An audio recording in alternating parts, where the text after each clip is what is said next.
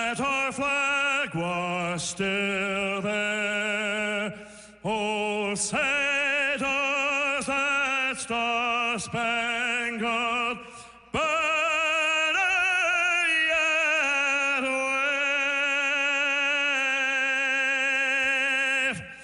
o'er the land of the free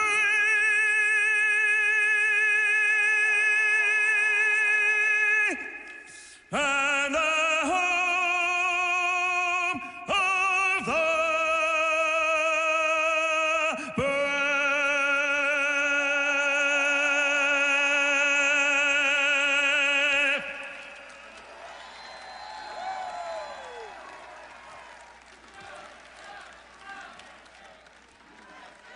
Ladies and gentlemen, please welcome Britta Horn with today's invocation.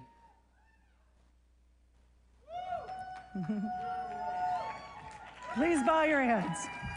Heavenly Father, we come before you today with hearts full of gratitude for the gift of freedom and the opportunity to gather here at CPAC. We thank you for the nation founded on the principles of justice, liberty, and truth. May we never take for granted the blessings of living in a country where we can speak and worship and pursue our dreams freely. Lord, may we ask for your wisdom, guidance in every speaker, leader, and attendee today, with special protection for our President, Donald J. Trump. Grant us the courage to stand for what is right, the grace to listen, and the strength to serve others. May our conversations be filled with truth and our actions reflect a commitment to uphold the values that make our nation strong. Bless those who defend our freedoms, our military, our first responders, and public servants. Protect them and their families as they sacrifice for the good of others. Father, unite us in purpose and renew our spirit of hope. Let us gather and be a beacon of light, remaining that what is faithful and determination, and that there's no challenge. Let us gather and be a beacon of light, remaining that what is faithful and determination, and that there's no challenge we cannot overcome. And all God's people said, amen.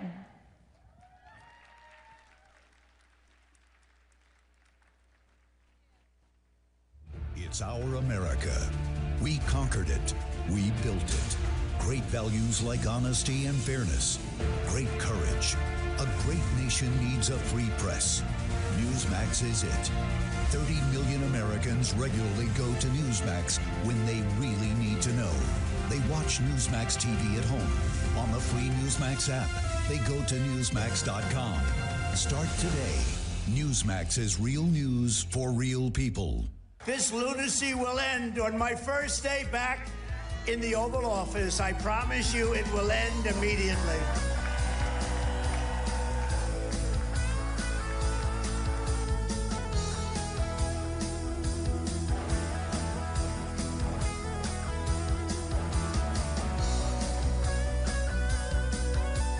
Donald John Trump, do solemnly swear. RSBN, by the way, how good is RSBN? They do a good job. So beautiful.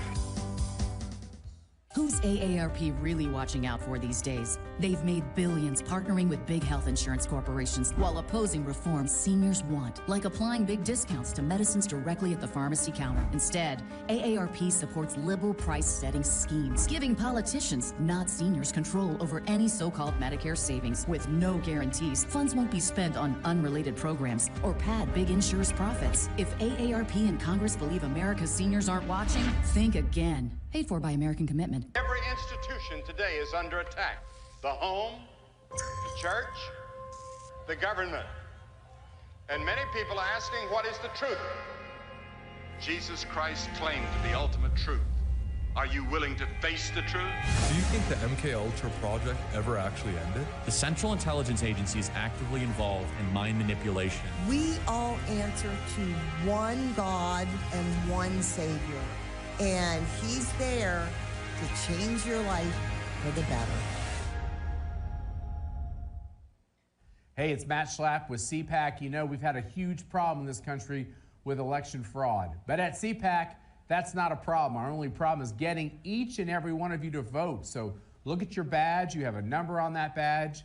and get your phone out and vote on all the issues that matter. And my guess is you probably like what Trump's doing as well. And we'll have the results for you very soon. Ladies and gentlemen, Obama didn't care. Regaining truth and health. Please welcome President of American Commitment, Bill Kirpin. Founder of Unleash Prosperity Now, Stephen Moore. Director of CPAC Foundation Center for Regulatory Freedom, Andrew Langer. Moderated by From Clear Health, Jerry Rogers.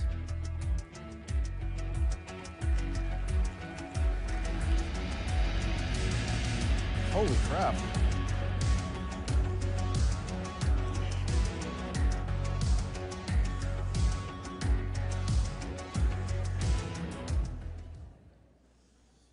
Good morning. Good morning, Good Jerry. morning. All right, I must be in the right place. All the finest people are here.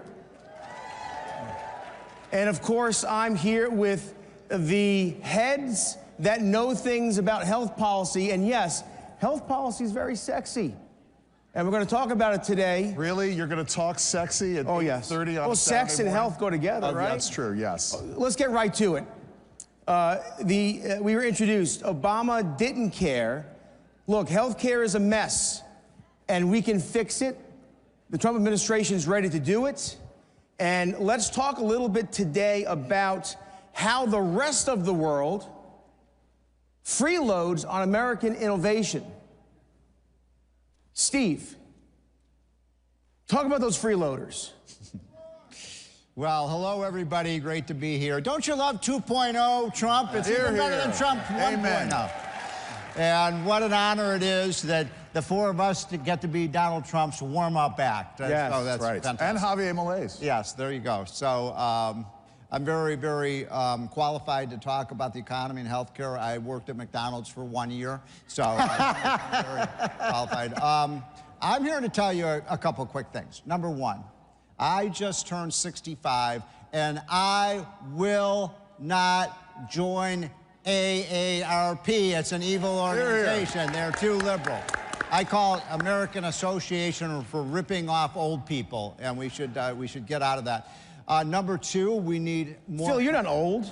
We need more healthcare transparency in this country so people know what they're paying for, and hospitals are telling us what it's going to cost, and patients are telling us when they go to the hospital or when they buy drugs or when they go to see a physician.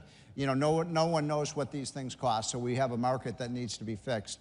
And finally, and then I'll turn it over to the rest of you, you are so right, Jerry.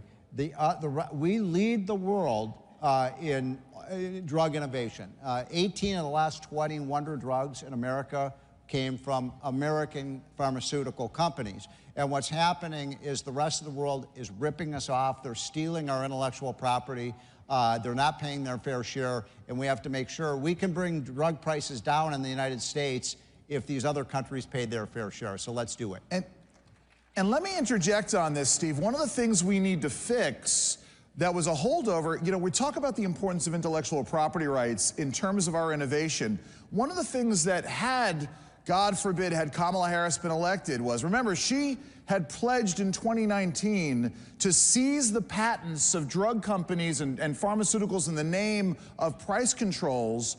And in 2023, the Biden administration tried to do just that by changing the rules by which we innovate and award intellectual property. That's one of the first things that the Trump administration needs to do, is to pledge to protect intellectual property and protect this thing called the Bayh-Dole Act. Phil, price controls. It's not just the foreign countries, Europe, compulsory licensing threatening our innovative companies. It's also right here, the ridiculous named Inflation Reduction Act. Yeah. It didn't, you know, it's like a Saturday Night Live skit. Yeah. It didn't reduce inflation, but it did all kinds of mischief. It raided Medicare, but it also introduced price controls that is hurting American innovation. Yeah, is anyone here seeing less inflation because of Inflation Reduction Act? Did you see your prices go down, paying less for drugs and groceries? Everything worked just like Biden said. We call it the Inflation Acceleration Act. This is one of the most absurd, misnamed laws. And see ahead for knowing things. What they did that was so outrageous is they put these price controls on prescription drugs. And price controls are always a bad idea because when you put a price control on something, you create shortages. You get less of what you're price controlling. Everyone who lived through the 70s knows what happened. We put price controls on gasoline, you had long lines. You put price controls on medicines, you don't necessarily have shortages of the ones that already exist, but you get fewer new ones. Right. You don't get new ones developed if there's a price control on them. And the craziest thing about Inflation Reduction Act is they used price controls to reduce the amount that Medicare spends on prescription drugs by over $200 billion. But they didn't use that money to shore up Medicare. They didn't use that money to send it to seniors in the form of rebates or lower prices or lower premiums. They used that money for giveaways to wind and solar guys and electric vehicles, all this unrelated left-wing spending. And so that bill is completely outrageous. Let me just finish my... All right, go ahead. And inside the price controls, this is even the craziest part, inside the price controls, they have more draconian price controls on pills than they have on injections. Yep. So they actually created an incentive within it for every new drug that is developed now is going to be an injection because injections have a 13-year protection from price controls. Pills only have 9. There you go. Now, every person I know would rather take a pill than stick themselves with a needle. So this is one of the dumbest political things ever. So I'm hoping that Republicans, they should repeal every word of the Inflation Reduction Act in my opinion. Do people agree with that, every single word? Yes. Okay. We should repeal every single spending bill that Joe Biden passed, and just save $5 trillion by getting rid of every one of them. IRA, what was the Build Back Better, all of these things. Erase them. Get rid of them, Mr. President. To put a price number... But if they can't at least get rid of that penalty on pills... Yeah, we're talking about that. Yeah. That would be pathetic. Yes. That's like the absolute minimum they should. But to put a price tag on the rating of Medicare, I mean, we're already talking about the issue of Medicare, which is strapped for cash. We can sort of debate that. But to rate Medicare for $250 billion to pay for the Green New Deal, and they admitted it, right? The Inflation Reduction Act was nothing more than the Green New Deal.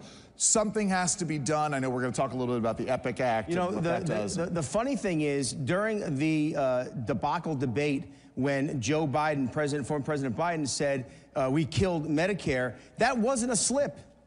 They actually raided Medicare, and again, they have the hubris to accuse others of wanting to raid Medicare.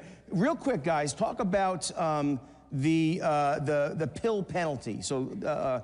I referred to this a little bit, but the way they wrote these price controls, pills can be subject to price controls after 9 years. Injections can't be subject to them for 13 years. So you have this 4-year difference. So what we're basically telling all the pharmaceutical companies is put your investments into injections because you're not going to get whacked for price controls. And there's a fix here, right? There's a fix here. There's an easy fix. A congressman from North Carolina named Greg Murphy has a bill that just changes the 9 years from pills to 13. So as I said, absolute minimum that they should be able to do is that. I want them to be more ambitious. I'd like to see the whole scheme gone. But absolute minimum is that, because how do Democrats vote against that? Yeah. They're going to go home and tell their voters, no, we want you to have to inject yourself with every new drug that comes out. So think about this. We have Europe and other parts of the world freeloading on American innovation. We have politicians in the U.S. enacting laws that introduce innovation-killing price controls.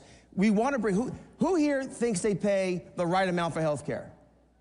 All right? Yeah. We want to bring the costs down, and there's ways to do that. One thing is PBM reform. Yeah. So, all you guys, start here, Andrew, PBM reform. So let me just gin off of the issue of the price controls and the importation issue. Go. Because it is parallel to what we've been asking in terms of foreign policy generally, right? As we are asking other nations in NATO to pay their fair share for, so that America doesn't foot the bill for global security, we need to be doing the same thing with regards to healthcare, especially with the amount of innovation we're doing. Now, the issue of PBMs is an important one, and what's amazing now, what's about a PBM? That's a pharmacy benefit manager. It's essentially a middleman between the drug companies and the consumers in terms of setting prices. And it's an area, weirdly enough, in which Democrats and Republicans can agree that something needs to be done, and yet, nothing has been getting done. I know Phil Phil can speak to that issue. We need to get it done now. We've had Phil, opportunities. I grew up in the Bronx and in Irish Italian neighborhoods, and there was always a guy walking around the neighborhood who would go and visit the stores and such. That's the PBM? Well, the PBMs now are actually all owned by the big insurance companies. Yes. So they're not really a separate company. It gets a little bit confusing. But basically, normally I love middlemen. I'm not one of these middlemen are horrible guys. I think that usually they're market makers. They reduce friction. So I try to be safe. But in I'm against middlemen. In this case, it's actually, they exploit a loophole in federal law. They have an exemption from the federal anti-kickback statute. I don't know why or how they got this exemption, but in any other federal program, you couldn't do what they do. And this is what they do in Medicare Part D. When they're negotiating prices, the insurance company's PBM division, when they're negotiating prices with the drug makers, they don't go in and say, hey, we have huge buying power, we have 10,000 pharmacies, we want lower prices on all these drugs. Instead, because if they did that, they'd have to pass on the lower prices because there are caps on the copays. Okay, what they do is they say, we actually want a really high price, and we can base the copay at the counter on that really high price, but then give us a huge rebate, and we can pocket the rebate, because we're exempt from the federal anti-kickback statute that in any other federal spending program would make that illegal. So Trump tried to end this. He actually, in his first term, they did a regulation from HHS that prohibited pocketing those rebates, said any rebate has to be passed on to seniors at the point of sale in Medicare Part D. And in the Inflation Reduction Act, they delayed the effective date of that Trump rule until 2032. So let me put a fine point on this. Again, an issue in which voters, consumers agree is a bad thing, in which Democrats agree, many Democrats agree is a bad thing, in which President Trump has said is a bad thing. Many Republicans and Congress folks on this stage last year said, this is a bad thing. It hurts average, everyday working families in America. We need to do something about this. And yet the swamp still strikes back and says, no, no, no, we're going to delay it down the road. By the way, this gets into the whole issue of transparency. Let me get to some optimism, because we're more than halfway through the panel. This is why I'm very optimistic on healthcare right now going forward. First of all, I think that Trump learned a lot of lessons in this area in his first term when he was stymied in these different ways. You know, for instance, in USMCA, he actually got Canada and Mexico to agree to pay more for certain classes of drugs, which of course would have been a huge breakthrough if we could replicate that in other trade agreements. Nancy Pelosi insisted that come out. They actually took it out of the agreement. She's not going to have the power to do that. No one's going to have the power to do that when he gets these provisions in trade agreements this time. And his healthcare team is fantastic. It's phenomenal. It's unbelievable. What do folks think of RFK running HHS? Are we excited about it? It's going to be unbelievable. How about Marty McCary running FDA? How about Jay Bhattacharya running NIH? Here. So we've really got a dream team coming in. And I think that he did that incredible healthcare transparency order in his first term, that all the prices for everything in healthcare were supposed to be posted. 75% of hospital systems are in violation. They're just not complying. Well, I mean, when we get Dr. Oz in at CMS, we get this new team in play, they're going to say, hey, you don't comply, you don't get paid.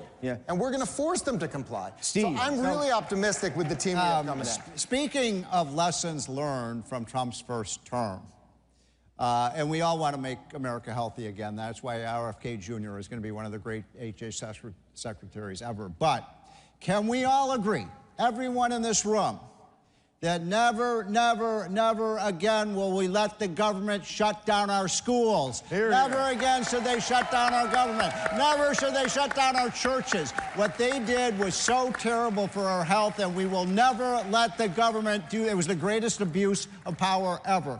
I want to make one point about the drugs, because this is so important. Folks, we are on the cusp of so many incredible breakthroughs in medicine. It is so exciting. We, in everyone's, unless you're over the age of 9. By the way, I'm 65. I'm so excited to learn that I'm going to be able to get Social Security for the next 65 years of my life, right? But we can... 65, you're living young. We know 150.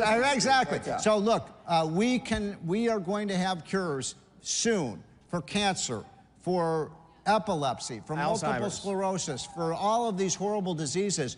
The fundamental problem with these price controls, be very clear about this. When they impose price controls, it delays the introduction of these new drugs that can save lives. So in other words, price controls on drugs kill people, and we got to get rid of them. You know, I want you guys to comment on this. So other nations have an industry or something that is innate to that nation, and they promote it. America has the greatest innovators in the world in human history, yet many politicians beat up on the innovators. Talk about how there are solutions. Everyone here is probably very frustrated that politicians talk a big game, but there is legislation to fix the PBM problem. There is disruptors in place now with RFK Jr. and the others you mentioned. The fact of the matter is, solutions are real. And what I like is Donald Trump says to his staff every day, how many days left? So there's not much time. Go ahead. I think that the Republican Party and the conservative movement have suffered from a lack of ambition. And I think that Trump and Elon Musk, people like what Doge is doing. Let them loose on our healthcare bureaucracies. Let them, you know, bring some badly needed efficiencies. I think that, look, people, by and large, voters, not just on the right, but everyone, they hate big pharma, but they also hate big insurance, and they also hate big hospital systems, and they also hate big government. We hate everything involved in healthcare except probably your own doctor.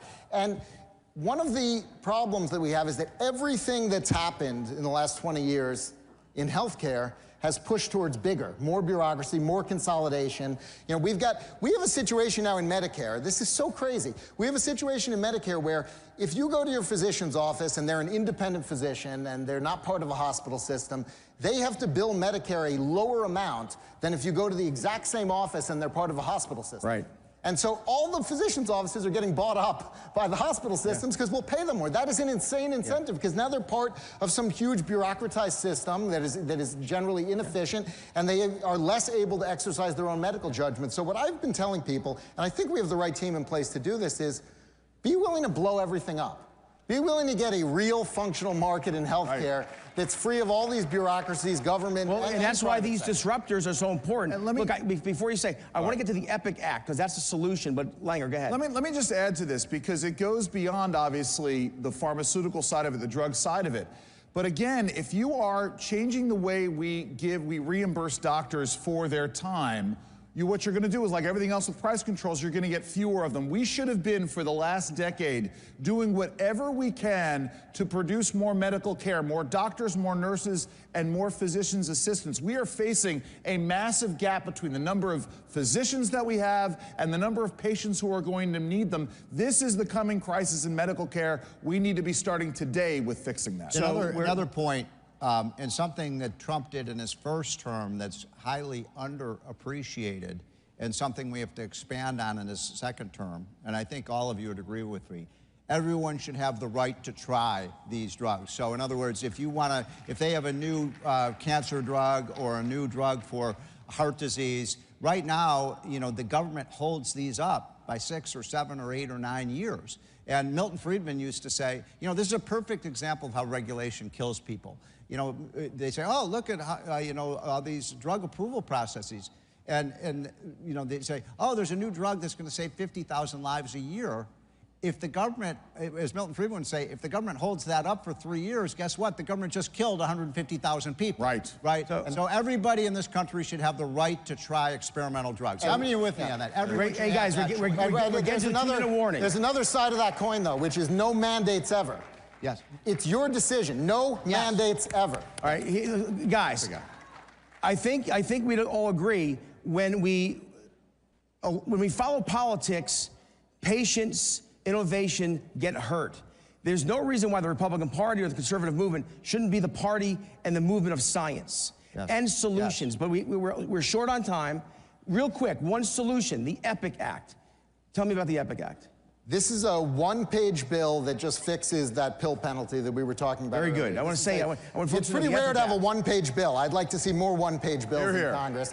This is a one-page bill. It's written by a congressman named Greg Murphy, and it just says the price controls are not stricter anymore for pills than they are for injections. All right. That's all it does. So I have a one-sentence bill that would solve all these problems. Government is the worst medicine. Hear, hear. Hear, hear. All right, so wrapping things up in less than a minute.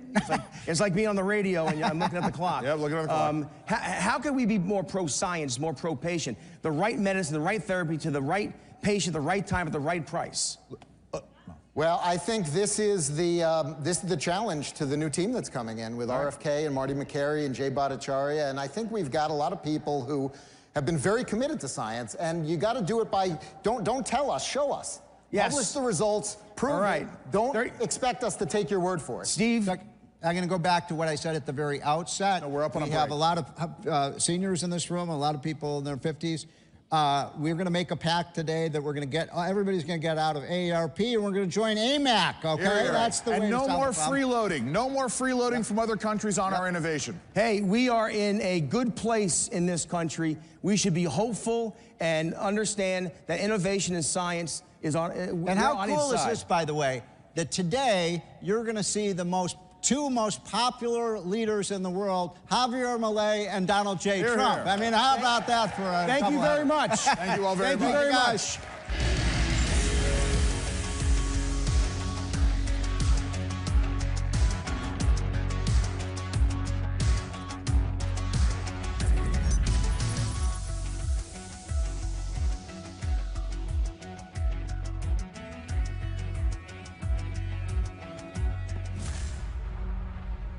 During my second term, we will fight for Alaska like never before. I'm excited about what we can do with President Trump in the office. We'll work together to provide affordable energy to Alaska and allies all over the world. More investment, more certainty, production, more exploration. Thank you to everyone in Alaska, and thank you to your great governor. I look forward to a long and enduring future relationship. Drill, baby, drill. Welcome to CPAC. At Great American Media, we celebrate what matters most: faith, family, and country. Today, we invite you to experience storytelling that uplifts, inspires, and reflects the values we all cherish. PureFlix is your home for entertainment without compromise. With faith-driven movies and series, we bring you stories that strengthen hearts, uplift spirits, and honor what truly matters. And on Great American Family, where faith leads, where stories inspire. Welcome home. Whether it's Christmas all year long, heartfelt romances, or movies that bring families together, we are here to make you feel at home. At Great American Media, our foundation is quality. Our promise is to always deliver entertainment that aligns with your faith and values. Thank you for standing with us as we stand for faith, family, and country. Enjoy CPAC. And remember, when you choose Great American Media, you choose entertainment that lifts you up. Join us and experience the best in faith and family entertainment.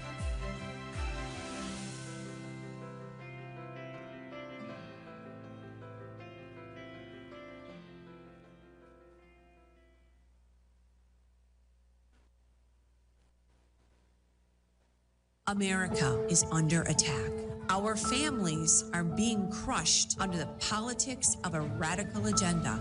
But moms have had enough. We are standing up and we are fighting back. This is our battle. This battle is every bit as important as the Revolutionary War because we fight for the same thing. Moms for America is a national movement of moms reclaiming our culture for truth, family, freedom, and the Constitution. I think Moms for America is exactly on track and is doing the right thing for the future of our country and our children. Like, Moms for America is going at the heart of the issue. I want to go on the record and say I'm for moms, I'm for America, and I'm especially for Moms for America. But I am honored to join Moms for America today as we speak out against the horrific mandates. With a national network of over 500,000 mothers, Moms for America is one of the fastest growing movements of women in the country. Well, the most dangerous place in all of nature is between a mama bear and her baby cub. We are the change. No matter what, no matter where, and no matter how difficult the obstacles are that are facing us and our families, we will not give up and we will not give in. So if not now, then when? If not you, then who? Welcome to the Momland Revolution.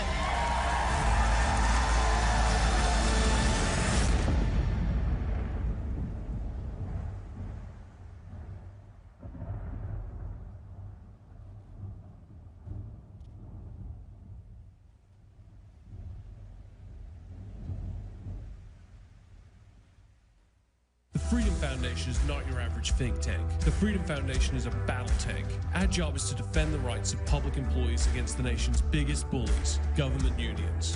Government unions are the largest single funder of the radical left in America. The Freedom Foundation is here to stop all that by helping hundreds of thousands of public employees to leave their unions throughout the country. We're liberating people to put their money back in their pockets and out of the union's woke political agenda.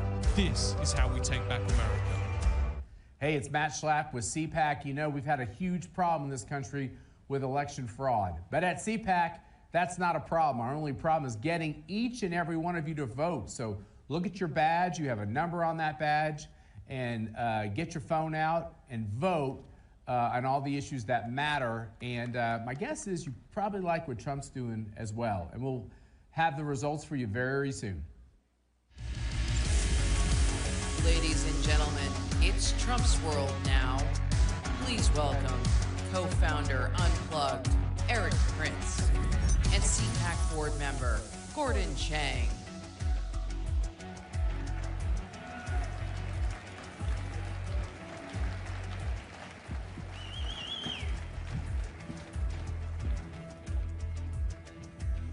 Good morning, Patriots! All of you are good people. And don't let anybody tell you otherwise. Because when they run you down, they take away your freedom. And freedom is the basis of our constitutional republic. And we've got a defender of freedom right here. Eric, I am so proud to be here today with you. Glad to be here, Gordon. Eric, we got problems all over the world. There are wars, there are disturbances, there are conflicts, but let's start at our southern border. This week, the State Department designated 8 Latin American cartels as foreign terrorist organizations. 6 of them are Mexican. So those 6, primarily 2 of them, control our southern border. What do these designations mean? Well, it certainly unlocks a lot of tools that can be used against these cartels. They have plagued the Mexican society for decades. I feel terrible for a Mexican policeman who, within days of coming on a job, gets a very unwelcome visitor, and they say, plata y plomo, silver or lead, you're going to pay you or we're going to kill you. And so I think most of the Mexican people really want to be rid of the cartels. The United States has invaded Mexico twice, 1845 and then around 1912-13, chasing Pancho Villa. I don't think we should do that at all, but I think by designating them terrorists, it unlocks a lot of surveillance capabilities, a lot of intelligence gathering, and certainly the ability for special operations units to do of, by, and through Mexican units to help really degrade these cartels' ability to terrorize the society. So what you're saying is that we are going to bulk up the confidence of the Mexican forces, I guess, right? Yeah, the federales, the federal police there are very corrupt. The state and local guys are very intimidated and cowed.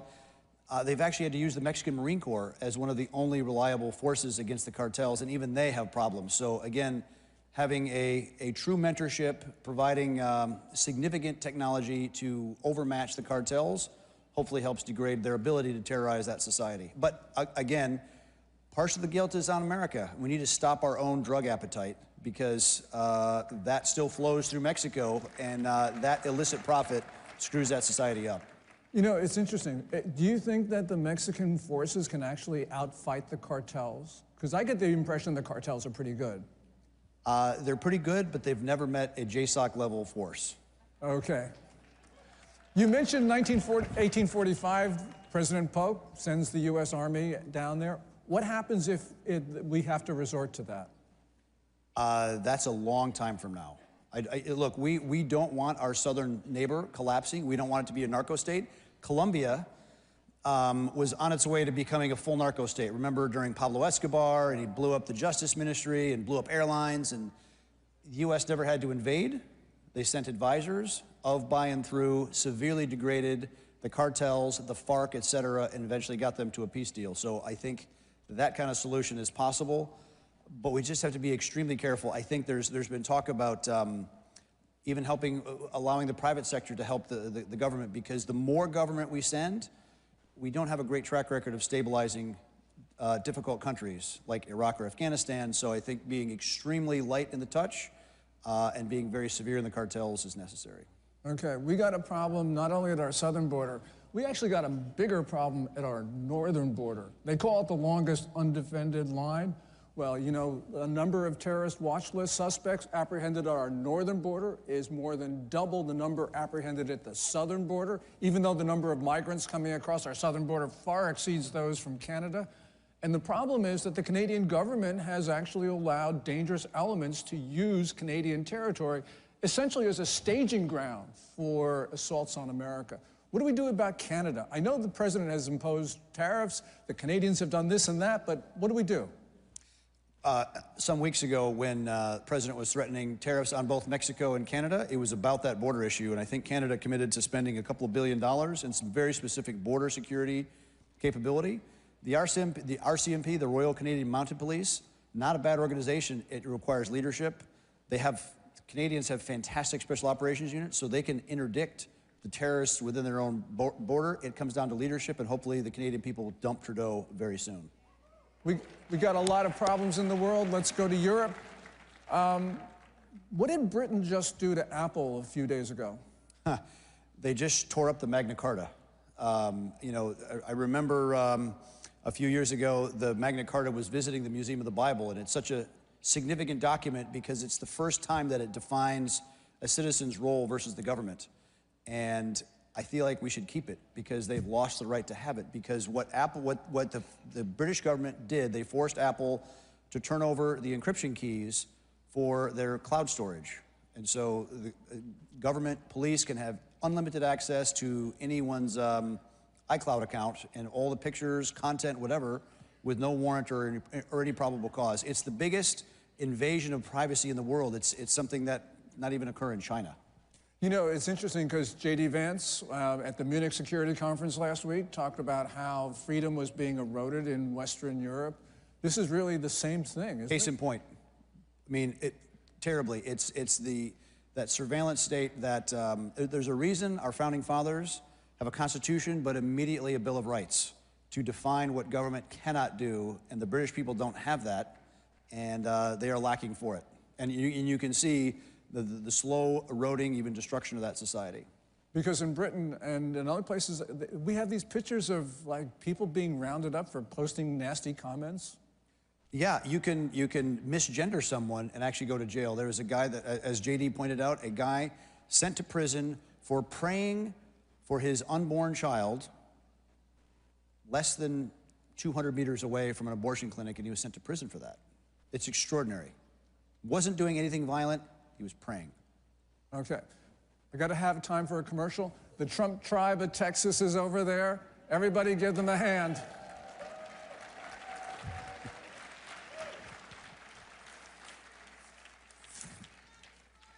Oh, I love you too.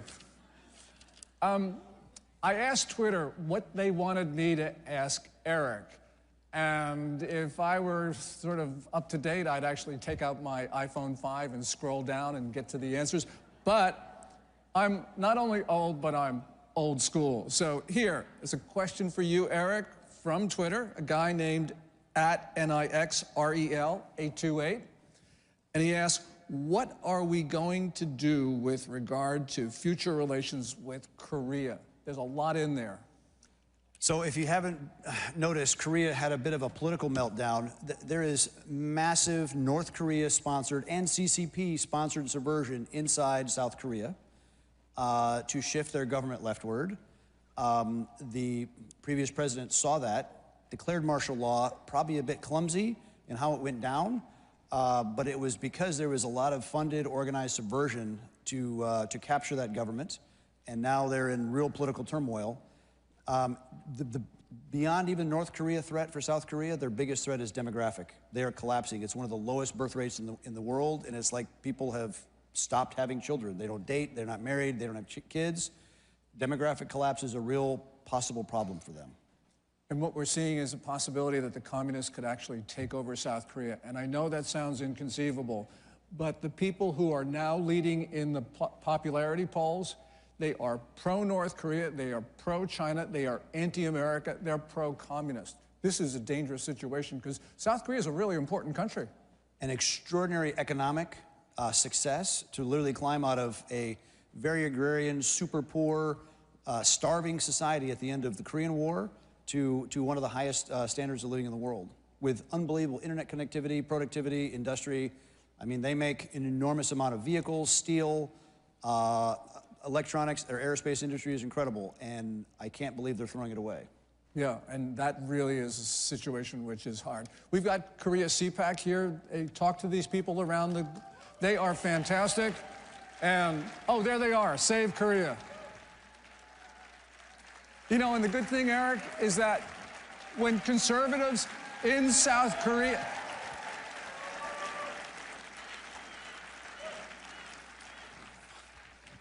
When the conservatives in South Korea, when they rally on the streets to oppose the leftists, they fly, of course, their flag, and they fly our flag.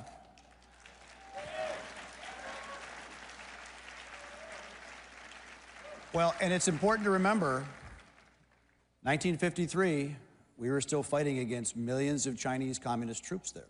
Yeah, and we did fight a war. It was the Korean War after 1 million plus Chinese volunteers rolled across the Yalu River. And that war, quote unquote, ended with an armistice, 1953.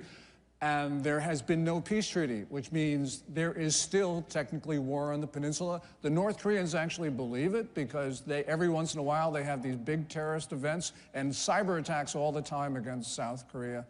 And by the way, in that armistice is China. So we are technically at war with China. There's an armistice. What's going on in China, Eric? Look, Xi Jinping has kind of made himself dictator for life. Normally, after Mao, they were only staying for 10 years. And this last, 2-3 years ago, he changed the process, has really run an anti-corruption campaign, smashed any political opposition. It's important to remember they have political factions there as well. The Shanghai faction, the Young Princelings, he's one of those because his father was literally someone that was rolling with Mao back in the 30s already. And the Communist Youth League. Xi has smashed all that opposition. I mean, Jack Ma, who's kind of the combination of Jeff Bezos and Zuckerberg all in one person, made some negative statement against the Central Bank of China. Oh, yeah. He was disappeared from public view, and he reappeared 6 months later lecturing at an elementary school in rural China. And the government said he had embraced supervision. So it's very Orwellian. Look, the issue with China, it's really a global competition of governance. Do we, as citizens that have rights under a constitution, under natural law, we choose our own government versus being effectively a serf under a Chinese Communist Party, very centralized rule where you have 0.0 rights. That is the global contest in governance. And so when people say, well, we're contesting China in Africa or elsewhere, it is that global competition for how shall we govern ourselves? Or shall we govern ourselves, or shall we be ruled? You mentioned China and Africa. That reminds me, a good friend of mine, Jonathan Bass of Argent LNG, had a question for you, and that was, Blackwater provided security for American companies. Now you have the Wagner Group providing security for Chinese enterprises, especially in Africa. Who is going to provide security for American businesses going forward? Part of the issue with USAID, and I would say an over-reliance on U.S. government everywhere, doing stuff, wasting an enormous amount of money and not being very effective at it, is it really crowded out the private sector from doing a lot of those creative solutions. And I think the great thing about capitalism, if there's a demand signal, the private market will respond. And as American companies do start to go abroad for energy, minerals, infrastructure projects, American private sector will be there right there with them. Great. Another question from Twitter. This is from @RRA. Is there a plan to improve relations with Cuba? I think the whole issue of we're invaded, right? Every day, well, much less now. But we had millions of people coming to America illegally. It is, again, that competition for governance. They're coming here to America because the water works, the power, the sanitation, et cetera. When I go to really rough places and I see everything is chaos, but you go to a hotel, a nice hotel, and the power, water, sanitation, and the food is there, it is a little microcosm of good governance. It's the private sector organizing things. We have a very robust private sector here with 3 levels of government: state, local, federal. The more things we do at the local level and at the private level, the better we are. Cuba has gone completely the opposite way, and a lot of the people coming from these failed countries have an all-government, all-the-time solution. Cuba, of course, embraced all communism from the early 60s, and that has completely and totally collapsed. And I think a great outcome of a Trump presidency would be that these countries that are trapped in communism are actually liberated from it, whether the people rise up and say enough, like Milei said, afuera, with these big government, big bloated incompetencies to be done. You got another one in Venezuela, where the people voted in socialism in '99. They've had 3 elections. The leftists completely and blatantly stole the election last summer. They lost 70-30, the Maduro regime, backed by Cuba, backed by the Chinese Communist Party and Iran. They deserve our support, our moral support, and they need to get rid of this cartel. I mean, Venezuela has effectively become a narco state. We should do business with them, but do enough business with them to flush them out. Eric, we have run out of time. Let's talk to these people now.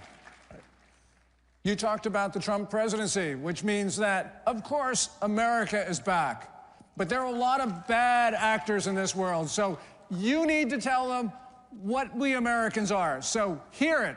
We are the United States of America.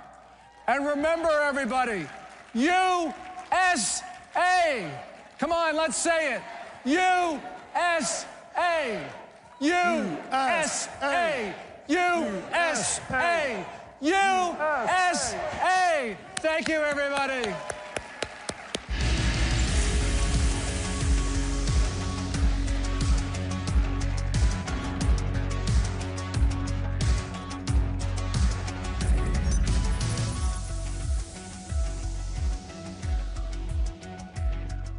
I switched. I switched. I switched. I made the switch to Newsmax. We start this morning in Washington, where all eyes are on the White House. I switched to Newsmax. Newsmax. Newsmax. Have you made the switch? You bet I did. My whole family switched. Everyone is making the switch. I did. I did. I switched, and it made all the difference. It made all the difference. Have you made the switch? You should. Millions are switching to Newsmax. You should too. Every institution today is under attack. The home, the church, the government. And many people are asking, what is the truth? Jesus Christ claimed the ultimate truth. Are you willing to face the truth? Do you think the MKUltra project ever actually ended? The Central Intelligence Agency is actively involved in mind manipulation. We all answer to one God and one Savior, and He's there to change your life for the better. This lunacy will end on my first day back in the Oval Office. I promise you it will end immediately.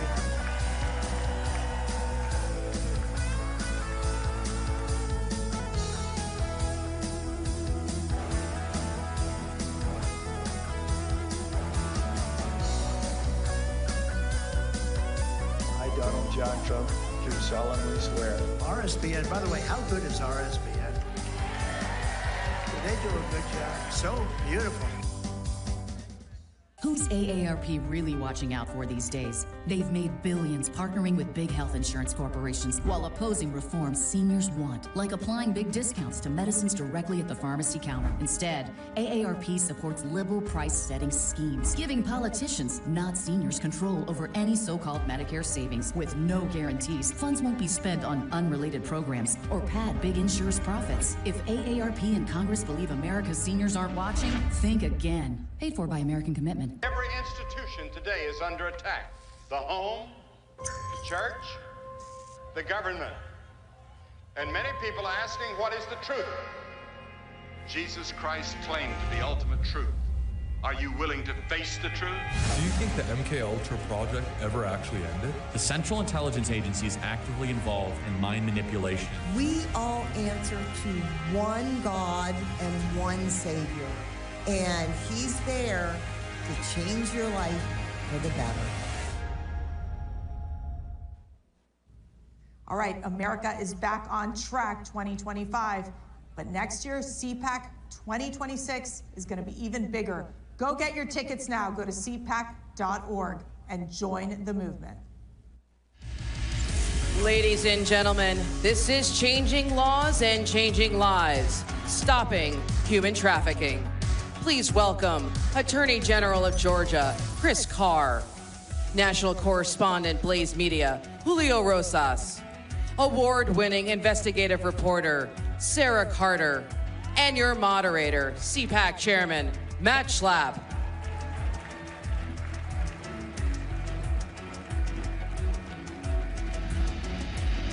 Hi, Carol.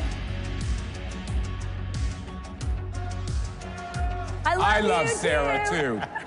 I love Sarah too. We all love Sarah. But how about Julio? Woo!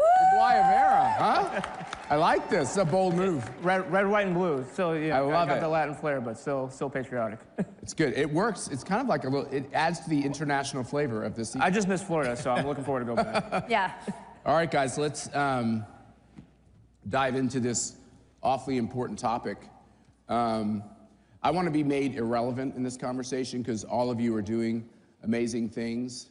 But Sarah, I just want to pitch it to you to get started. Okay. We went down to CPAC, Mexico. We're in Mexico City. By the way, my Cuban wife was like, I don't know if you guys know this, there's like a little rivalry between all the Latinos and Latinas. Very. Not the Latinx, because that's like an unexistent thing. But you know, the Cubans and the Puerto Ricans and the Venezuelans, there's like, you know, they have their own little rivalries. And I will tell on my wife a little bit. She's like, oh, the Mexicans. I don't know, should we be doing CPAC Mexico? And then she like falls in love with the Mexicans. If you've ever been to Mexico City. You absolutely fall in love with And let me tell you, Americans have to be careful because we're like, oh, we can't go to Mexico City, it's dangerous. And after I got back from Mexico City, I was like, I think Americans ought to stop saying that because have you been to San Francisco or LA or New York City? I think we got our own problems. But the point is we go down to Mexico City and with Eduardo Verostegui and Rosie and all these new friends we made, tell us a little bit about what they're doing in this great orphanage, Chalco. So we were very blessed when we were in Mexico. We had an opportunity to be with Coledo. It's a nonprofit organization that works with children that have been trafficked. These are all children, kids under the age of 18. So they have special homes in undisclosed locations in Mexico that are specifically for the kids that have been rescued from their abductors. So whenever you hear stories, and we were talking about this backstage with the AG, with Julio, with Matt, whenever you hear stories like, is that really true? Are children really being abducted? Are children being trafficked? Yes, they are, because I took you and Mercy with Rosie to these homes so that you could see for yourself and meet these children. And we were able to go to the homes and talk to some of the children that were being kept there. Some of the children are as young as 6 years old. And this is in Mexico. We have homes in the United States as well. So when we discuss the topic of human trafficking, and when I'm on television and I talk about it, when I work on investigative stories and travel like Julio to Central America, and we talk about the US-Mexico border, and you see these beautiful little children, 2 years old, crying because they're alone and they've been trafficked into the United States. I want you to imagine what it must be like for those kids to be brought into this country and then delivered, literally delivered into the hands of their abusers. But when I was backstage and I saw that video clip of President Trump, and after he was shot, and thinking how close we all were to losing him, and how grateful I am to God that he is now the president of these United States. Literally saving children's lives. Literally saving children's lives. When we were here last year, and I'll let you move on right after I say this. When we were here last year or the year before, we were always talking about, what are we gonna do? How are we gonna stop this? It's being stopped right now because we have a president that actually cares. He's not. Wait, I thought it was the Democrats who cared about people. Right. Yeah. Oh, they're supposed to. I thought they're the ones who. It's all about the children. Right. And but this is about actually, really, if you care about the people that are being trafficked, if you care about our children, and the fact that we need to protect them from fentanyl, that we need to protect them from the drugs that are pouring across the border and the dangers that lead to gang infestation in our communities, then you have to care about shutting down that border. That's right. No longer are we emboldening the drug cartels or the human traffickers. We are saying absolutely not. You are on call. We are coming after you. Your time has ended. It is over for you. And our president, President Donald J. Trump, with the help of this administration, is going to do that. So these nuns, I think they're the Sisters of Mary. Right. They're actually in some of the worst poverty areas all over the globe. They're in Korea, they're in the Philippines, Correct. They're in Mexico. They pull, Nancy's sitting here in the front row, she knows this. They pull 4,000 girls approximately out of the most desperate of situations around Mexico. And they tell their families, give us your daughters for a period of time. Mm-hmm. They learn many languages. They have rosary, I think, every night at 6. They have amazing formation. It's like a small number of nuns. And when I say they're a small number of nuns, they are small nuns. But I don't know if you know something about nuns. They are. The smaller the nun, the more they pack the punch. These are tough ladies. These are tough and sweet ladies. And they're surrogate mothers for 4,000 girls, many of whom pulled out of trafficking, pulled out of sexual abuse, pulled out of just terrible poverty. And you see this room and you realize one child at a time. Right. One child at a time. You save one child, you change history, right? You change history. And a lot of these young women, and Nancy, you can attest to this because you know them as well, they get treatment. So these children, once they've been abused, once they've been sold into trafficking, the houses where we were at, there was a lot of sexual abuse. We went both to a house that held young girls. We also visited a home for boys. A lot of these children get psychological treatment, medical treatment, full treatment. So it's an all-around, all-encompassing, multi-purpose, multifaceted home to get them prepared for the future and for their future lives. Many of these young girls, in fact, a few of them have become international lawyers fighting against human trafficking. The graduates of these programs are amazing, and they have such character. We walked into the home with the boys, and you meet them, and then they sang for us. Yeah, they did. Not a dry eye in the house. Can you imagine, after being through things I can't even imagine? I can't. Yeah. Most of us can't imagine.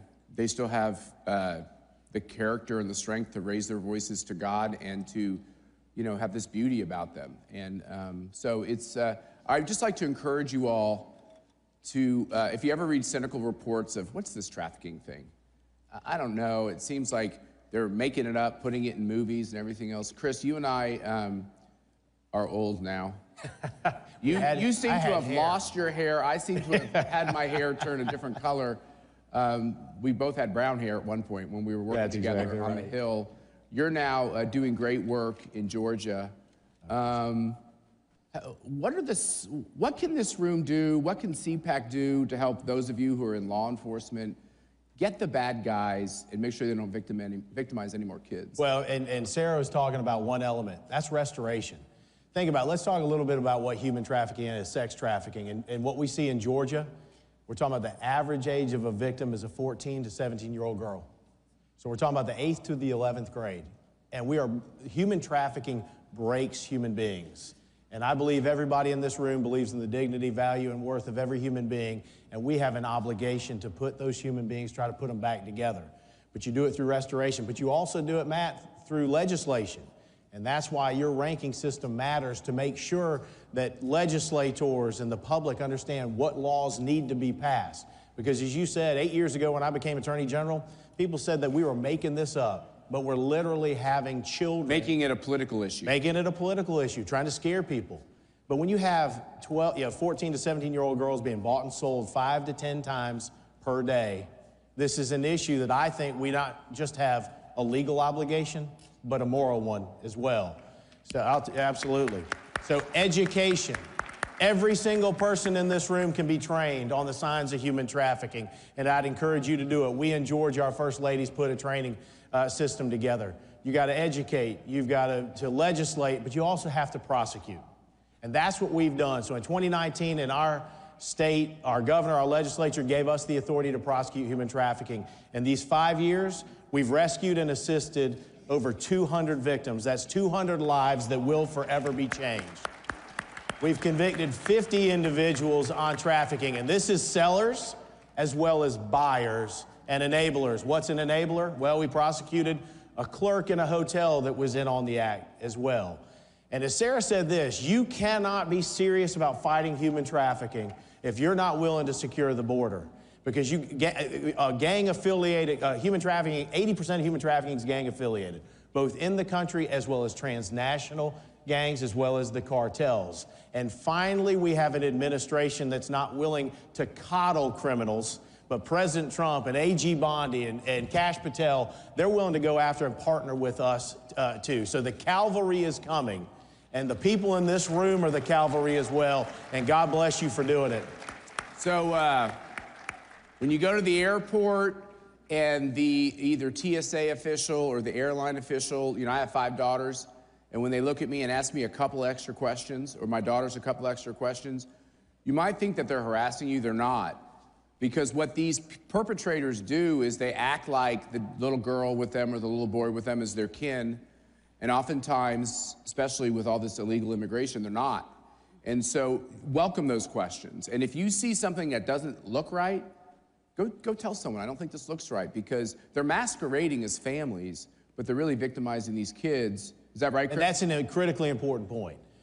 When you train, you'll see the signs of human trafficking. Then you got to get over the stigma of actually going to somebody in law enforcement and saying, hey, I think something's wrong. We would be better off to be wrong than let one more child be abused, okay? Please take this seriously. So what Chris is saying is all of us together collectively, all of you who support CPAC, we're the only group that ranks and rates every state legislator, every state senator, every state House member, every U.S. senator, every congressman, every governor. We're ranking all these people. There's all these international people. I think we should start rating the EU personally, the EU Parliament as well. But it's all the same stuff, guys. We're fighting all the same evil, satanic battles. But that's a good tool, and what we're using that tool for, including the money when you buy tickets and everything else, it's going towards these causes. One of them is hold these legislators accountable, and human trafficking is one of the ways we want to hold them accountable. Julio, the border, you spent a lot of time there. Sarah spent a lot of time there. Mexico's a complicated country. As I said, Mexico City is a beautiful country. They've elected this left-wing leader, unfortunately, to the presidency. But behind that, there's a lot of Mexican victims in the country with the rise of the cartels and everything else. Give us a little insight of the latest in the battle. Yeah, I mean... Well, by the way, I think the cartel heads are sweating a little bit that Donald Trump was elected president.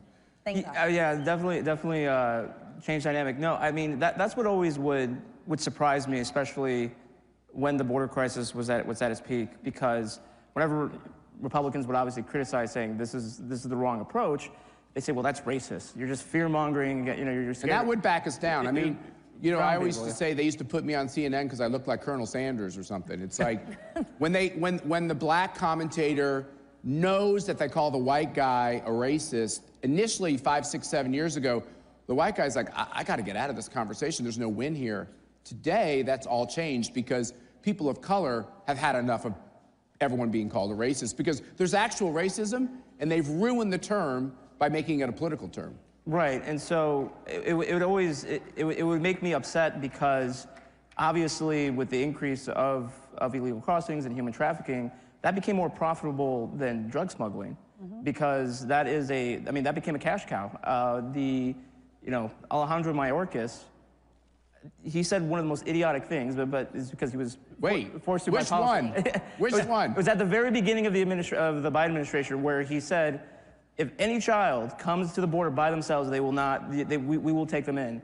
And that was the worst thing to say because that was the dinner bell for these human smuggling organizations. That's right. Because not only is there a guarantee of a supply that they can provide for this demand, but it was the green light.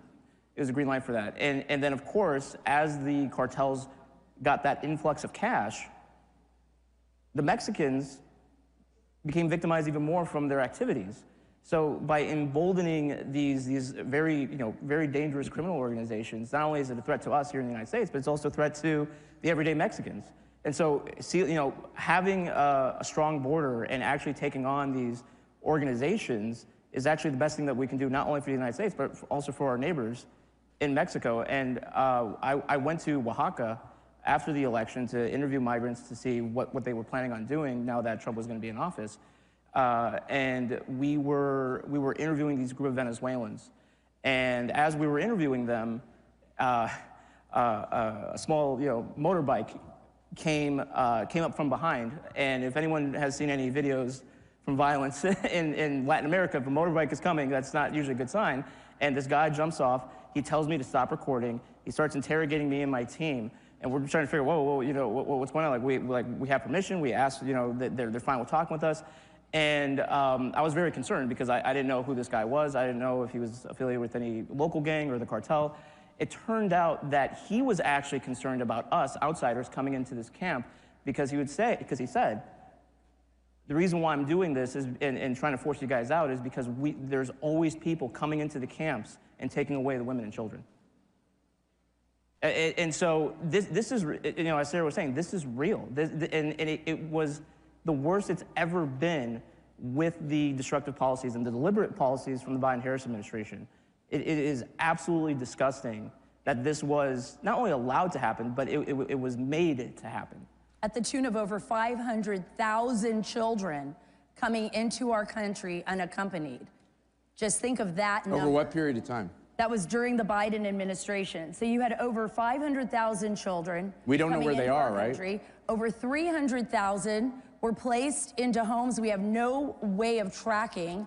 So we have no idea where they're at. Some of these places where they placed them, and I give Tara Rodas so much credit for this because she's a hero whistleblower from HHS, right? Tara, for those of you who don't know, look her up. But some of these children were placed in strip clubs. Like HHS literally turned over people who wrote down strip club addresses for these children and they can't find them. So now that we have Tom Homan in office, this is, as the borders are, with President Trump, this is a top priority for them to locate these children, to ensure that if people are abusing them or if they're in the hands of abusers, that those people are prosecuted by the Department of Justice with Pam Bondi. So Chris, can I say something on this real fast? I want you to jump in, but there's a political side to this too, which is the Democrats cynically believed that they own the black vote, that they own the Hispanic vote, that they own the immigrant vote, that they own the gay vote, they own these voting blocks. And so I believe they opened up the border, not because they have compassion for kids. If they're giving them to owners of strip clubs and stuff, that shows that was crap. But the fact is, this was a cynical ploy to let millions of people, 15 million at a minimum, into this country to change it demographically. I think the irony is a lot of those people, when they realize who we are and what America's all about, more and more of them are going to vote our way.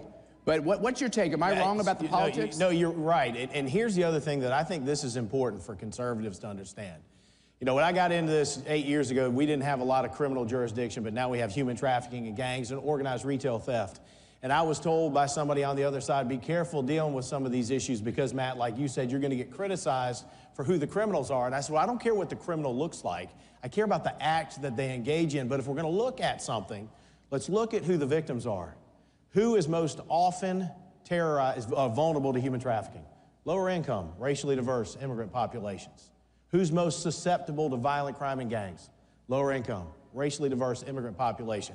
And when the woke DA won't prosecute property crimes and the CVS and the Walgreens and the Walmart has to close, which communities are most often impacted? Lower income, racially diverse, and immigrant. It's us conservatives that believe in the dignity, value, and worth of every human being. And we're the ones that believe no matter what your race or gender or where you're from, you deserve to be safe in this country. And we now have a president that agrees with that. And we in the state of Georgia believe in it. And it is paying dividends electorally as well. And as much as I love a good political fight, I love a good political fight more than anything else, I'd give all that up to be able to shake hands with the head of the Democratic Party and say, let's work on this together. Absolutely. It would save the lives of millions of children if they will just engage us on the idea that if you don't secure your border, you're victimizing children. Well, it's a human issue. It's not conservative, liberal, Republican, or Democrat. It is a human issue. Well, and that's why, I mean, I can't emphasize this point enough. I always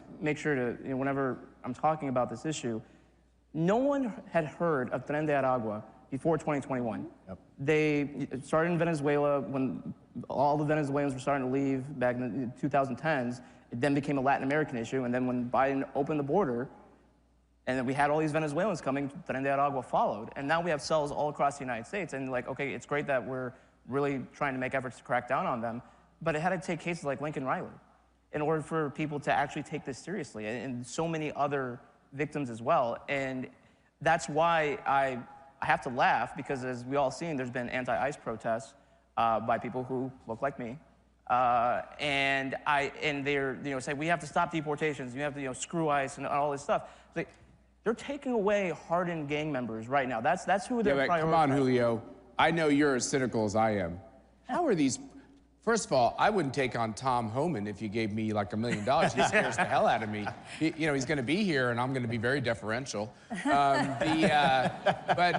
of all, these are paid agitators. Sometimes they have a pink you-know-what hat on their head. Sometimes it says BLM on their shirt. Right. Other times it's like anti-ICE.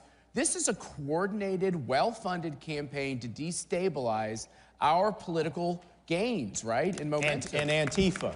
And Antifa as well. Oh, no, Antifa. Chris, I don't know if you understand this. Excuse me. I always forget. I know we're friends, General. Excuse me. Antifa is a, what did the guy say, the FBI director? It's a made-up. Yeah. It's an idea. It's an idea. It's not an idea. An actual group. It's an idea until they punch you in the face, and then it's not such a good idea. And I would say that, That's you know, exactly after right. 2020, like because of the unbalanced judicial system that we previously had, even though the rioters stopped, the systems that were in place in 2020 to maximize that chaos, it never went away. And so that's why I kind of have faith now that we have Kash Patel at the FBI. Kinda. I do. That those networks will finally be dismantled. And that's not to say there can't be any other types of chaos, but the systems, that never went away. Can I just say, well, and this is... you have children, I have children. Right. Marty's probably done this. Here I'm living in the swamp. Not very popular in the swamp. Not very popular in my neighborhood. Not very popular with a local paper. You know that. And not afraid to put the Trump signs up. But I had to sit my girls down. I hated this. This was one of the grossest moments. Sat them down and said, the FBI comes to the door. Don't let them in. Don't talk to them. Don't trust them. I felt like dirty in saying that because I'm a pro-cop guy, but that's the reality. Kash Patel coming in, Tom Homan coming in, Trump coming in, people like Chris Carr in office, we got to stop the weaponization. Well, that's Gotta it. stop. Absolutely. That's it. And I know we're running short on time, and I just want to say this really quick, too. She's a TV person, so she's very good at the prompter. When it's over, it's over. Yeah, it's over, it's over. It's like, okay, sorry. But this is what Matt's saying is absolutely essential. What we were up against the last 4 years was a weaponization of our bureaucracy in such a way that it was destroying the foundation of our nation. It was breaking and tearing our nation apart. The reason we have people like Kash Patel and others, thank God, in these bureaucracies is to root out that corruption and to expose it. And the only way we're going to be able to protect ourselves and our families is by doing what's right. Common sense tells us, don't leave the border wide open. Don't do it. We protect our homes, we shut our front doors at night. Why do we leave our border wide open? This is going to take a lot of work. It's going to take the FBI, it's going to take the DOJ, it's going to take UAG, you know, working day in and day out in order to save our country, because as much as we're talking about the victimization of these children, our adversaries are out there, China, you know, Iran and others, and they're seeing that border, and they saw that border as the last 4 years as an open sieve to destroy our country. And many times it comes across as a proxy war, like they did with fentanyl coming from China. And so we have to be very aware, and I'm just so grateful to be living in this time, in this amazing time where I know our country. Did this room do a good job or what? Wow, this Thank you guys. amazing. You saved America. I think you saved civilization. I do too. I know that sounds like a broad term, and I just want to say in conclusion, thanks for being here, of course, and keep up the good work, Chris. And we got two real journalists here. These are real journalists. Thank you. The new version of journalists. But I just want to say one thing in conclusion.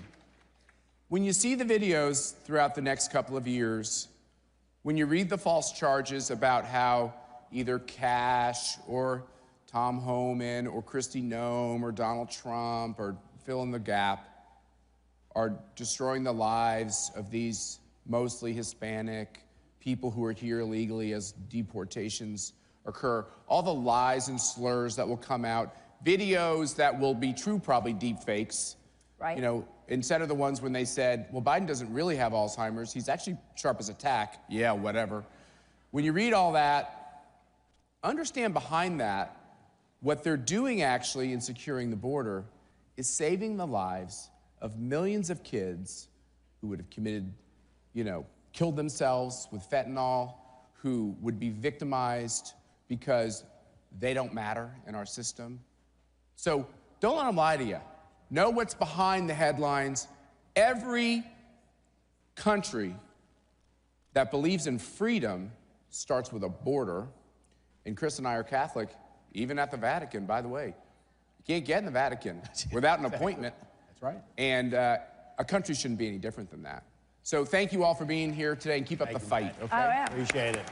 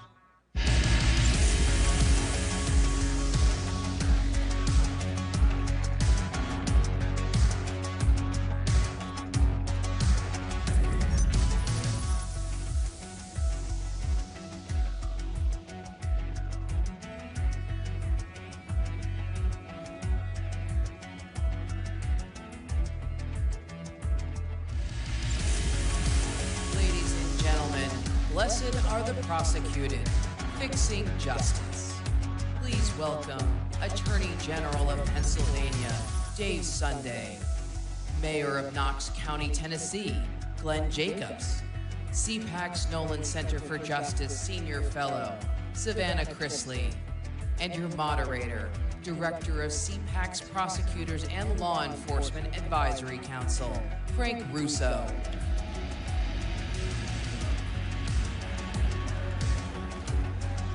You nailed it, thank you. What's that? I said you nailed it. I was almost following you, you got there. I'll ignore the Go Vols being a Georgia Bulldog myself, but thank you all for joining us today. We are honored to be here with such an important panel focused on one of the most important issues. You just heard from our chairman, Matt Schlapp, that the weaponization of government is tearing our country apart. And thankfully, in November, the voters brought an end to that damage. Amen. But unfortunately, there are still victims of that weaponization. And thankfully, there are prosecutors and elected leaders who are working to fix it. So I want to start with someone who's had to live through this weaponization. Savannah, you are well known to this audience, not just for a slightly popular show that some of us have seen on Bravo. My wife's a little jealous. Well, thank you. But also for some of the challenges your family faced when prosecutors who put politics over public safety harmed your family. Can you tell us your story? 2 years ago, both my parents went to prison for a combined 19 years. My dad got 12 and my mom got 7. This was in Fulton County, Georgia, and where prosecutors labeled us the Trumps of the South. And I spoke at the Republican National Convention, and as I like to say, I would take that as a compliment. I will be the Trumps of the South. I'll take it. But it's sad. I mean, because of that, I got custody of my 10-year-old sister and 16-year-old brother at the time.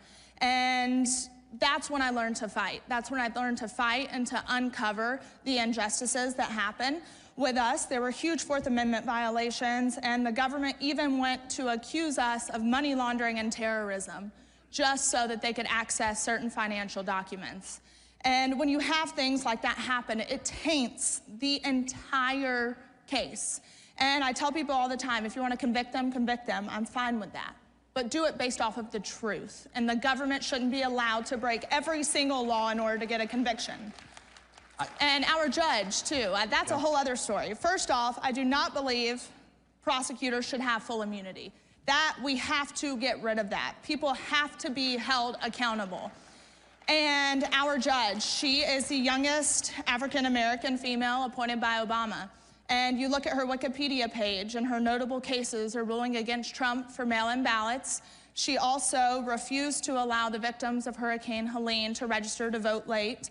And then my family's case. So I think you have something in common there. So you mean to tell me that the weaponization of justice actually has a face? And it's your family. It does. It's families who care about the communities they live in. And I think what's sad is we had the money to fight this. Yes. And we spent millions of dollars. I want to say it was about $6 million on trial lawyers. And they still ended up in prison for a combined 19 years. And most people don't have those resources.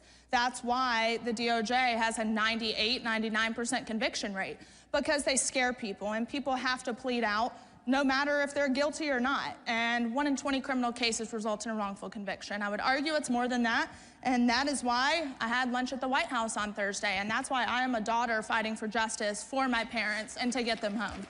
Yep. So now that we know what the problem is, we have 2 gentlemen who are gonna have to fix it. No pressure. Yeah, none. Mayor whatsoever. Jacobs, can you talk a little bit about accountability and redemption? Because we still want to hold the actual criminals accountable. And then we want to ensure those who come home have the resources to stop that cycle of crime. I know you've been doing that work in Tennessee. Yeah, right. As conservatives, we believe in public safety. We also believe in fiscal responsibility. On the left, what they've done with the criminal justice system has undermined both. They've used the criminal justice system for weaponization against political opponents while allowing violent criminals to literally go free. And it's been done at a huge cost, not only to public safety, but also fiscally. First of all, law enforcement's an extremely difficult job. We lost an officer that was killed in line of action a couple years ago. He was a young man named Tucker Blakely. So my hat's off to everyone in law enforcement, as well as in the criminal justice system at large. As you say, When you think about, the criminal justice system, obviously some folks have to go to jail. They've committed crimes that necessitate that they have to be removed from society. We also have to realize that 97% of these people will come back out of jail at some point, and what happens then? In Tennessee, we're very invested in reentry programs that lessen the rate of recidivism. That's the 3-year rate at which people go back to jail. Across the country, it's 70%. In Tennessee, it's still at 50%. One of the organizations that we work with is Men of Valor. It's a Christ-centered prison ministry that walks with men through their incarceration as well as post-incarceration. The people that complete this 1-year program, it is a great program. The people that complete this 1-year program, their recidivism rate drops to less than 15%. So it makes a significant difference. And the great thing is, this is a private organization. So there's very little government funding that goes to it. But I think that when we're thinking about criminal justice, we have to look at those two. It's public safety, but it's also fiscal responsibility. And we can do both. I agree completely. And I think the faith element is so vital to this process. These are people we are restoring to our communities to make sure that we stay safe. Well, now we have a president that is bringing Jesus back to the center. And I think when you have that at the center, everything else falls into place. 100%. And the question I think a lot of people ask is, can you win on this message? We saw last fall, and I think one of the great successes of that cycle was the only attorney general's race that flipped Republican. The only race in general that flipped at all was Dave Sunday in Pennsylvania, who ensured that we pushed out progressive prosecutors and brought in a conservative leader. Dave, can you talk about how this message resonated with voters and got rid of that progressive prosecutor movement that has made so many people, so many of us here, you're in Washington, D.C. or close to it, unsafe? I'll say that the best policies, I think, all come from your own personal life experience. And, I was a little bit of a knucklehead when I was a kid, and so I joined the Navy right out of high school. I came home and I worked at UPS for 8 years, all through college and all through law school. And when I worked at UPS, I will tell you, I worked with people that worked so unbelievably hard, that fought every day to put food on their table and take care of their families. I then went on after law school and became a prosecutor.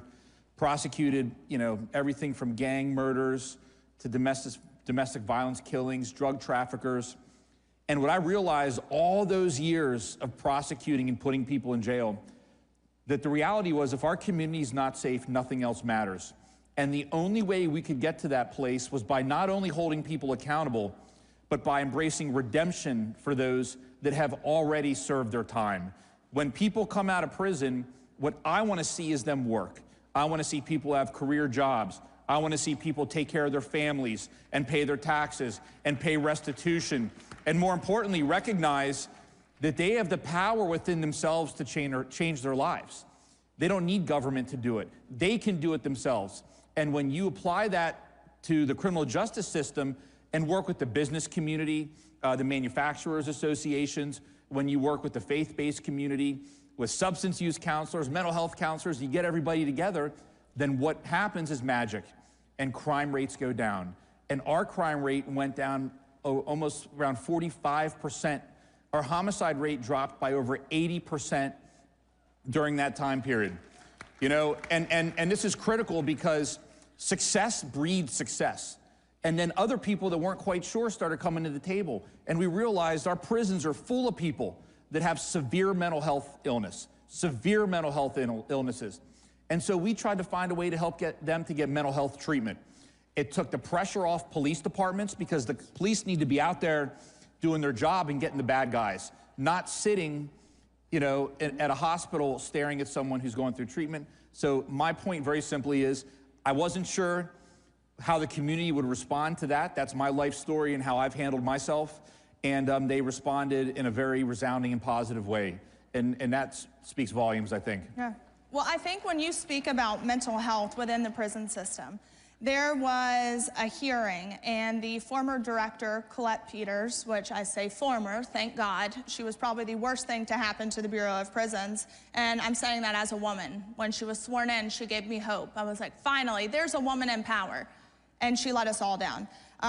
She testified, and over half the deaths in the system were due to suicide. over half of the deaths in the system. So it shows that there is a mental health crisis, and we have to take care of that first. And I like to tout myself as kind of the James O'Keefe of the prison system, because it has been my mission the past 2 years to absolutely deconstruct them.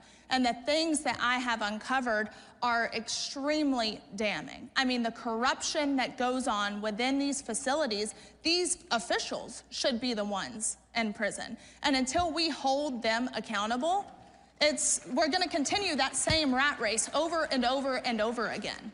We continue to allow the political decision makers in our criminal justice system to harm those who work in it and who are forced into it or who have to live through it because of the mistakes that they've made. I don't think there's a single cop in this room that's protecting us that wants to harass parishioners at their churches or that wants to go into communities and harass parents at school boards, and yet that's what we had for 4 years. What does that do to a police force? What does that do? Mayor Jacobs, you have to oversee a lot of these law enforcement officers. It decimates their mental health. Demoralizing. It's demoralizing. Absolutely. Yeah, absolutely. And back to the mental health aspect, we've done a great disservice to law enforcement. Yes. With essentially making them the mental health experts and the caretakers of folks who have severe mental illness. In Knox County, we estimate that about 35% of our daily census at our jail suffers from mental illness. And the reason is there's no place else for these folks. So you have law enforcement people who are trained to be cops, or in this case, corrections officers, and they're forced to be mental health professionals, which they're not. I was really happy. We just started a mental health court in Knox County. There's only about 300 around the country. It's a new concept in Tennessee. But basically, folks that qualify, that have mental illness, stand in front of a judge, but instead of going to jail, the judge oversees their sentence, and they have to go to counseling, they have to be on their meds and all those sort of things. But yes, that frees up police resources because then they're no longer acting as mental health professionals. They can do the job that they're trained to do, and it makes things safer for everybody. Right. And also, you're exactly right. President Trump's First Step Act is overwhelmingly popular with Republican primary voters. So it is a winning issue. With the First Step Act, my biggest issue, I am a huge advocate for the First Step Act, but what the last administration failed to do was implement the First Step Act. And because they failed to implement it, you have the Bureau of Prisons that's asking for more money. Well, instead of asking for more money, why don't you actually implement the First Step Act, the Second Chance Act, and it could reduce, they are wasting upwards of $1 billion. I have an answer for you. Because they're not concerned with public safety or fiscal responsibility. They just want to make sure that bureaucrats get more money, more power. That's why. Exactly.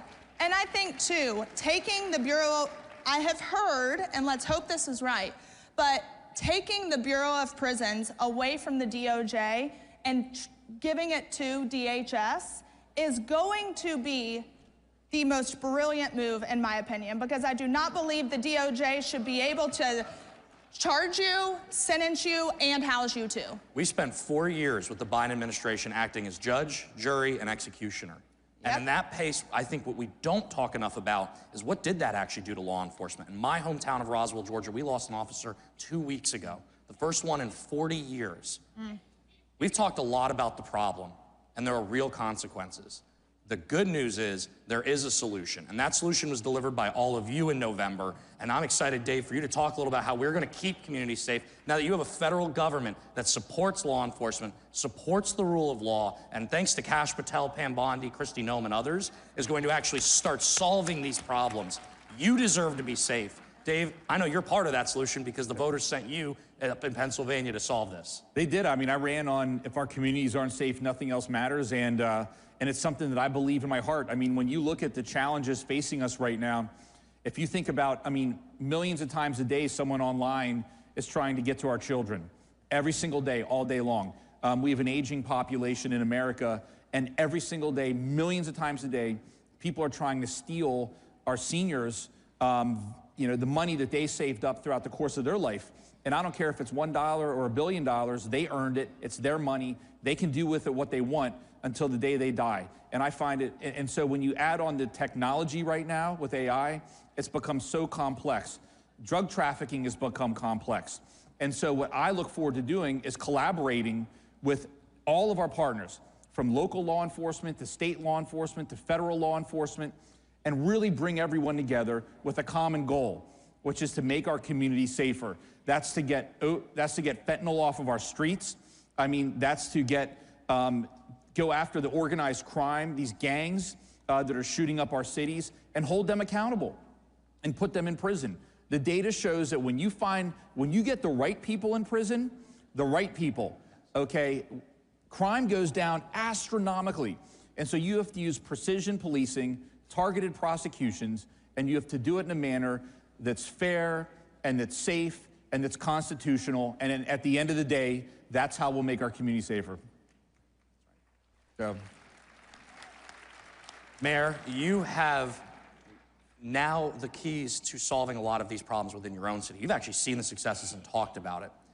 What should people here know and take back to their communities? What should this audience be telling their local officials when they go to town halls? And yes, that's me asking you to take a challenge. You should go to a town hall. It's cold in Alexandria, Virginia. I still go. I hope y'all do too.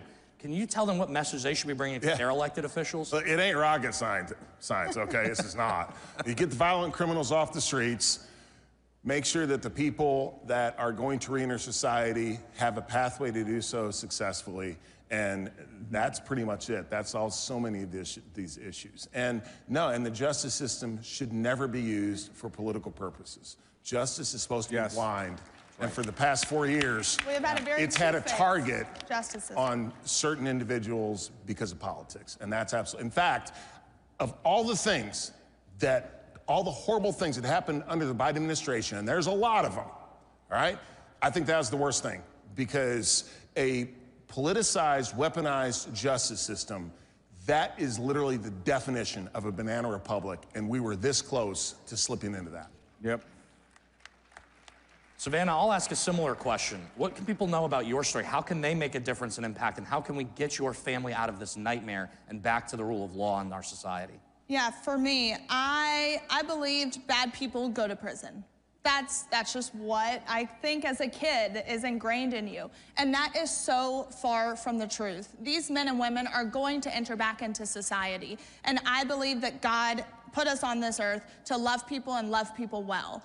And let's not forget about those men and women that are incarcerated, who maybe need an additional hand, who need a little help, who need people to believe in them, because right now we have a very hopeless system, and there's nothing more dangerous than a hopeless person. And right now, with all the issues that we're working on and restoring hope within these individuals, I think Alice Marie Johnson is a prime example of what happens when someone believes in them. Alice was pardoned by President Trump the first go-round, and now he has brought her on as the pardon czar, and he went out on a limb. He believed in her, and he gave her a chance. So just don't ever think you're too good to give out a helping hand. Makes a lot of sense. I think communities of all backgrounds came together to support President Trump, and the reason is there's one thing that binds this room together. It's we care about public safety, and we care about the rule of law. And unfortunately, at whatever conference is happening back in the Biden administration, apparently that wasn't in the topic areas. So Dave, I'm gonna leave it to you to answer.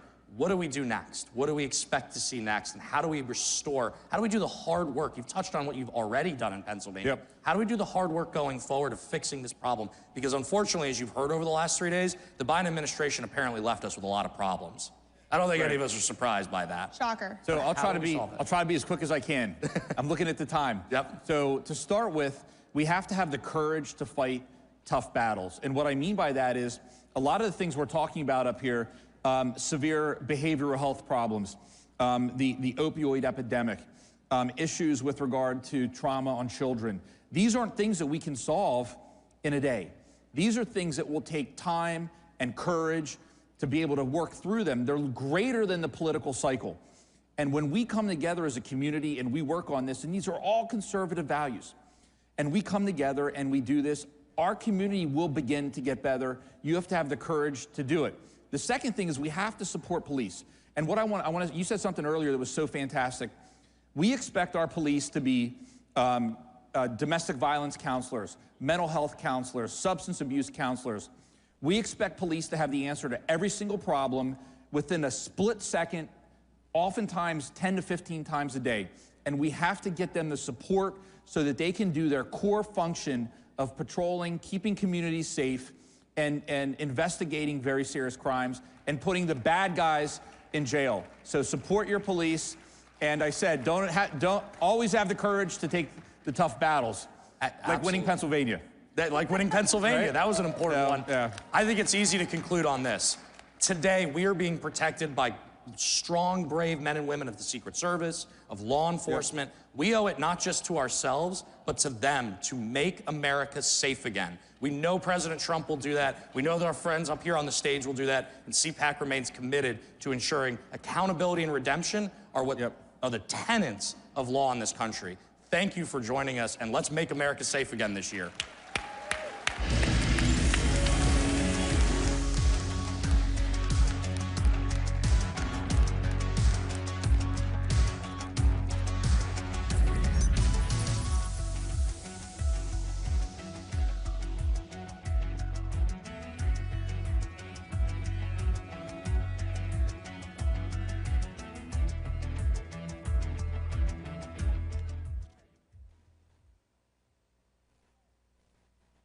America is under attack.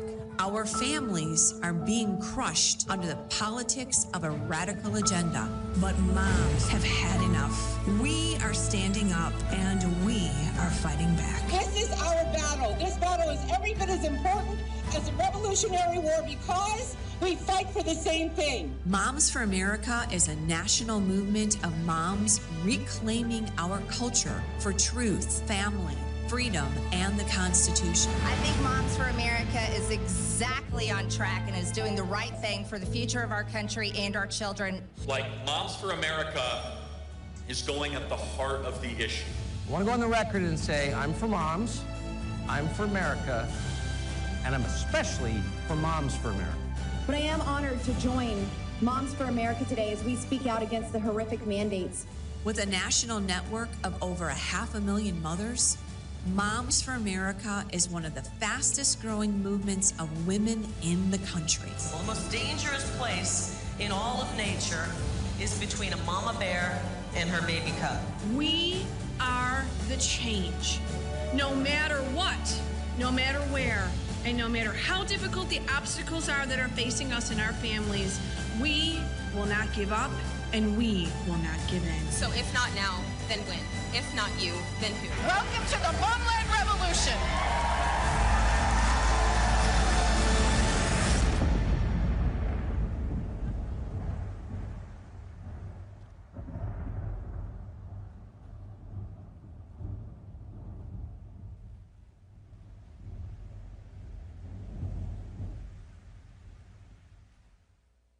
You came to Washington for one of two reasons. Some of you came here for position, for power and fame. You came for you. But a few came to change this town. We came to be sandpaper to a culture that despises truth. Are you one of the few willing to stand in the gap for our nation? If so, come join us as we make America's national motto our personal declaration. Creators, it's time to take control. With Bursts, you create impactful content in seconds. Powered by blockchain, your content and earnings are protected, transparent, and yours to control. Play TV isn't just a platform. It's a community of creators building a new future together. Your freedom starts when you press play.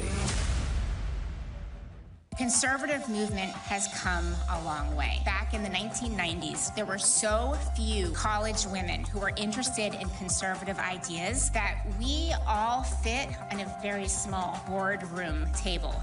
Look at all of you in this room now. There's something special about conservative women. You all have a unique opportunity, I think in this generation in particular, to step into that full vision of womanhood.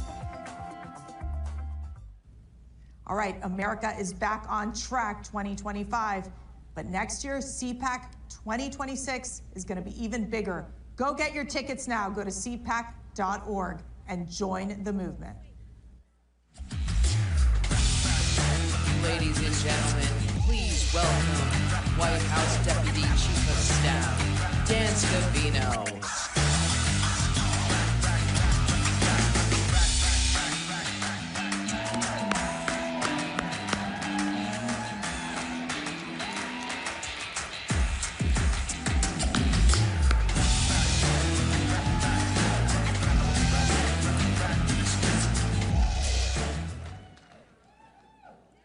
Good morning, everybody. How's everybody doing? Let's go. It's a great honor to be here. Mercedes and Matt, thank you very much. And congratulations on everything that you've accomplished with CPAC over the years. And again, it's a great honor. I'm truly humbled to be here. Thank you. I have 2 words for all of you. I said this before. I don't speak a lot publicly. I like being the behind-the-scenes guy, doing my job. I'm not a public speaker. I don't often come out and speak. But when I do, I speak from the heart. I have a lot of passion. I had the option for teleprompters. I said, no, thank you. I just wanted to come and say a few words and say 2 words. We're back! USA! USA! USA! USA! Let's go. Again, thank you for the support of the 45th and the 47th President of the United States of America. He will be here in a couple of hours. He's excited to be here. He's got a great history of coming here. Some of his all-time greatest speeches that have gone on for hours have been right here. He'll go out before the speech is expected to be 40 to 45 minutes. Comes out on stage, comes back 2 hours later. Doesn't go off. He goes off the teleprompter. It's let Trump be Trump. Speak clear and transparent to you, the American people. What you see is what you get. He's a great man. He's a great president. And there's so many stories I could tell. It's been a long journey. And speaking of journeys, President Trump oftentimes behind the scenes will say, "You are so lucky I took you on this journey." And Team Trump that is out there will know exactly what I'm saying, whether it's subpoenas, grand jury testimonies, indictments, out on the campaign trail, big victories, out on the golf course, state dinners, championship games, World Series, Super Bowl, on the plane, in the Oval Office, good times and bad times, no matter what the news cycle is out there, he would sit and say, "You are so lucky I took you on this journey." It's been the journey of a lifetime for me. I've been with President Trump for 32 years.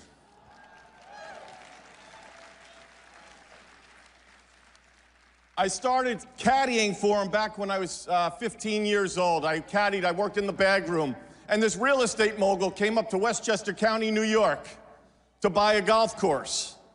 Pulls up in the limousine. I couldn't believe it. I went to high school. I was probably a sophomore.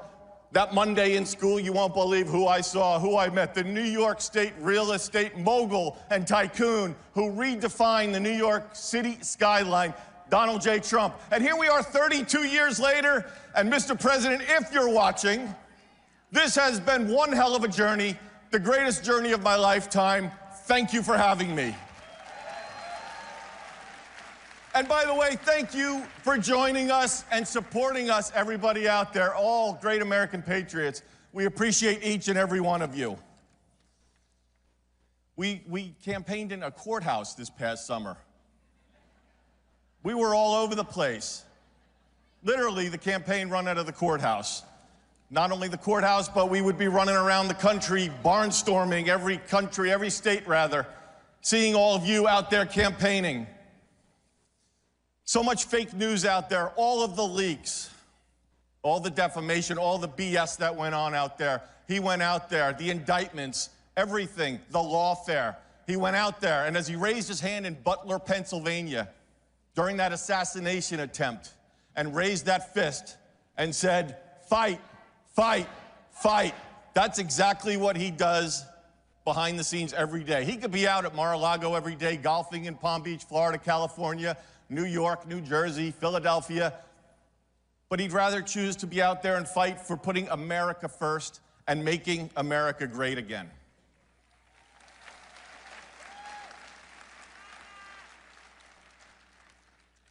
His behind-the-scenes moments in the assassination attempt in Butler, Pennsylvania, in the hospital, just to show you his mindset. The guy just got shot in the damn head. Somebody attempted to assassinate him. He's in the hospital. And I show him that iconic picture of him raising his fist. He goes, "Hey, Dan, how's it playing?" Sir, the entire world is wondering what's going on right now. How's everybody doing?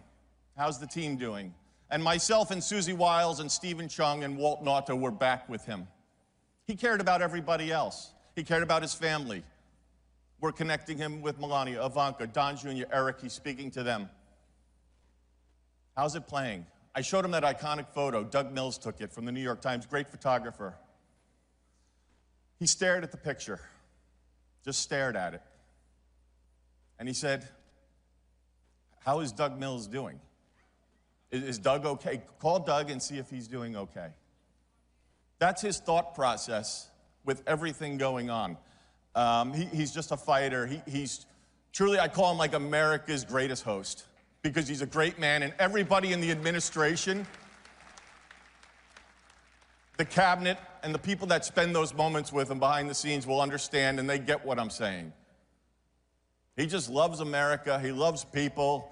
He's just a happy-go-lucky guy, and the guy works his ass off from 5 in the morning till midnight. The guy barely sleeps, and trust me, I know from the phone calls and the messaging and things that we would put out on social media and platforms. But to be in the hospital with everything shot in the head, and he's worried about everybody else. A few hours later, we went wheels up. I believe we went back to New Jersey that evening. He was on the plane joking with all of us on the plane to make us feel, I mean, we were all, to this moment, to this day, and none of us will ever forget it. He cared about all of us on the plane, trying to make us all feel better and lift us up. And ladies and gentlemen, that is your 47th President of the United States of America.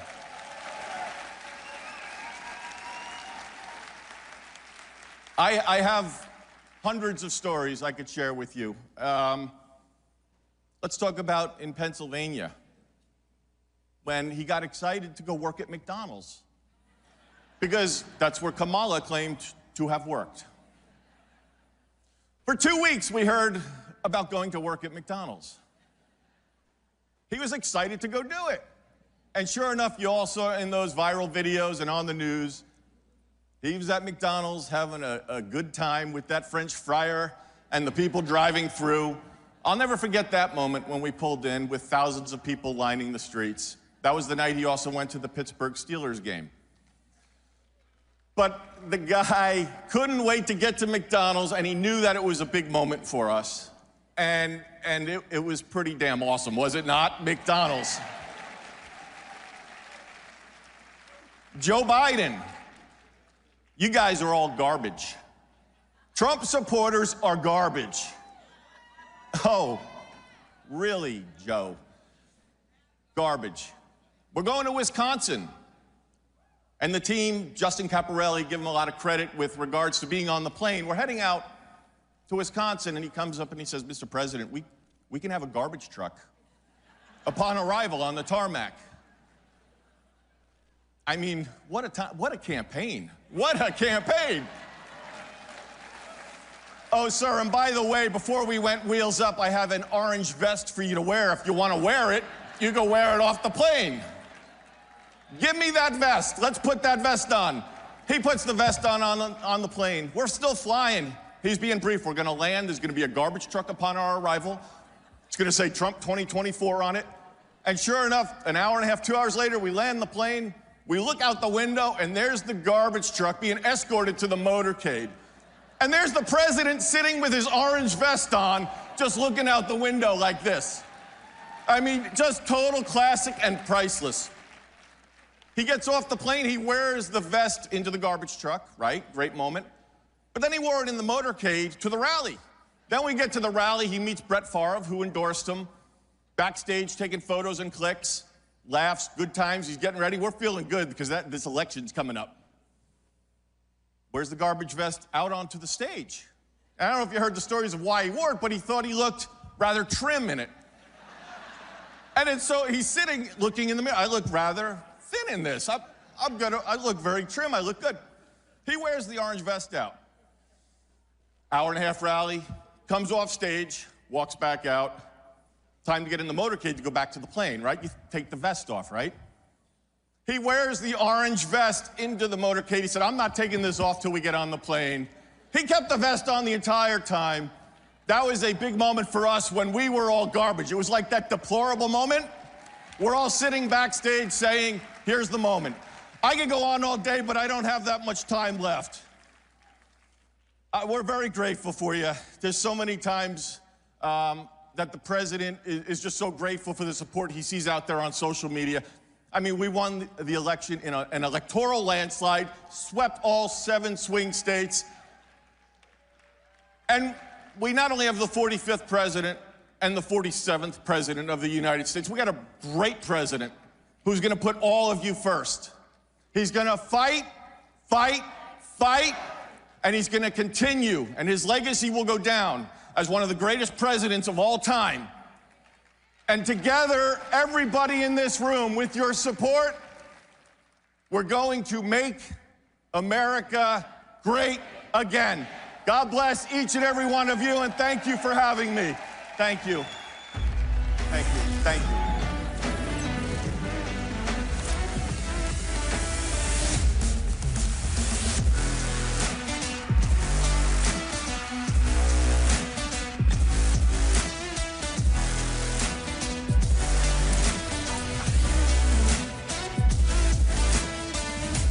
Ladies and gentlemen, please welcome from Wyoming, Congresswoman Harriet Hageman.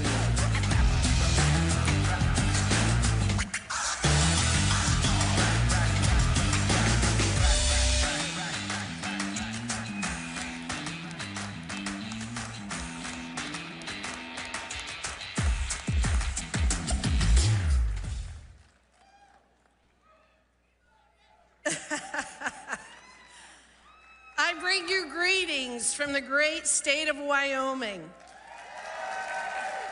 home of an abundance of affordable and reliable energy, wildlife galore, wide open spaces, gorgeous rivers and streams, magnificent mountains, beautiful blue skies, and not one Liz Cheney anywhere to be found.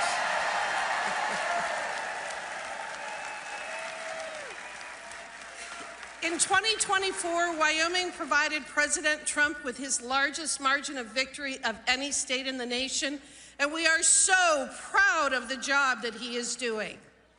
We are ecstatic that he is exposing and eradicating the massive government waste, fraud, and abuse that we have known for decades has been happening, and yet no one before would do anything about it. We are overjoyed that he has tasked Elon Musk and his team with overseeing DOGE, using their skills to implement what may be the closest thing to zero-based budgeting that we will ever see in the federal government. We are thrilled that he recognizes that we are a government of, by, and for the people, and that its primary purpose is to protect the homeland and secure our God-given rights and freedoms. It is quite apparent that the Democrats long ago stopped caring about the concerns of working class people, the truck drivers, farmers, airline employees, miners, custodians, and construction workers, among others. And they paid for such neglect by being shellacked in the last election. But far be it for them to undertake a legitimate self-assessment of their policies and ideas. They are instead engaging in kabuki theater while standing in front of government agencies, screaming their opposition to everything good and just generally making fools of themselves. The agencies that they have chosen for their performance art are telling, are they not? The Department of Education, a $270 billion woke monstrosity that has presided over the steady and unrelenting decline of public education. And USAID, a $50 billion anti-American purveyor of ideology so toxic that even the bureaucrats who worked there knew they had to hide their programs so that they could continue to fund such things as transgender comic books in Peru, so-called sex change operations in Guatemala, and anti-Israeli rappers. By now, everyone has heard about the crazy things USAID and other bloated and unnecessary bureaucracies have spent our money on, and we are rightly infuriated. But there is more to this story than bureaucrats and leftists attempting to out-crazy each other, and it is critical that we understand the full picture, in part to ensure accountability, but to also understand how these actions, this overwhelming misdirection of assets, this radical anti-humanist agenda has weakened us here at home and allowed our so-called political leaders to ignore their primary responsibility to our citizens. In short, this obsession with pushing the woke agenda has real-world consequences and has caused real-life suffering. The way that I often describe it is that a government that does things that it should not be doing becomes incapable of doing those things that it should. What we can describe as the social and economic reality of opportunity costs. And it is this phenomena that I, as the chairwoman of the House Anti-Woke Caucus, want to make sure people understand. We are not just dealing with stupid comic books and radical anti-American leftist policies. We are also dealing with an obsession that has become so all-consuming to those on the other side that the toll in human suffering and property destruction cannot be ignored. As a devastating example, let's look at the recent California wildfires. The cause and magnitude of those fires cannot be written off as an act of nature, because that is not what happened. Rather, a substantial number of fires in California are started by arsonists and homeless encampments, and that appears to be the case in terms of this recent conflagration. Even setting aside the cause of the fires, however, this catastrophe was years in the making, with resource management, overregulation, and failed water policies all finding their roots in a fixation on climate change and global warming. Ah, yes, with Gavin Newsom and Karen Bass deciding that the threat of a 1 to 2 degree change in temperatures 100 years from now warrants whatever suffering we may come about today. Let's start with the radical environmentalist decisions for the last several decades to fight every effort to undertake proper, effective, and safe forest and range management practices and to implement better fire protection policies. In fact, one such organization fought to block a wildfire prevention project near the Pacific Palisades to protect a shrub called the Broughton's milkvetch. We can thank this group for their efforts to protect this shrub, although such protections were clearly only transitory since they also burned in the November fires. But this is not an isolated situation, and we have watched it play out year after year in Western states, as the so-called experts and environmentalists would rather our forests, our prairies, and our homes burn to the ground than allow us to implement common sense and much-needed treatment techniques to prevent these catastrophes from happening in the first place. Did you know that in 2020, Gavin Newsom vetoed a fire mitigation bill that had been passed by both houses of the Democrat-controlled California legislature? That bill provided funding for vegetation management to maintain defensible space around structures, reduce flammable material, reduce fire risk, and harden evacuation routes. In his veto message, Governor Newsom exposed his moral corruption by stating that any efforts to fireproof California could not take precedence over his plan to replace single-family homes with affordable housing and multifamily units.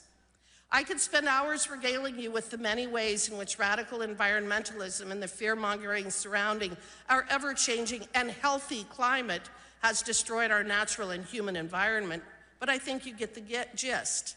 In short, in the name of climate change, in the name of our environment, in an effort to burnish their elitist bona fides, these people have largely destroyed the very things that they claim to hold dear, with their policies and actions being responsible for spewing more carbon and pollutants into the atmosphere than our collective humanity could in hundreds of years. And that is why we must expose them for the frauds that they are. Charlatans who prove time and time again that they know nothing about the environment, climate, resource management, how to build strong, vibrant, and resilient communities, or human nature. But like so many dictators before them, believe that they are the experts who are entitled to micromanage our lives, mandate and restrict our mode of travel, control our food supply, and shove us into 15-minute cities and multifamily homes. Now, it is often easy to make fun of people like Gavin Newsom, Karen Bass, Kamala Harris, Al Gore, John Kerry, and others, but these people have caused and will continue to cause real human suffering unless we stop them. And one tool that we have is to expose the true cost of their woke ideology.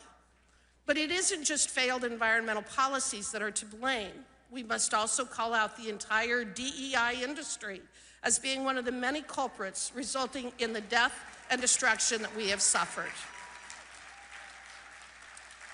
First, as I mentioned earlier, California's wildfire problem is largely man-made, with the homeless population and arsonists being responsible for well over 50% of all of the fires. All in the name of being equitable and inclusive, you see, personal and community responsibility are relics of the past when it comes to modern-day California.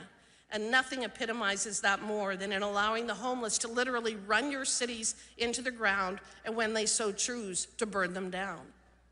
Second, DEI is not only insidious because of what it means in practice, but in the fact that it allows politicians and bureaucrats to divert our precious resources from where they should be focused to pet projects that have nothing to do with carrying out the functions of government.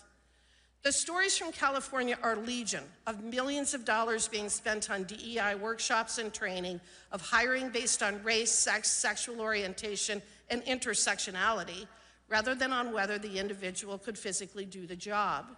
And the outcome? Empty reservoirs, broken down fire trucks, air-sucking fire hydrants, no evacuation routes, and not enough firefighters. DEI is a disastrous concept in theory and wholly destructive in practice. It undermines faith in our institutions and allows unelected and unaccountable bureaucrats to redirect hundreds of billions of dollars into programs that we don't want, don't need, and that ultimately destroy everything that we hold dear. Fortunately, we now have a political leader in President Trump who understands how destructive these environmental policies have been to our communities and how insidious DEI policies are to our physical, mental, and financial well-being. Thank God, in other words, that we have finally awakened from this woke nightmare, and it is a new day in America.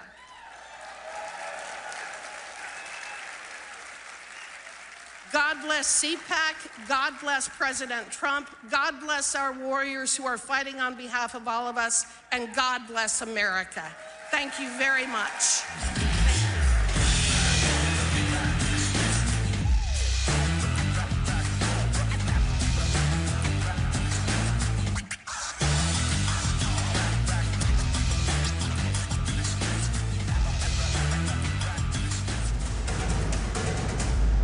Newsmax has been terrific. President Trump is right. Millions are switching to Newsmax. It's the fastest growing streaming service in America. You don't need those woke streaming services anymore. Just get Newsmax Plus. Watch the best shows like Greg Kelly, Rob Schmidt, Greta Van Susteren, and Rob Finnerty.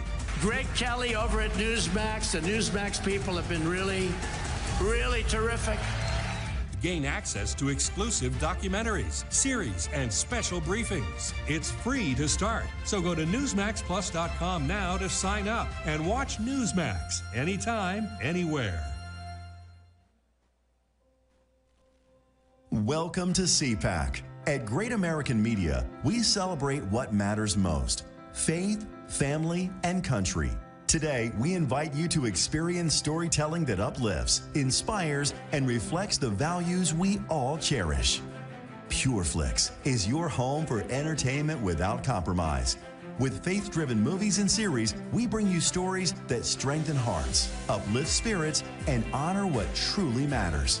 And on Great American Family, where faith leads, where stories inspire. Welcome home. Whether it's Christmas all year long, heartfelt romances, or movies that bring families together, we are here to make you feel at home. At Great American Media, our foundation is quality. Our promise is to always deliver entertainment that aligns with your faith and values. Thank you for standing with us as we stand for faith, family, and country. Enjoy CPAC. And remember, when you choose Great American Media, you choose entertainment that lifts you up. Join us and experience the best in faith and family entertainment.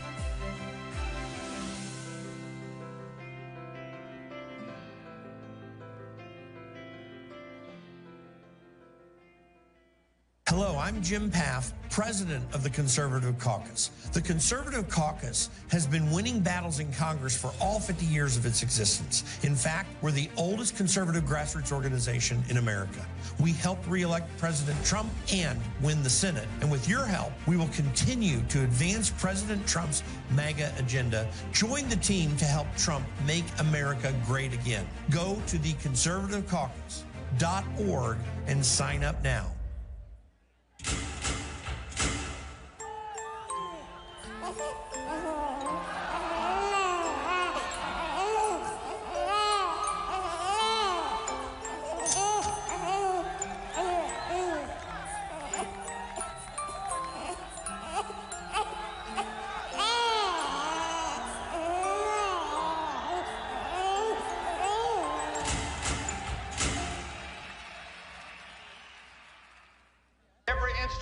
Today is under attack.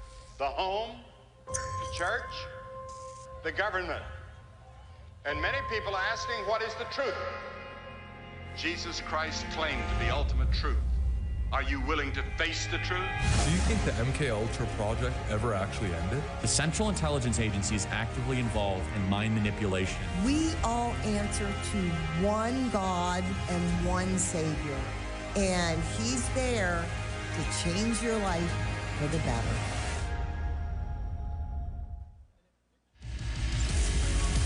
Ladies and gentlemen, up next, an interview with Governor of Arkansas, Sarah Huckabee Sanders, hosted by CPAC Senior Fellow, Mercedes Schlapp.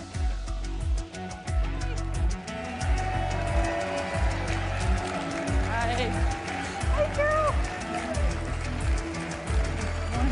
Oh, come on, your favorite governor, let's go. Okay, we're waking up here.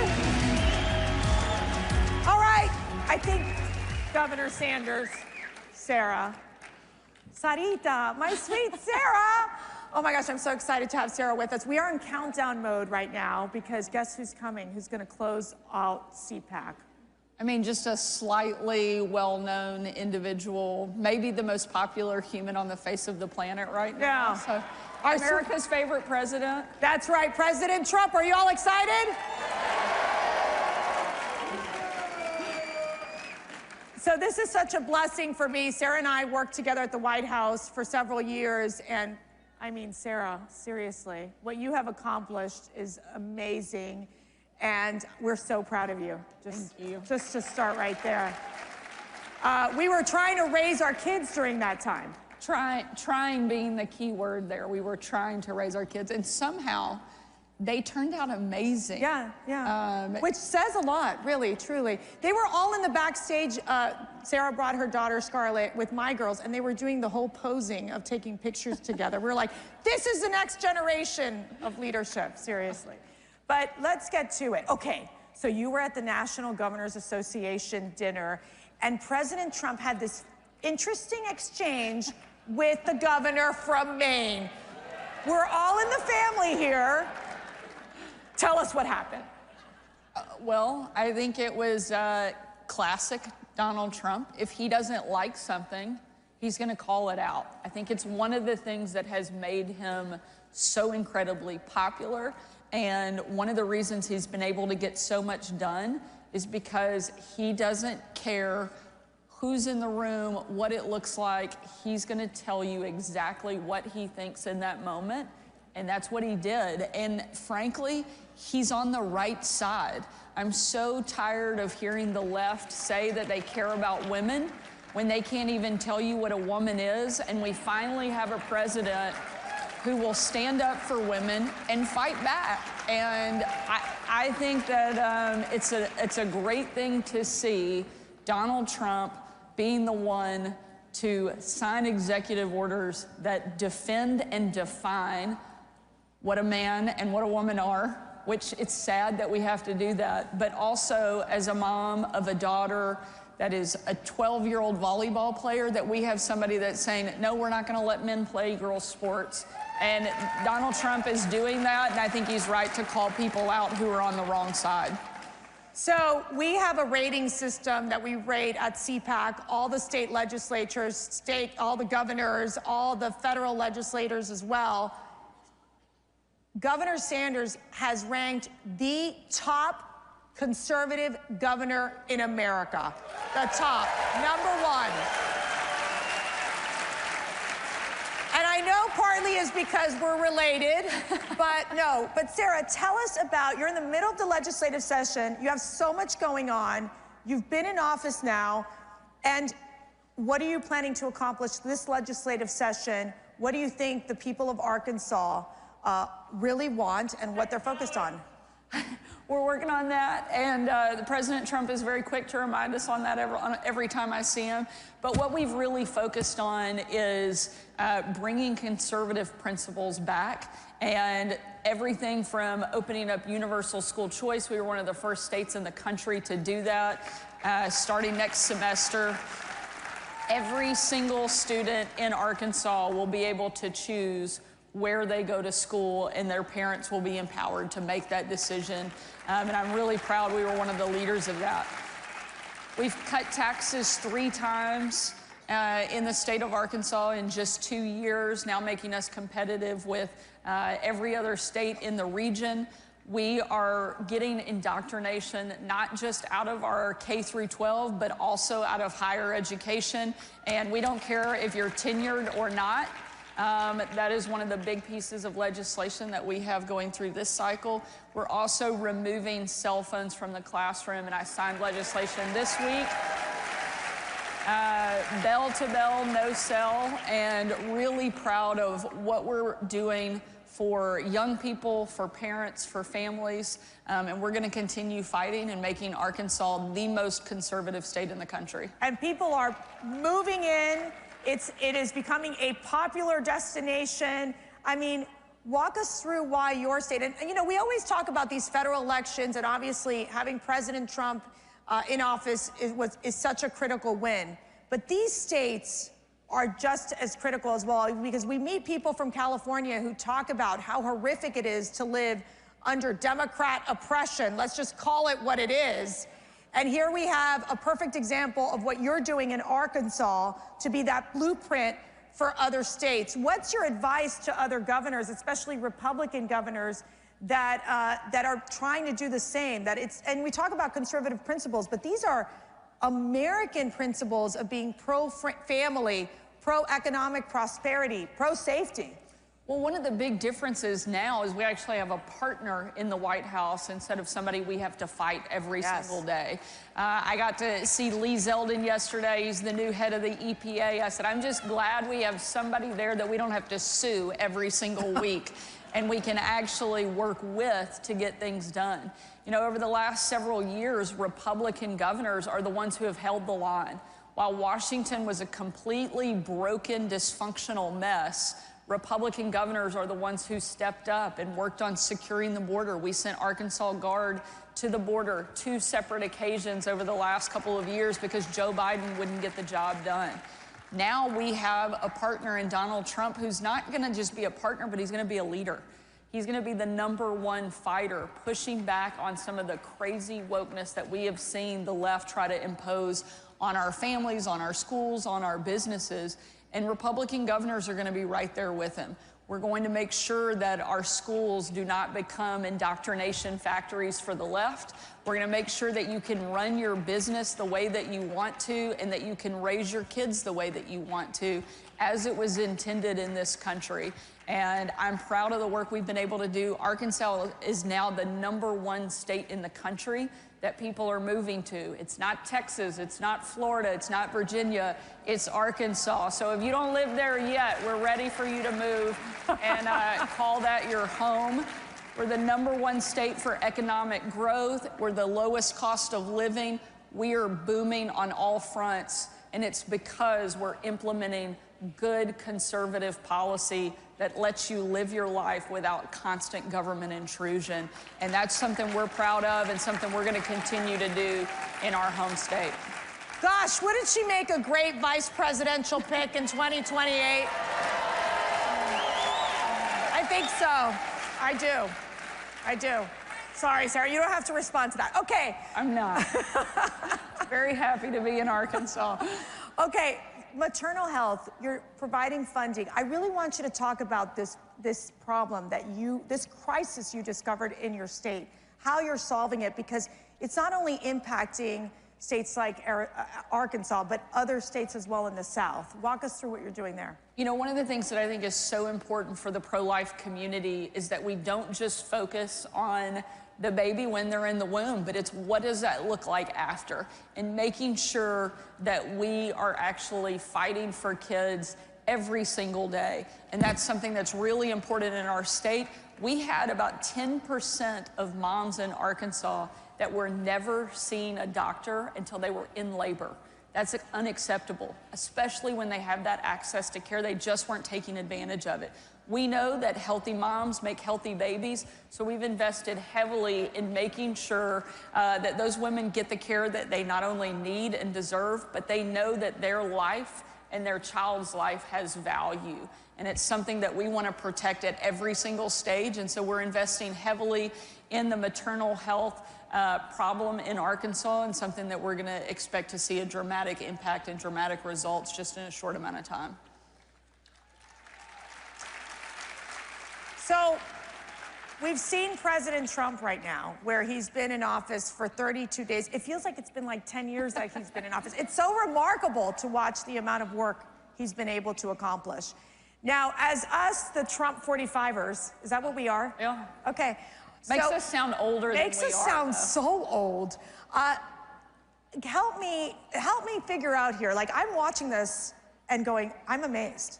I'm amazed. It is so different from what our experience was at the time. Give us that comparison of what you're seeing, and also what advice you're giving to this next administration right now. Look, I can't say enough good things about the president and his team and what they're doing. You know, we used to joke that you aged in dog years during the first administration because it was like 7 at a time. And so we haven't aged, not a bit. Well, we didn't, but it was the most intense, most, I think, polarizing, difficult time that we've seen probably in political history in a very long time during Trump's first administration. Nobody expected him to win. And when he did, they weren't happy that he was here. Then they saw what life was like under a Trump administration, and they had a chance to see what life was like without Trump in the White House, and they didn't like it very much. And so now that he's back, people want to see him doing exactly what he talked about on the campaign trail. They want a strong economy. They want somebody who will secure the border. They want somebody who's going to take China on. He was the first president in my lifetime that actually called China out and is holding their feet to the fire. I was the first governor in the country to kick China out of our state, off of our farmland, and impose a fine on them. We know that's popular. And it was because of Donald Trump that we were empowered to take those type of strong actions. We have a president who's going to make our allies actually respect us and our enemies fear us. It's a total opposite of what we saw over the course of the last 4 years. You know, you joke at the speed of which Trump is moving. They always have heard the moniker that we wish that government could move at the speed of business. Well, he's redefining that all over again. There's the speed of government, there's the speed of business, and now there's the speed of Trump, which is unlike anything I've ever seen. And he's doing so much so fast, they don't even know how or where to attack him this time. Yeah. And so I hope that he can keep up this pace. I've never seen anybody with the level of energy that he has. As you know well, it was not surprising that we could get a phone call from the president at midnight, 1 a.m., asking us to do a laundry list of things and then calling us back a couple of hours later at 4 or 5 in the morning and saying, "Did you get all that done?" I'm like, "No, I didn't." But he doesn't sleep. He doesn't expect anybody else to sleep either. And he has he's almost twice my age and he has twice my energy. but it's because he loves this country. And he did not need to run and take this job on, but America needed him to be willing to do it. And anyone else that would have gone through the level of intense criticism and the attacks, 2 assassination attempts on his life, would have given up. But this is a president who I think that only emboldens him more. The more they come after him, the stronger and tougher he gets, and the more he comes back ready to deliver for the American people. And I love getting to see him with this mandate and with this level of excitement for his presidency, because he deserved it the first time and he didn't get it. And now he's getting it and he's winning, and because he is, America's winning. So I love always getting the insider information. So there would be times, this is so funny, we'd literally our first meeting was like 7 o'clock in the morning. I can't even remember. It was so early in the morning. We're half asleep, and before you know it, they'll be like, President Trump had tweeted something out at 2 or 3 o'clock in the morning. So we would all look at Sarah, and we'd be like, okay, Sarah, this is what he said. What are our talking points? I mean, that's how it was. I mean, it was so really learning on the job too. So now that you've transitioned from being, the president's spokesperson, the press secretary at the White House, into being the governor of a state, how does that feel? I mean, how is it so different? It's really different when you're the one sitting in the chair and it's your name on the paper to sign legislation or an executive order. There's a different weight and responsibility that comes with that. But I could not be more thankful for the experience that I had in the White House, because I learned so much from the president. One, never back down, never stop fighting, and always do what you think is right. And the rest of it works itself out pretty well. And that experience, I think, gave me such great perspective. And one of the most important things and takeaways was that I didn't need the outsiders to define me. In those moments, the most difficult days that we had in the White House, of which there were many, we didn't need the outside world to define us. We had a creator who had already done that, who had given my life meaning and purpose. Amen. And my job is to believe that and try to live up to the path that he laid for me. And if I do that, the rest of it, whether it's in the White House, my house, or the governor's mansion, gets really simple after that. And so proud of what we've been able to do, and glad that I got to do it alongside some of the most amazing people on the planet. You're gonna make me cry. Sarah would get up every time we'd go into her office. She would have her scripture open every day. Every day. It's what guided you. Every day. Otherwise, I'm not sure we would have survived.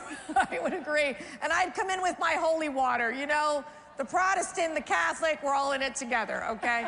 So I just want to get this question in real quick, because, Doge has been a phenomenon. It's been a phenomenon in the federal government, but you have like pre-Doge. We started something we called Arkansas Forward. It was a project to go in, look at government efficiency, waste, fraud, and abuse. Just within the first 6 months, we've already identified at least $300 million in savings, which is big for Arkansas. Our budget's $6 billion. And so for us to identify that level of savings already that we're implementing, and some of it was as basic as getting rid of old phone and fax lines that haven't been in use in years. We will now save the state of Arkansas $1 million a year, just eliminating things like that. If we can do that on an Arkansas small state level, I can't imagine what they're going to continue to be able to uncover through Doge and the amount of savings and waste, fraud, and abuse they're going to be able to get rid of. It's an exciting thing to see. So, Sarah, what inspires you every day? My family. I have, my daughter's here, so I'll cry when I talk about my kids. I have the 3 most amazing kids, Scarlett, Huck, George. They're 12, 11, and 9. My husband is incredible. He has the patience of Job because he is married to me. And I know I'm not an easy personality, so... You're easier than you think. You're wonderful to work with. But I have an incredible family that loves me no matter what, and my kids are perfect reminders of everything that's at stake, everything that matters and is important in the job that I do. And I don't mean the job as governor. While that is a big role and one I love and I'm proud and honored to have, there's no more important and bigger task that I have than being a mom. And so I take that really serious and trying to do the best I can to deliver for my kids. So my call to action to you all is that you pray for Governor Sanders and her family, because it's really hard to raise a family, be in the public eye, and do the incredible work that you do. And what is your call to action to our CPAC family? To keep fighting. Without you showing up and cheering and championing not just the people that are running for office, but more importantly, what they stand for. Find people who love this country as much as you do, support them with everything you can, and keep showing up, because it makes a difference. Because there are moments where you're running for office or you're in office and you think you're all by yourself and nobody is there. And so when you look out and you see a room of people like this who love America as much as you do, it is a great reminder to keep fighting and not to let the naysayers get you down. So keep showing up, keep doing what you're doing. Thank you so much for being here. Okay, we love our Governor Sarah Huckabee Sanders.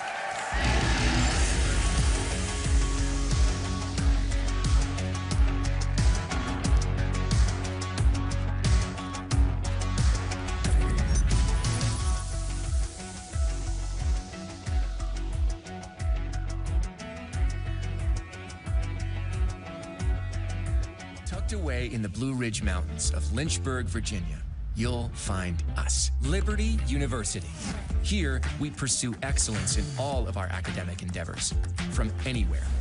We fight for victory in our athletic programs and fan the flames with a mighty roar. We equip students with a Christ-centered perspective that changes lives. We are creators, problem solvers, and world changers. But above all of this, we are champions for Christ. America is under attack. Our families are being crushed under the politics of a radical agenda. But moms have had enough. We are standing up and we are fighting back. This is our battle. This battle is every bit as important as the Revolutionary War because we fight for the same thing. Moms for America is a national movement of moms reclaiming our culture for truth, family, freedom, and the Constitution. I think Moms for America is on track and is doing the right thing for the future of our country and our children. Like Moms for America is going at the heart of the issue. I want to go on the record and say I'm for moms, I'm for America, and I'm especially for Moms for America. But I am honored to join Moms for America today as we speak out against the horrific mandates. With a national network of over 500,000 mothers, Moms for America is one of the fastest growing movements of women in the country. Well, the most dangerous place in all of nature is between a mama bear and her baby cub. We are the change. No matter what, no matter where, and no matter how difficult the obstacles are that are facing us and our families, we will not give up and we will not give in. So if not now, then when? If not you, then who? Welcome to the Momland Revolution.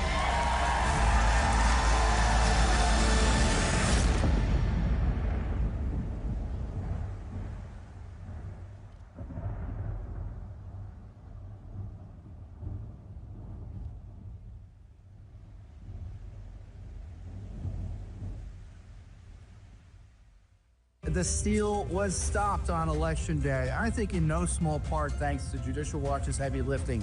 In just the last year and a half or two, we've cleaned up 4 million dirty names from the rolls. We also got that huge Fifth Circuit ruling that found counting ballots received after Election Day is unlawful. You can be sure that all helped ensure cleaner elections on Election Day, but there's more work to be done, so be sure to support Judicial Watch's election integrity work. Every institution today is under attack. The home, the church, the government, And many people are asking, what is the truth? Jesus Christ claimed the ultimate truth. Are you willing to face the truth? Do you think the MKUltra project ever actually ended? The Central Intelligence Agency is actively involved in mind manipulation. We all answer to one God and one Savior, and He's there to change your life for the better.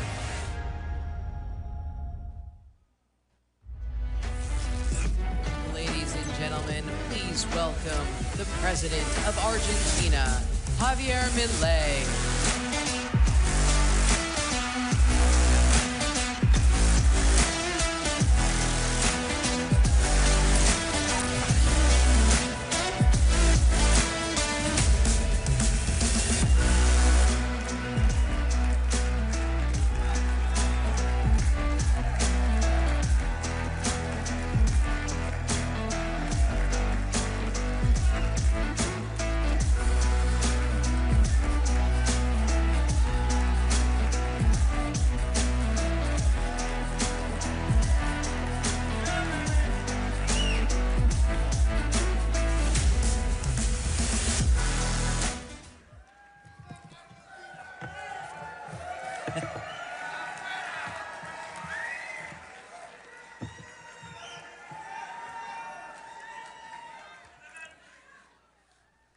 Hola a todos.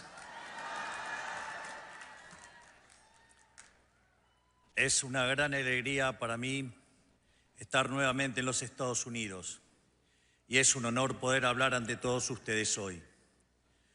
Muchas gracias a los presentes y especialmente gracias a CPAC, que siempre ha tenido una consideración especial conmigo. Gracias, Matt. Gracias, Mercy.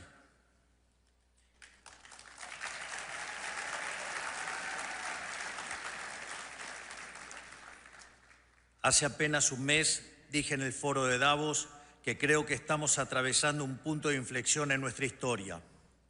La historia transcurre en fases o etapas, momentos en donde el espíritu y la idea se materializa en una persona o en un grupo de personas, a veces cercana, a veces con kilómetros de distancia entre ellos, pero con un hilo conductor invisible que, si se pudiera observar, presumo sería muy similar a las imágenes que observamos de las redes neuronales del cerebro humano. Hoy estamos precisamente en uno de esos momentos en los que la historia, con H mayúscula, está cambiando su curso. Estamos viendo en tiempo real el destino del mundo bifurcarse hacia un nuevo camino, distinto del lugar al que nos estaban llevando las élites y el establishment político de nuestros países. De la misma manera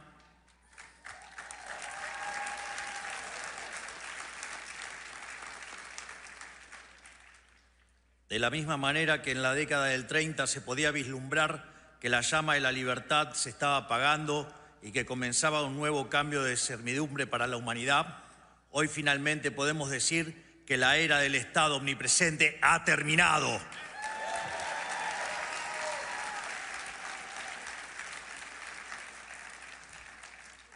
Hoy somos testigos de un momento en el que la larga marcha del Estado sobre el individuo está llegando a su fin. Me refiero, por supuesto, al colapso del modelo colectivista y el amanecer de una nueva era de libertad. Nos hemos preparado para este momento y creo que genuinamente que estamos dando una batalla crucial para el futuro de la humanidad.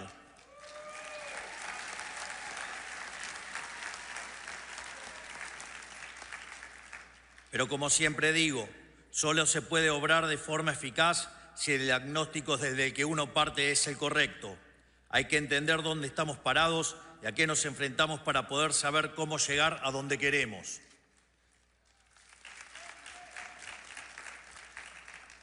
A lo largo de todo el mundo, las sociedades occidentales se enfrentan a un mismo problema y a un mismo enemigo. Una clase política que extrae cada vez más recursos de los ciudadanos a través de impuestos, con el fin de implementar un modelo de expansión estatal ilimitada.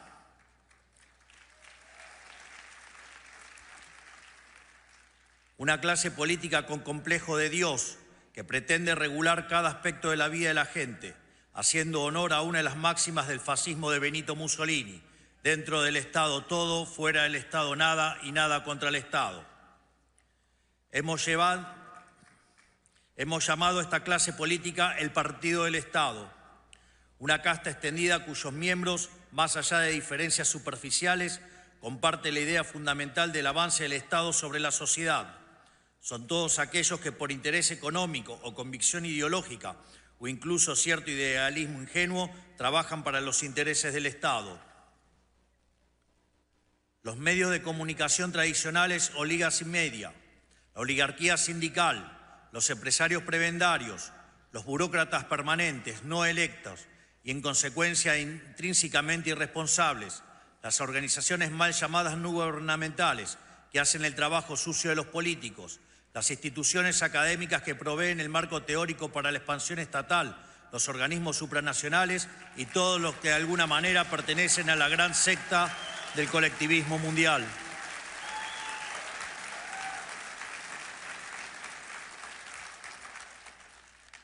Y por supuesto, esto incluye a los partidos políticos tradicionales, que sin importar su color, coinciden en la tesis fundamental que más Estado siempre es mejor.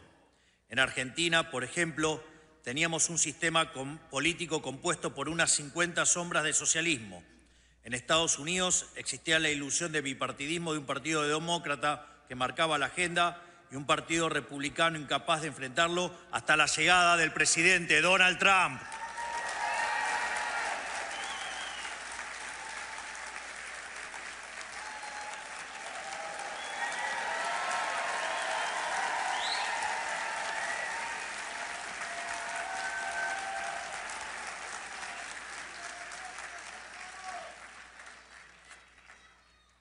¡Viva!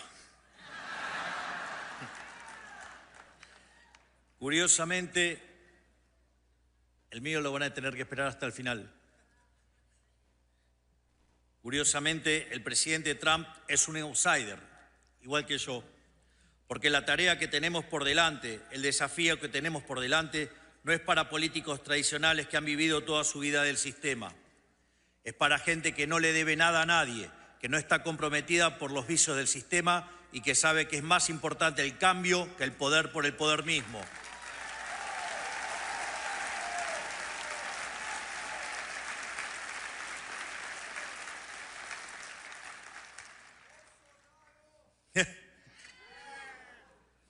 En el establishment político de nuestras dos naciones existía una mentalidad más o menos explícita de que el avance del Estado equivalía a avance de la democracia, que cada conquista del Estado implicaba un acto de justicia social ante las supuestas injusticias de la libertad, que el rol del Estado era llevarnos a una utopía igualatoria mediante la creación sistemática de supuestos nuevos derechos que obviamente debían ser financiados por los pagadores de impuestos. Es justamente en el centro de este esquema que se encuentran los políticos, los principales beneficiarios de este modelo de expansión ilimitada del Estado, esos que hacen de vivir de otros por la fuerza un estilo de vida, depositarios de poderes y privilegios que serán la envidia de cualquier monarca de la historia. No importan las peleas televisivas ni las supuestas diferencias partidarias, todos trabajan para el mismo Dios, el siniestro, y su manifestación en la tierra, el leviatán del que hablaba Hobbes.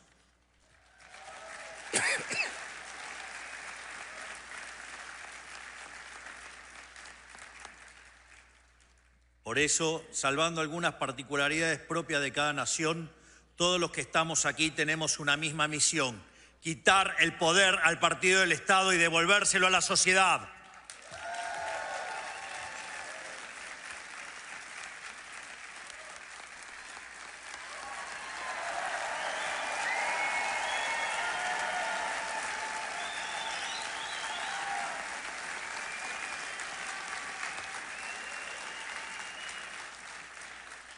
Es decir, como decía Albert Nock, que describió en su libro En nuestro enemigo el Estado, que el poder social fue progresivamente arrebatado y trasladado al Estado por la fuerza. Nuestro objetivo es hacer el camino inverso, aumentar del poder del ciudadano y quitarle el poder al Estado.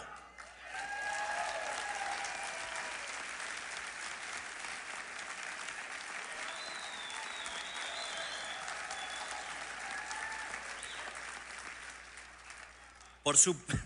¡Afuera!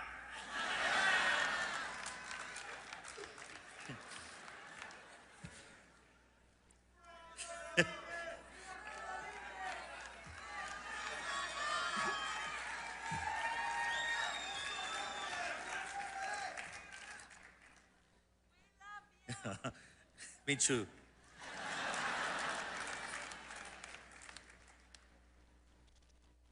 Sorry. She's my girlfriend.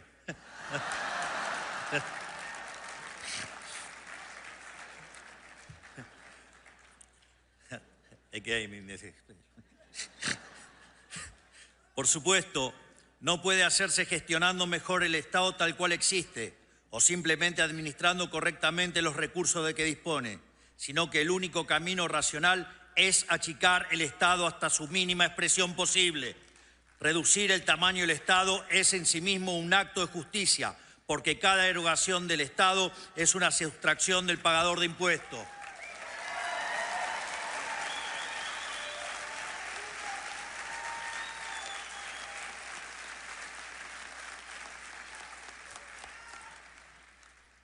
Desde nuestro punto de vista, el único Estado aceptable es el Estado más chico posible para devolverle al ciudadano lo que es suyo.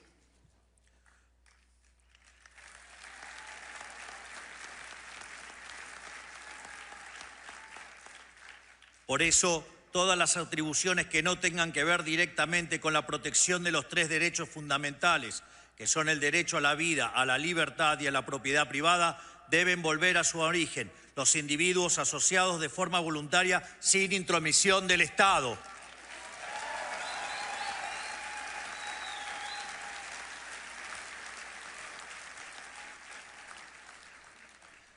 Esto debe ser así porque, a diferencia de la economía, el poder es un juego de suma cero. Todo el poder que tenga el Estado necesariamente no puede obtenerlo al mismo tiempo la sociedad.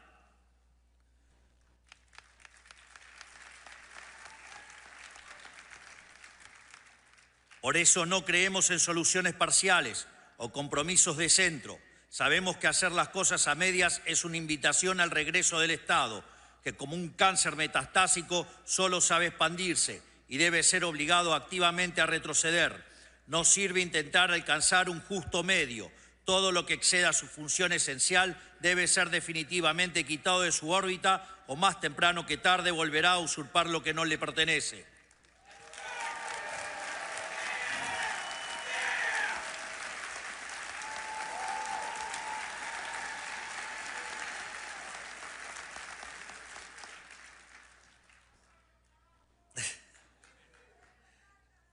Sabemos que no es una tarea fácil. El Estado moderno tiene herramientas de sobras que han crecido en sofisticación con el paso del tiempo. No estamos hablando de un Estado obvio como el fascista o el comunista, sino de un Estado sutil e insidioso que avanza sobre el individuo a través del arte, de la propaganda y la infiltración cultural. O al menos así era hasta hace poco, ya que le resulta cada vez más difícil disimular su carácter totalitario. Hemos visto, por citar solo un ejemplo, que en ciertos países de Europa ciudadanos están siendo arrestados por expresarse en redes sociales.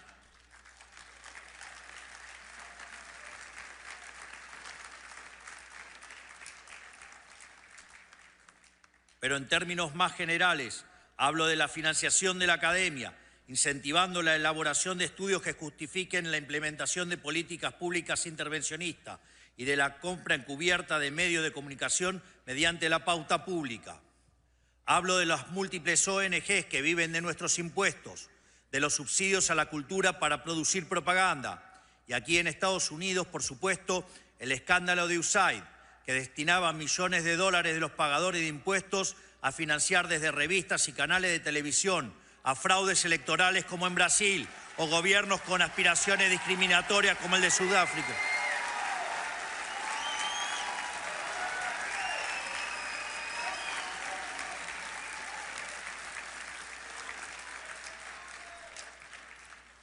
Y como decía, gobiernos con aspiraciones discriminatorias como el sudafricano, entre tantas otras aberraciones, incluyendo la agenda de la paranoia climática, los excesos de la ideología de género y la investigación que derivó la creación del virus del COVID-19.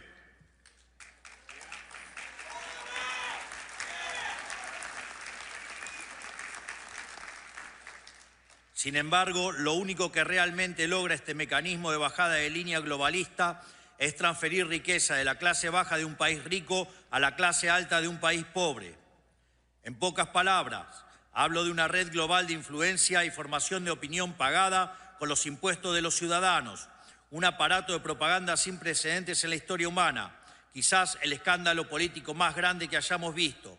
Y luego esos mismos hipócritas acusan a Elon Musk de interferir en las elecciones de otros países. Claramente su descaro es tan grande como sus aspiraciones totalitarias.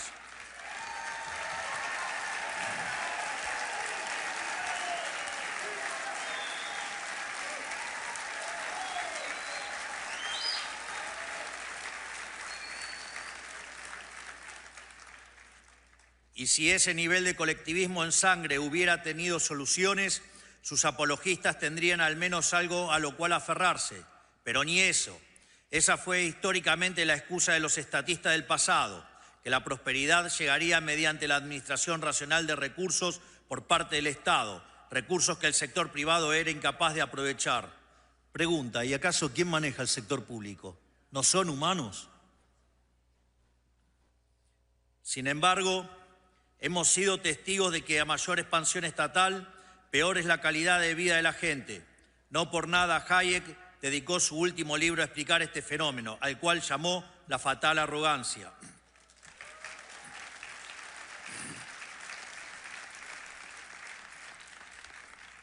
Pero esto no es accidental. Más allá de su evidente incompetencia, la clase política no se dedica a solucionar problemas.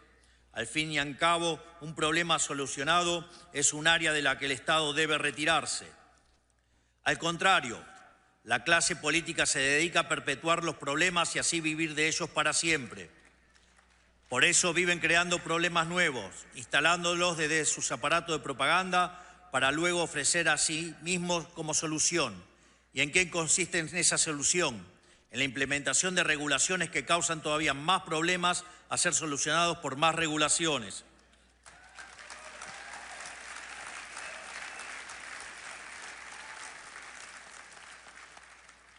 En medicina se usa el término iatrogenia para referirse al daño que sufre un paciente como consecuencia de la atención médica.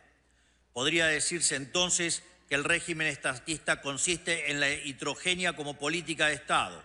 O sea, es el médico que se enriquece a base del deterioro progresivo e intencional de sus pacientes. Con el modelo del Estado presente, el Estado te quiebra las piernas para después venderte las muletas como un sobreprecio y obligarte a agradecerle, y te persigue si no lo haces.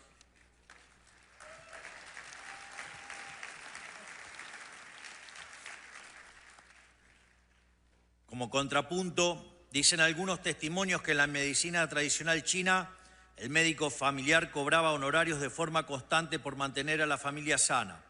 O sea, según la leyenda, cuando un miembro enfermaba, el médico dejaba de percibir los honorarios, viéndose incentivado a resolver la enfermedad de una forma eficiente y rápida. Imagínense tan solo pudiera funcionar así el Estado. Cuánta miseria nos hubiéramos ahorrado.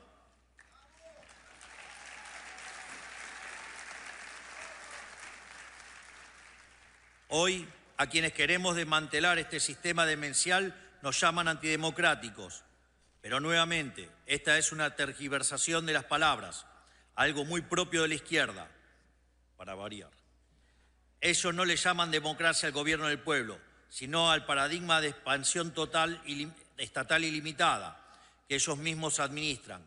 Para ellos, la democracia existe si y únicamente si ganan los que ellos quieren, para poder someter a la gente a sus caprichos. Pero cuando la minoría electoral son ellos, la elección de la mayoría pasa a ser autoritarismo. De hecho, muchos de los que nos acusan de antidemocráticos ni siquiera fueron electos. Toman decisiones que afectan a miles de millones de personas alrededor del mundo y sin embargo nadie los conoce.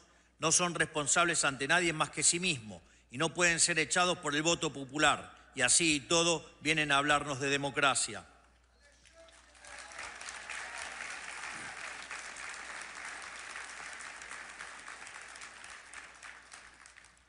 En fin, dicen que Trump y yo somos un peligro para la democracia, pero en realidad están diciendo que somos un peligro para ellos.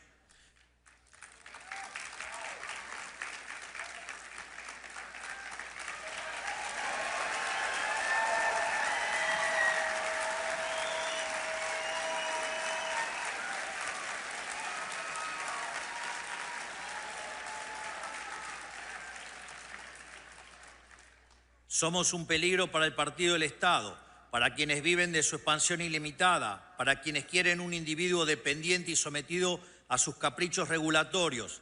¿Y saben qué? Tienen razón, somos su peor pesadilla. Venimos por sus privilegios, habiendo sido elegidos por la mayoría de cada uno de nuestros pueblos, con el mandato claro de quitarles un poder que no les pertenece.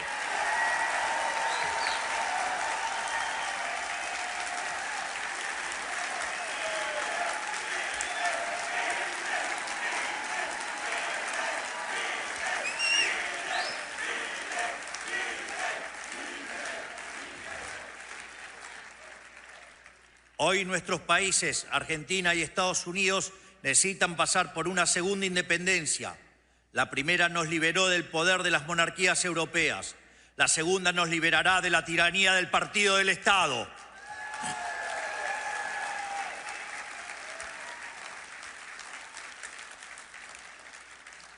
Por eso hemos puesto tanto esfuerzo en identificarlo, porque no se puede luchar contra lo que no se conoce. Y tener un enemigo bien definido es un aspecto fundamental de nuestra batalla cultural.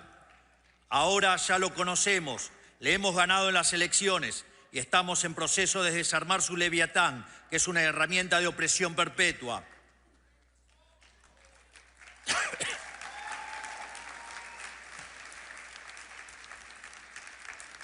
No tenemos ninguna fórmula secreta, solo conocer la historia humana y saber qué es lo que ha funcionado y qué no. Por eso, con humildad, quiero reflexionar un poco sobre cómo venimos llevando adelante esta batalla. Nosotros trabajamos con firmeza y de frente, sin dar lugar a compromisos.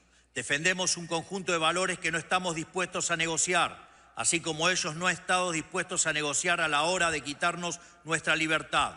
Lo que ellos impusieron sin nuestro consentimiento está siendo eliminado sin el consentimiento de ellos.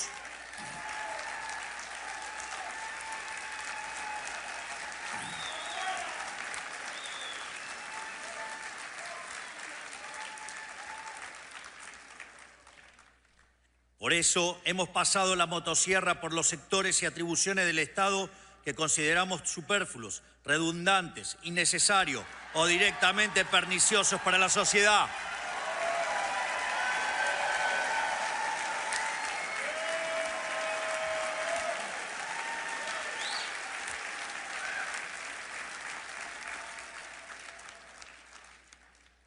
Y más aún, este año emprenderemos la fase 2 de este proceso, que hemos bautizado como la motosierra profunda, para continuar achicando el Estado, devolviéndole a la gente la riqueza que jamás debió habérsele sido arrebatada.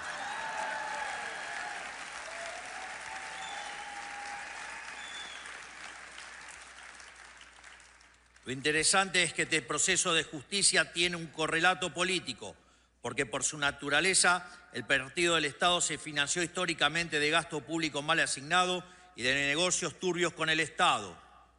Por eso, achicar el Estado es cortarle la manguera a los clientes del Estado enquistado en él, que ejercían un feroz resistencia al cambio, valiéndose el dinero de los pagadores de impuestos para mantenernos subyugados.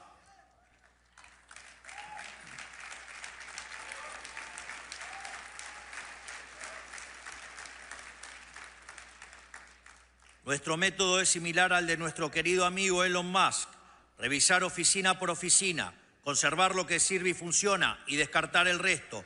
Por eso le obsequié una motosierra.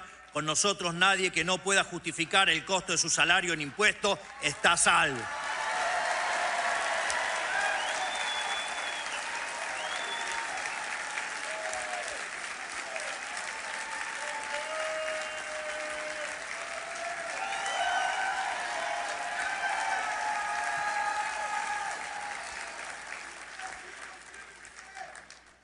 Muchos de ellos tendrán que volver al sector privado y ganarse la vida ofreciendo sus bienes y servicios en el mercado, tal como los pagadores de impuestos de los que han vivido tantos años. Mi más sentido pésame a los políticos que creyeron que este momento nunca llegaría y no están preparados, porque se van a llevar un baldazo de agua fría.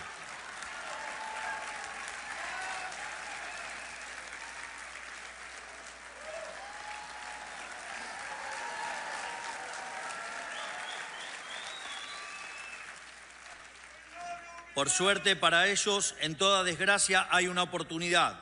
Y debido a nuestro avance desregulador, los salarios del sector privado seguirán subiendo, por lo que si hacen las cosas bien, podrán ser parte del progreso, pero lejos de la casta estatal.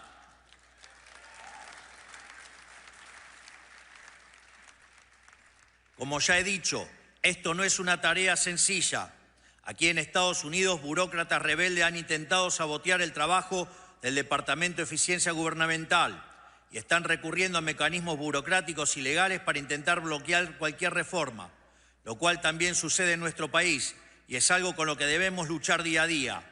Pero nada de eso nos ha tomado por sorpresa. Somos conscientes de que van a hacer lo posible por detener este cambio, sin importar el daño resultante. Si tienen que destruir el mundo para conservar sus privilegios, lo van a hacer.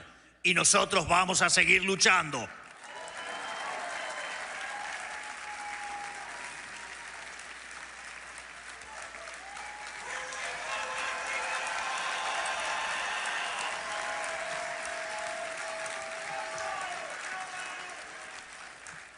Pero hoy el problema se extiende más allá de las penurias a las cuales el modelo del Estado presente ha sometido a cada una de nuestras naciones individualmente, porque la decadencia de nuestros gobiernos durante la historia reciente a lo largo y a lo ancho de Occidente no solo empobreció material y espiritualmente a nuestros propios ciudadanos, también nos debilitó política, económica, cultural y socialmente ante el enemigo externo.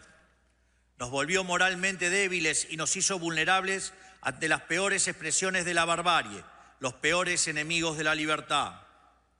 Y a ellos no se les puede dar un centímetro, porque cuando huelen sangre avanzan envalentonados y sin piedad. Esto quedó demostrado durante los cobardes ataques perpetuados el 7 de octubre de 2023 en Israel, que costaron más de 1.000 inocentes y la captura de 251 personas.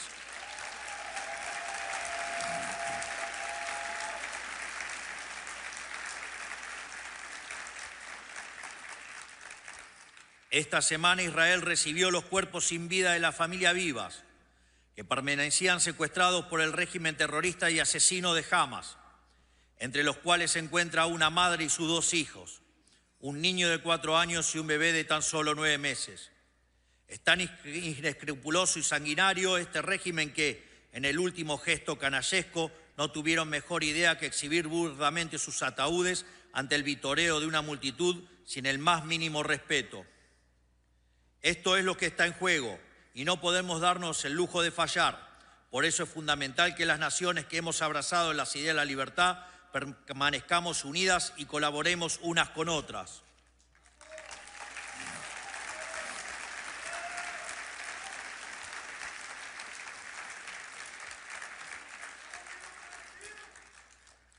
Debemos formar una alianza de naciones libres, porque como ya he dicho en otra ocasión, el mal organizado solo puede ser vencido por el bien organizado.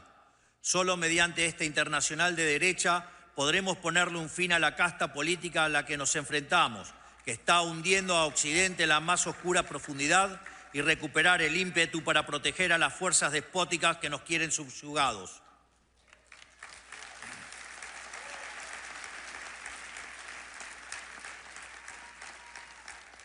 Por eso quiero también aprovechar para anunciar que Argentina quiere ser el primer país del mundo en sumarse a este acuerdo de reciprocidad que pide la administración Trump en materia comercial.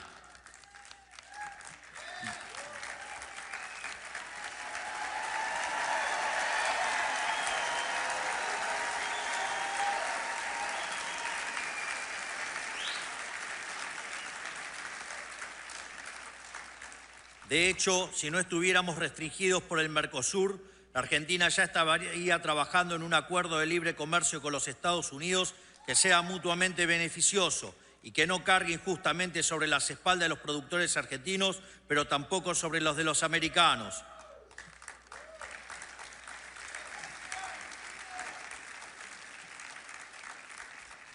Esto es así porque solo trabajando juntos aquellos que queremos construir un mundo libre podremos salir adelante.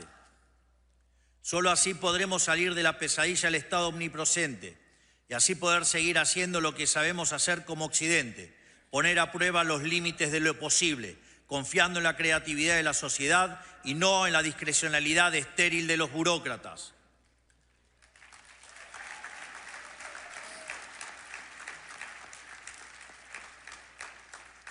Solo así podremos retornar nuestro camino de grandeza como civilización, haciendo honor a nuestros antepasados que dieron la vida por ver un mundo libre y una humanidad próspera. Solo así, finalmente, podremos reencontrarnos con nosotros mismos y volver a crear en aquello que nos hizo grande como civilización. Que Dios bendiga a la República Argentina, que Dios bendiga a los Estados Unidos y que las fuerzas del cielo nos acompañen. ¡Viva la libertad, carajo!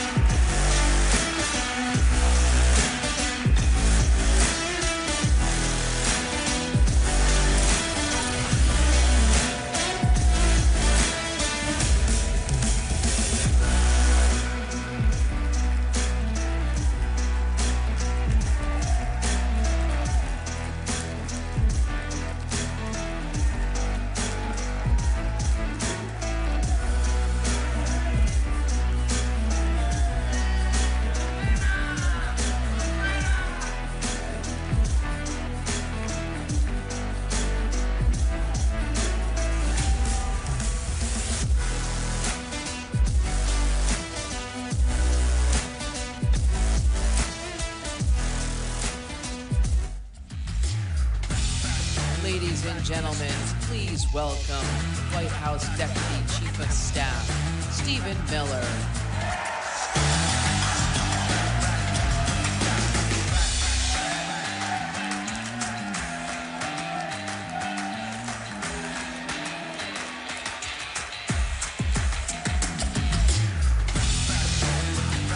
Hello, CPAC. Who is ready in just a few short hours to hear from the man himself, our 47th president, Donald J. Trump? My friends, it has been a long road, has it not? It's been a long road. And these last 4 years, we felt every single painful minute. But nothing, my friends, is sweeter or more extraordinary than victory. Who here has enjoyed the last 30 days of America's new golden age?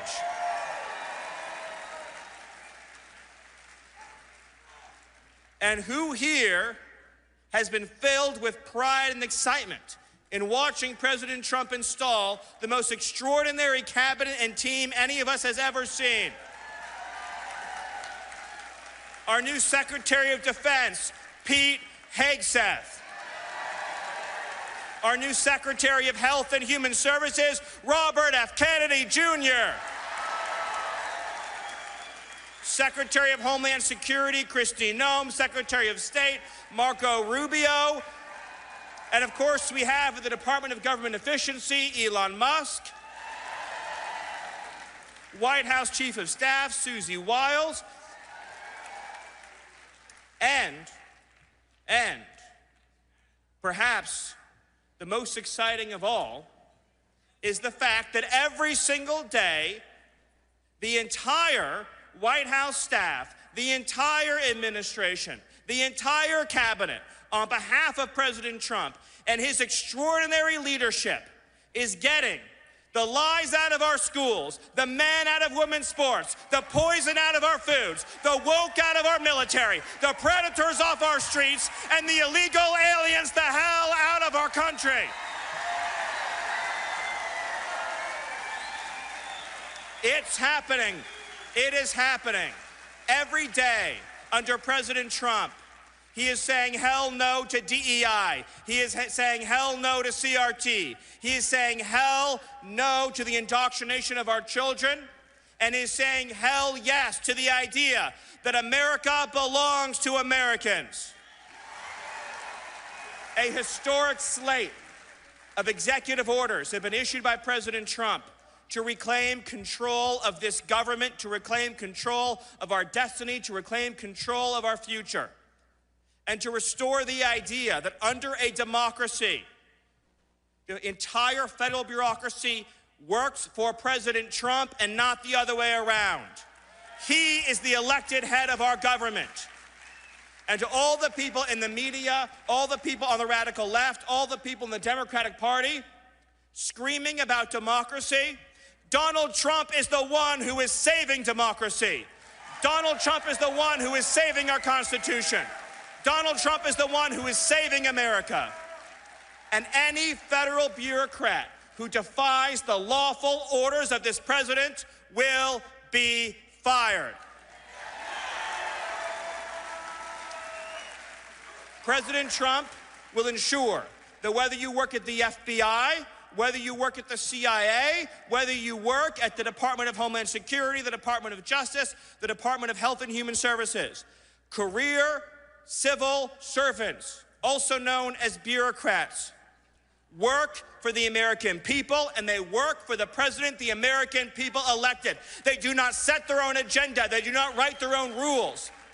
They do not work for themselves. They work for each and every one of you. You pay their salaries. You pay for the buildings they work in. You pay for every single thing they do. And if they are not following the laws, the Constitution, and the President of the United States, then they will find a new career.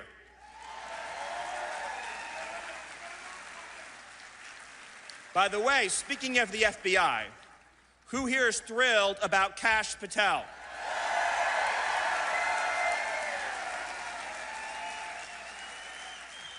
Let us not forget what President Trump endured in order to get to this point, to climb to the top of that Everest summit. Let us not forget what this whole movement has endured to reach this glorious day. 8 long years of weaponized government, the Russia hoax, the Ukraine hoax, one lie after another, one fraudulent impeachment after another, one hoax, one smear. Government weaponized at every level against democracy.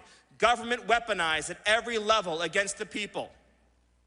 Democrat prosecutors, Democrat attorneys general, Democrat careers using their power to try to sabotage the democracy of this country, to try to keep President Trump off the ballot, to try to throw President Trump in jail, to try to arrest his aides and his supporters. An authoritarian movement in this country that has at every step tried to stop the workings of our democracy. And President Trump, on a field in Pennsylvania, nearly lost his life. And a few weeks later, another assassination plot. And let me ask you this question. When the lawsuits came against President Trump, when the lawfare came against President Trump, when the weaponized law enforcement and intelligence community came against President Trump, and when the bullets came against President Trump, did he falter? Did he back down? Did he yield? Did he surrender? Did he waver? Or did he stand up tall and strong and raise his fists into the air and say 3 immortal words, fight, fight, fight? Every day, that is what he is doing for you. He is fighting for your families. He is fighting for your children. He is fighting for your future. He is fighting for the fundamental idea that this country belongs not to the bureaucrats, not to the radical left communists, not to our foreign enemies, not to the criminal cartels, not to the criminal aliens. This country belongs to the law-abiding, patriotic, God-fearing American citizens. It belongs to the people in this room, and it belongs to the patriots watching at home today. I want you to know that every single morning President Trump wakes up and he thinks about you. And all day long, as he's signing executive orders, as he's meeting with world leaders, as he is orchestrating and directing the actions of this government, he is thinking about you and your future. President Trump's heart beats for the American people. President Trump's heart beats for the American Republic. And President Trump's heart is filled with nothing but love and loyalty for this republic. No president has done more in 30 days than President Trump has done. But we need you to stay in the fight. It is not enough to celebrate the victories we've achieved thus far. Every single day, we need, and President Trump, our president, needs you to be involved in pushing this agenda forward, promoting every single victory, every success, every agenda item, being involved at every level of politics to keep driving forward. You think they're just going to give us our country back? You think they're just going to roll over, move out of the way, stop their scheming and their lying? Or do you think we are going to have to be on top of it every single day, focused every single day, driving forward every single day with unrelenting focus and passion?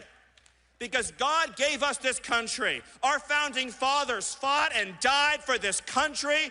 Generations of Americans have sacrificed and bled for this country, and we are not going to let the radical left, the communists, and the America haters take our country. It's not going to happen.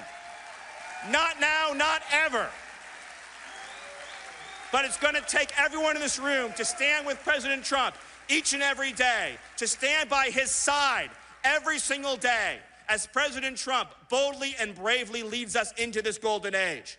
And if you do that, I promise you, if you support this president and his leadership vision and his command and his inspiration, I promise you that if we follow President Trump, then this is what our future will look like. The best economy in history, the strongest border in history, the proudest and most patriotic children in history, and the single greatest future in history. And we will prove worthy of this moment. We will prove worthy of this period. We will prove worthy of this opportunity given to us by Almighty God. And I swear to you, and I promise you, and I pledge to you, it will all be worth it. And our children will grow up in a world where they can say, America is stronger, more incredible, more courageous, more united, more devoted, more committed, more incredible, more exceptional, prouder, and more amazing than it has ever been before, with the leadership and the vision and the drive of our President Donald J. Trump. So I ask you all to send a message right now to all the bureaucrats, to all the radical left commies, to the criminal aliens, the foreign gangs, the transnational terrorists, to everyone who threatens the future of this country. Do you stand with President Trump? Do you support President Trump? Do you believe in President Trump?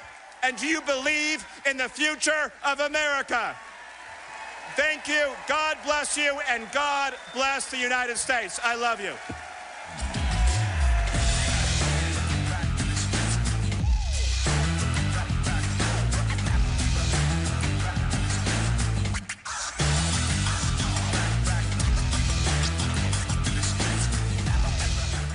The 47th President of the United States of America. And, you know, I wouldn't say Fox has been exactly perfect. Fox has been a big difference of Fox between now and what it was 4 years ago, as you know. But we have others that come along, and they're doing well, and Newsmax has been really good, and, you know, others are coming along, and people are seeing that they're watching these conservative networks. President Trump is right. That's why millions of Americans are tuning into Newsmax for the real news they can trust.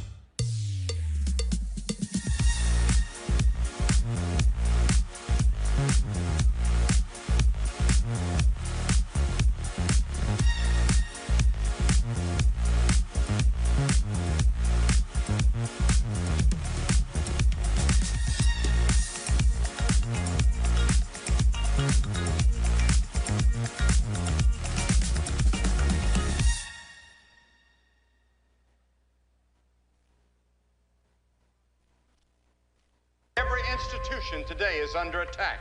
The home, the church, the government. And many people are asking, what is the truth?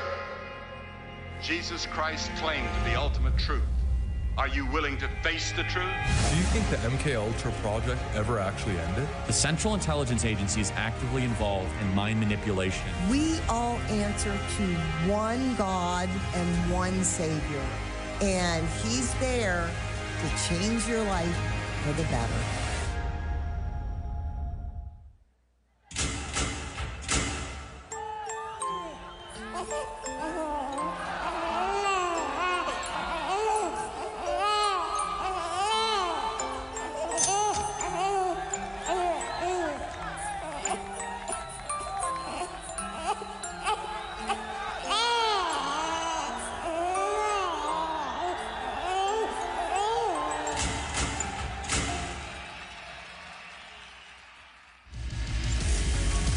and gentlemen, it's time for the great one and his boss. Please welcome, from the Mark Levin Show, Mark Levin. And from America First Legal, Julie Strauss-Levin.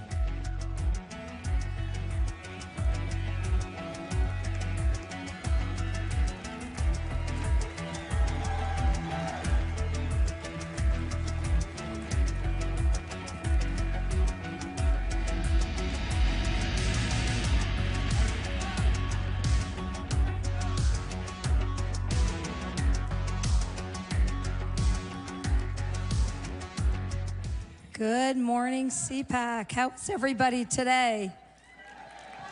You're looking beautiful. And I tell you what, honey, I've been here several days.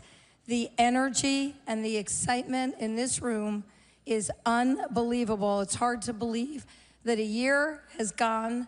Thank God we lived with 4 years of a president who tried to shove down our throats Marxism and the moral decay of the fabric of our country.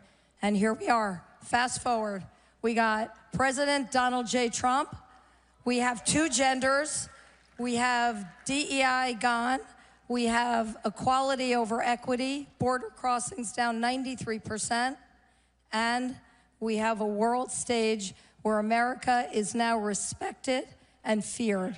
So what do you think? Give me your 2 seconds on this. Pretty good. Next question. How is everybody? Come on, let's go.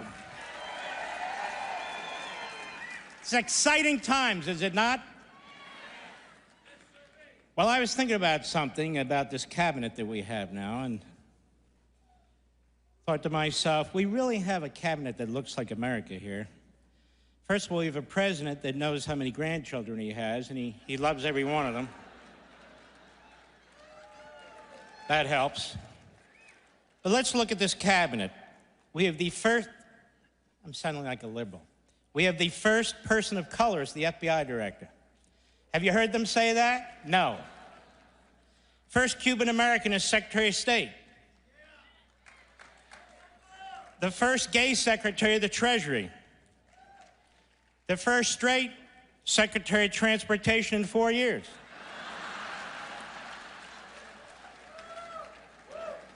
We have one of the highest ranking African Americans, Elon Musk. We have the first hillbilly vice president, J.D. Vance. We have the first Secretary of Defense who isn't 114 years old. We have women in the cabinet who are proud to be called women and know what the hell a woman is.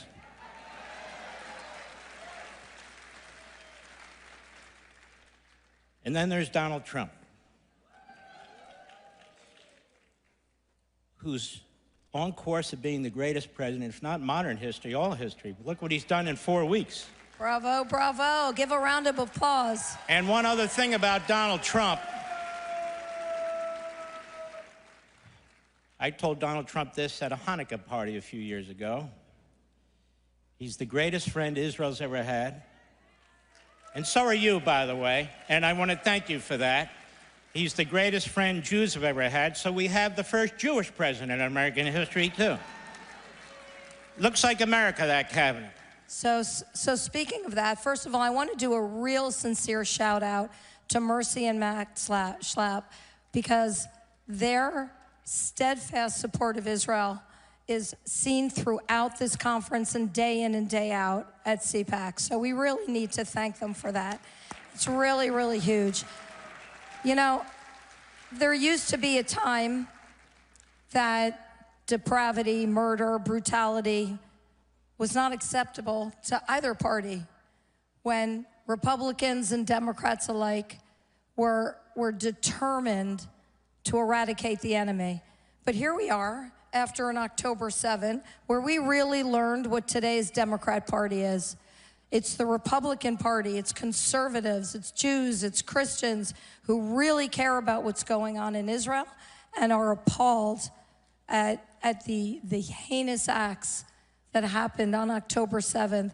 It's the Republicans, it's the conservatives, It's Donald J. Trump who have said Israel must conquer, Israel must win, Israel must do what it needs to do, not just to defend, but to go on offense and get rid of the enemy. So I just want to remind everybody that a year ago, I interviewed the father of a hostage victim at that time, Sagid Dekelhen, and here we are a year later. He's out. But, honey, I want you to talk about what we saw the other day with 4 bodies coming out of Israel and the joy that was exhibited by the Palestinians in Gaza as these coffins were shown. These bastards must be eradicated. It's that simple. You don't take a 9-month-old baby and a 4-year-old little boy and their mother and torture them, strangle those kids with your bare hands, chop up their bodies so nobody they think will notice. Remember when that mother was being pulled with her kids and she knew the people doing this are subhumans. They are rabid. They're not animals. Animals don't do this. Donald Trump knows this. These are the same people who attacked us on 9/11.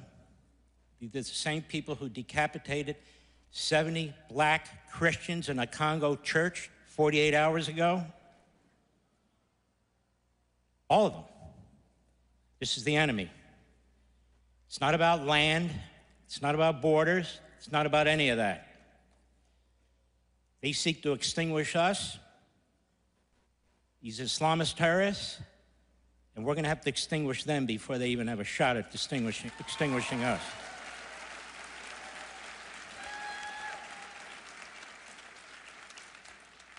Another thing, constitutional crisis. Give me a break. The Democrat Party that hates the founders, that is pushing CRT, the 1619 Project, that tells us the Constitution's too old and too white. The Democrat Party that doesn't believe in the First, Second, Fifth, Sixth, Ninth, 10th, 14th Amendments. The Democrat Party that doesn't believe in separation of powers. We don't need lectures from them about the Constitution of the United States. That's number one. Number two, you activist judges, which are basically slip and fall, ambulance-chasing lawyers in black robes. That's what they are. You either act like judges or get the hell off the bench.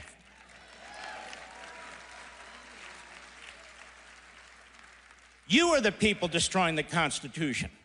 The President of the United States has a right to make personnel decisions. He has a right to make budget decisions. He has a right to restructure the bureaucracy. You know, I happen to have here a copy of the Constitution. Not that you need it. I mean, you really do pretty much This know little it. baby sticks with me all the time. And let me tell you something. You know how many federal district judges are in this Constitution? None. They're created by Congress. That's right. So Congress has the power to make decisions over the executive branch. I thought it was separation of powers. Judges have the power to tell the CDC what to put on their website? How's that separation of powers? We have a big problem in this country. We can't decide if we're a constitutional republic, a federal republic, a representative republic, or a republic at all. And the truth is that if they have their way, the people who are worried about the Constitution, first of all, what Constitution are they worried about? The old Soviet Constitution? Because they're sure as hell not worried about our Constitution, that I can tell you. You can't be a Marxist and Islamist, a radical leftist, and support the Constitution of the United States. You just can't. What Elon Musk, with the leadership of Donald Trump, have uncovered is a government within a government. It's not just waste, fraud, and abuse. It is a subterranean government that is spending trillions of dollars to push a radical left agenda. And we have no help from you in the media who are attacking the very people who are uncovering the bloat and the spending and the waste and the criminality. Why the hell aren't you uncovering it? That's your damn job. Well, and it's the same media that likes to avail itself of the First Amendment, right, when it's convenient.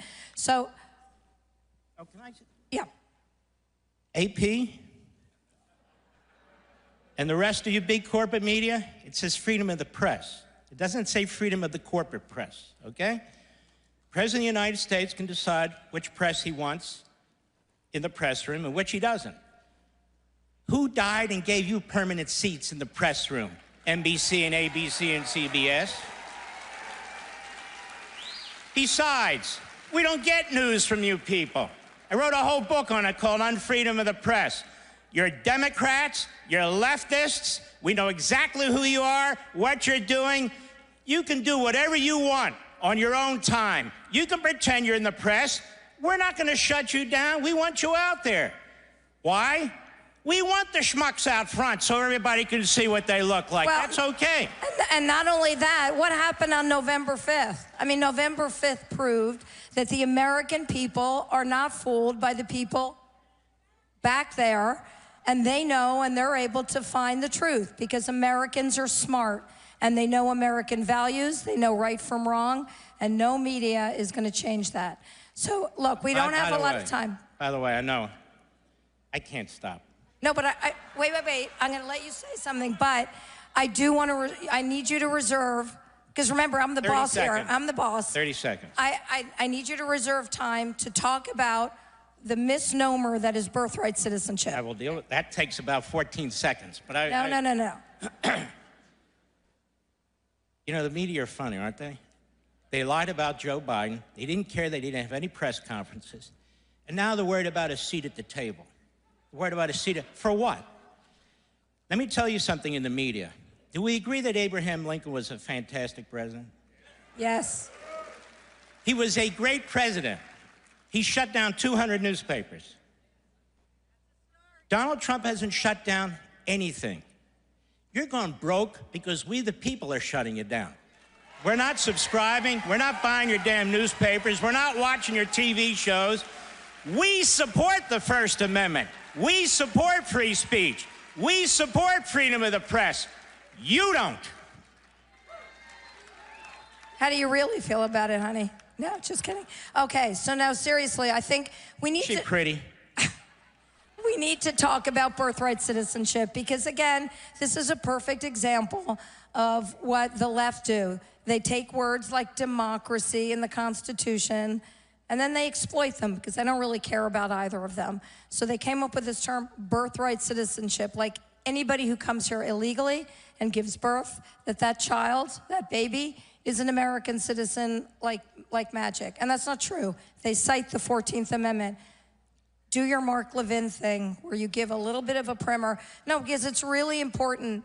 It was so taken hostage, this paragraph in the 14th Amendment. First of all, I wore the wrong socks, honey. I'm showing a little ankle up here.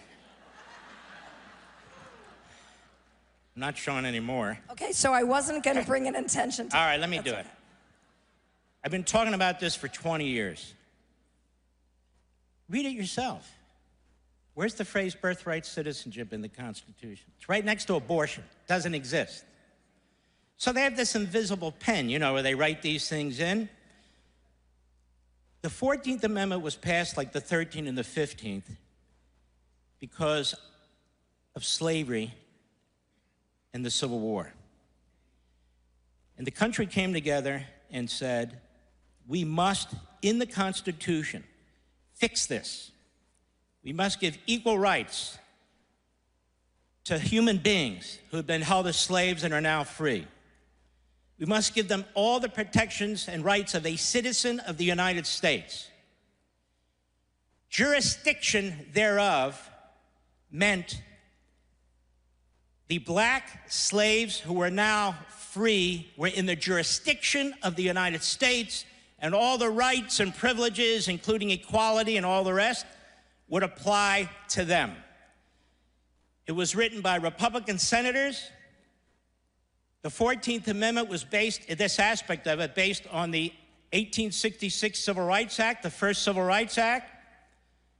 Andrew Johnson, who was then president after the assassination of Lincoln, was a Democrat. He refused to sign that civil rights bill. So they overrode him and they said, we need to enshrine this in the Constitution of the United States. That provision applied to black people who were freed from slavery and were still being abused in the old Confederacy. And that amendment was passed by 3/4 of the state legislatures, including southern states that were told, if you don't vote for this, you're not coming back into the Union. We know what they meant. The author of the 14th Amendment specifically rejected the idea of aliens, specifically. In fact, they rejected the idea of what they called Indians, because they had separate countries at the time, or at least it was viewed that way. So they were excluded, underscoring the fact that you had to be a United States citizen and understood to be. So people who write that, all of a sudden, now it's interpreted to mean if you come into the United States illegally and you have a baby, that's a citizen, that baby? There is literally no language to back it up, no legislative history to back it up, no history whatsoever to back it up, and yet I suspect the courts are going to give the birthright citizenship crowd what they want. And they'll mention some 1898 decision involving a Chinese couple. It still didn't apply to illegal aliens. So illegal aliens have no constitutional basis, but I will just warn you about this. Hollywood John Roberts, that's what I call him because he's worried about the press. I don't think he, and I don't think his new best friend Barrett, will do the right thing. I think they'll join the three, I can't say women, because she wouldn't say women. They won't join. That's okay, you can say it, go for it. Two of the non-males, and one of the males. I think that's a 5 that worries me. But just understand, your Constitution does not provide for birthright citizenship, period. So I just want to add one little fine point, because you said a lot. You said a lot there. You notice how it's the Republican Party that consistently has been the champion of equality and the rights of black people throughout history. Every major civil rights bill, starting in 1866 through the 50s with Eisenhower, the 60s, the Republicans either wrote it, sponsored it, or they had supermajorities to get them passed. Never forget, the Democrat Party is the party of slavery, segregation, eugenics, Jim Crow. Now they're the party of Marxism, Islamism, and anti-constitutionalism. That's a fact. And it was Woodrow Wilson who did what? He resegregated the military when he became president. God bless you all. Our time is up. Be well. We love you, CPAC. And thank you, President Trump.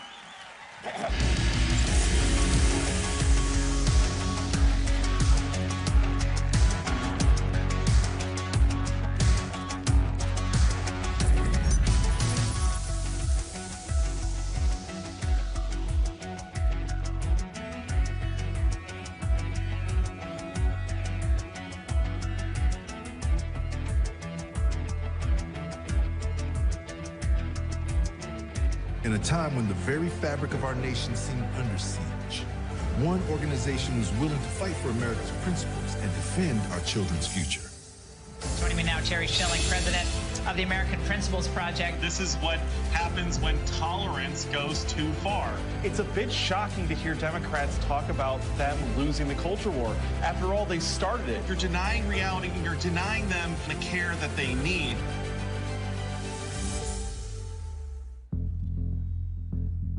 The only homicide on January 6th was the unlawful shooting death of Ashley Babbitt. This major new lawsuit that Judicial Watch filed, a $30 million wrongful death lawsuit against the United States government. She was unarmed. There were no weapons visible. She was shot in the shoulder and killed by Lieutenant Byrd. He popped out and shot her dead. Ashley was shot in cold blood, and the rule of law requires justice for her. Every institution today is under attack. The home, the church, the government.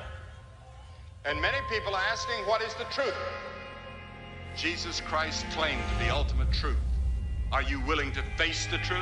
Do you think the MKUltra project ever actually ended? The Central Intelligence Agency is actively involved in mind manipulation. We all answer to one God and one Savior. And He's there to change your life for the better. All right, America is back on track 2025, but next year, CPAC 2026 is going to be even bigger. Go get your tickets now. Go to cpac.org and join the movement. As I think it was President Reagan said, we're from the government. We're here to help. I think you all know that I've always felt the 9 most terrifying words in the English language are, I'm from the government and I'm here to help. We're from the government. We're here to help. I, Donald John Trump, do solemnly swear. President Trump is back in the White House. President of the United States. Donald Trump has taken back America. I actually started quite a while ago in CPAC, and I enjoyed it so much that I came back for a second one, then a third, then I said, what the hell, let's run for president. Matt said, it's like 5 years ago, 6 years ago. He says, you should run for politics. He's the one who said, you should run for the presidency of the United States. It is my honor to introduce to CPAC 2017 our president, Donald Trump. First of all, I want to thank Matt Schlapp and his very, very incredible wife and boss, Mercedes, who have been fantastic friends and supporters, and so great when I watch them on television defending me. Nobody has a chance. I love this place. Love you people. You never stop fighting for America, and I will never, ever stop fighting for you. We know that there are still more records to be shattered, new summits to be scaled, more triumphs to be realized, and more amazing history just waiting to be written. The American adventure has only just begun. God bless America, and we will see you next year. Thank you very much. You never stop fighting for America, and I will never, ever stop fighting for you. Ladies and gentlemen, please welcome host of the PBD podcast, Patrick Bet David. All right.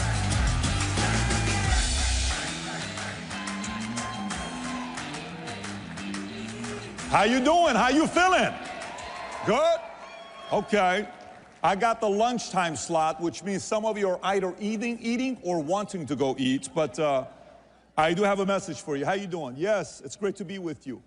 How many of you here watch or listen to the PBD podcast? I'm curious. Okay, it's a good amount. All right, so I got a simple message for you with the limited time that I have here for you. First of all, it's an honor to be here at CPAC. This is my first time being here.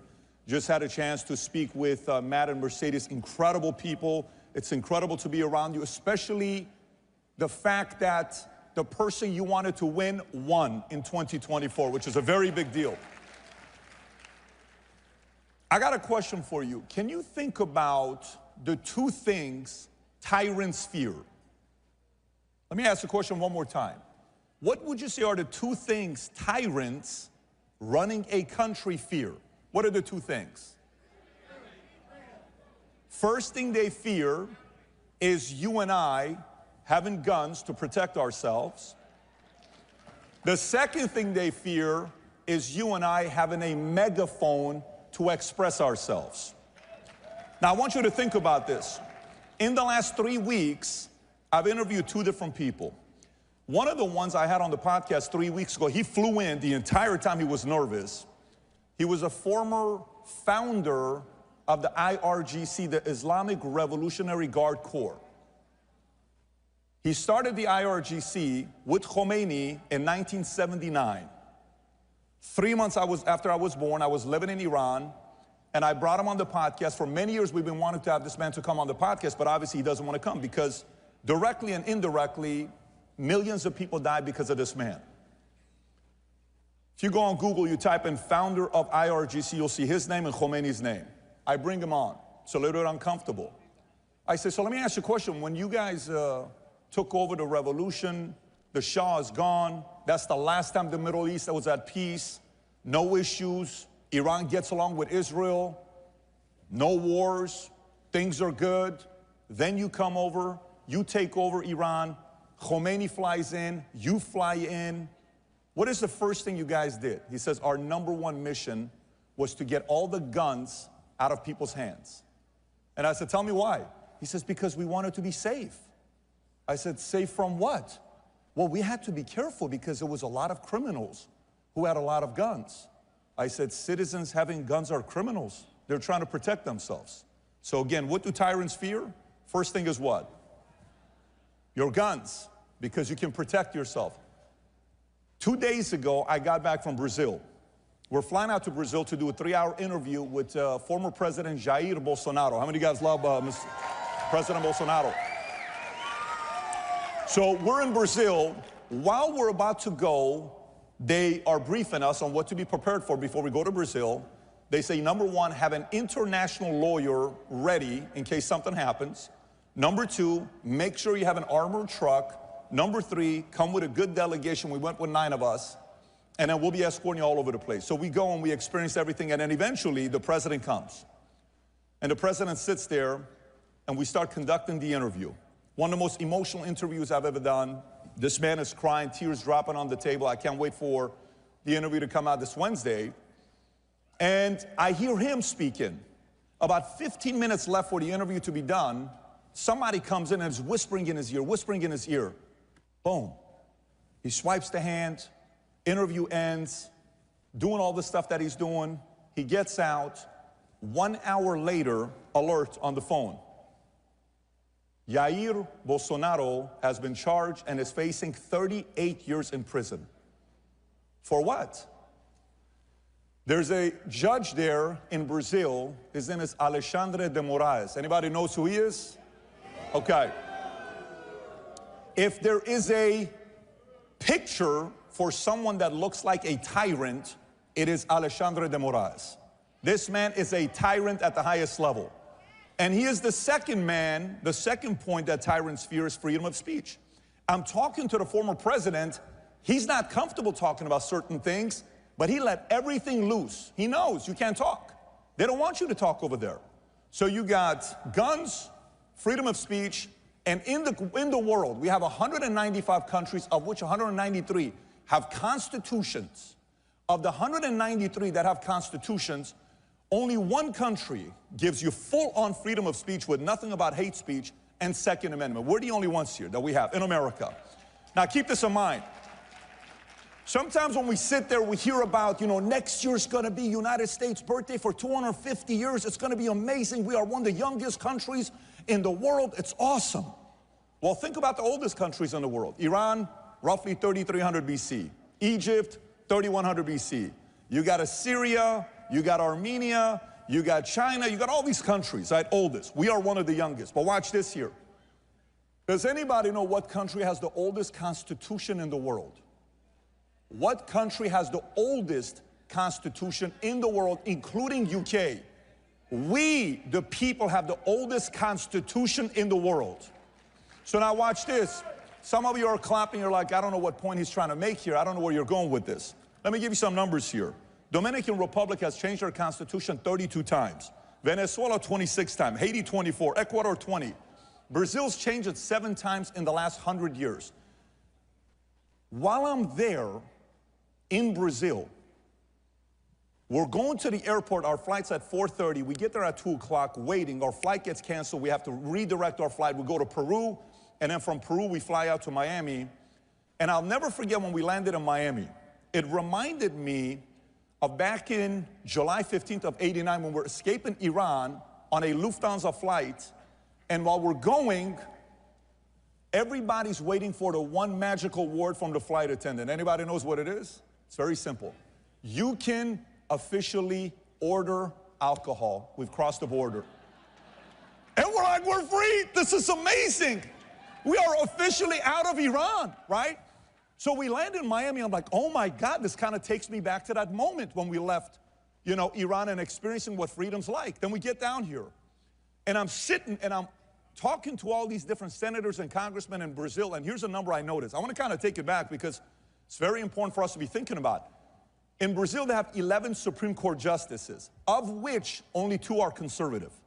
In Brazil, they have 81 senators, of which only 22 are conservatives. In Brazil, they have 513 congressmen and women, of which only 130 are conservatives.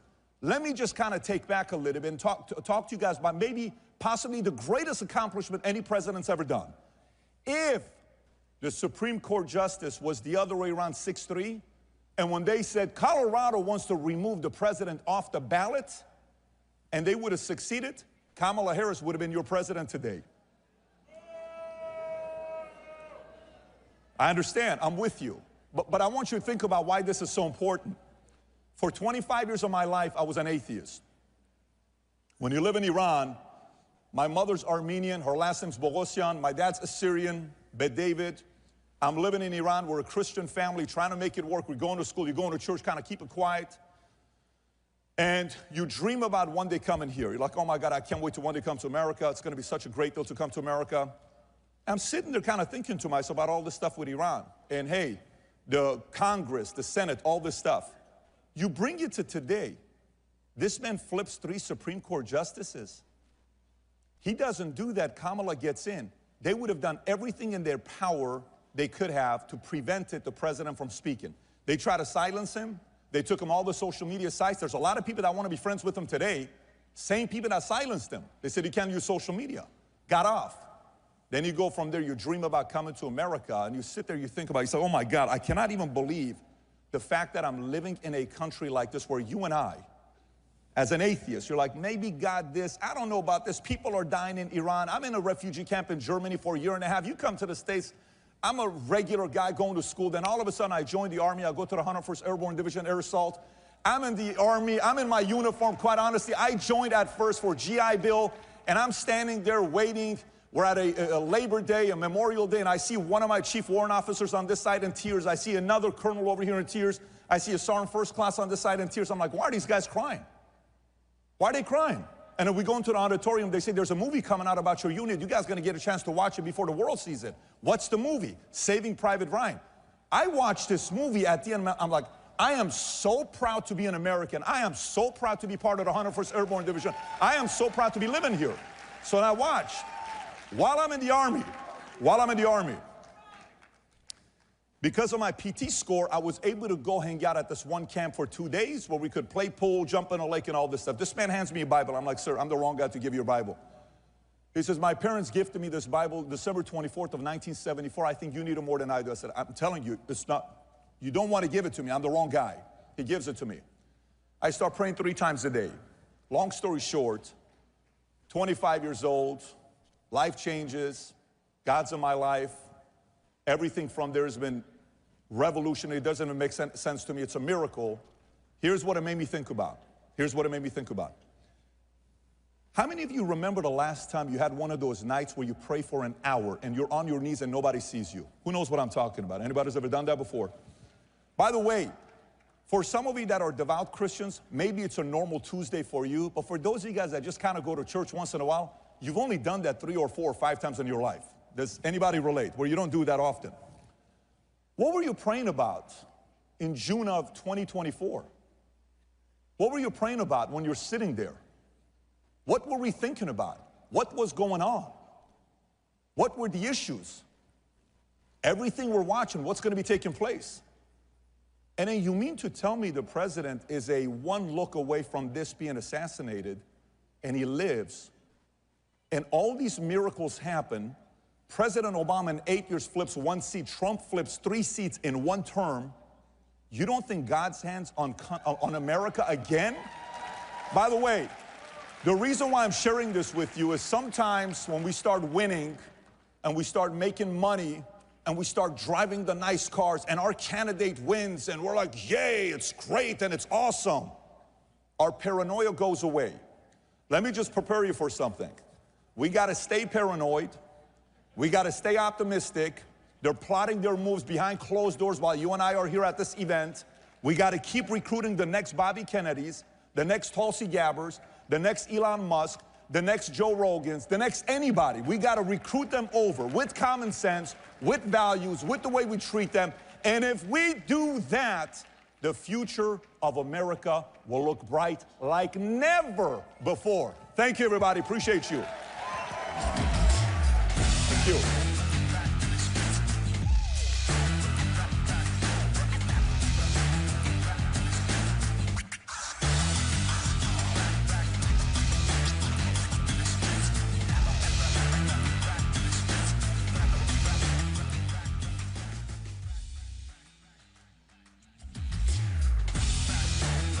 Ladies and gentlemen, please welcome U.S. Secretary of the Interior, Doug Burgum.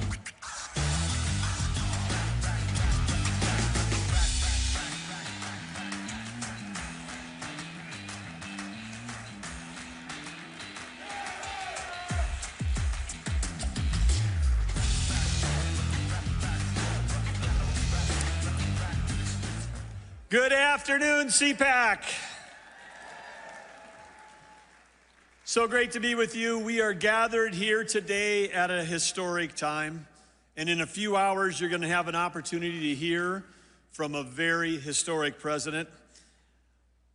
Here's a name you probably haven't heard of, Buddy Melgus, Olympic gold medal sailor from Zenda, Wisconsin, grew up on a small, teeny little lake in Wisconsin. How did a kid from a small little lake in Wisconsin go on to become an Olympic sailor?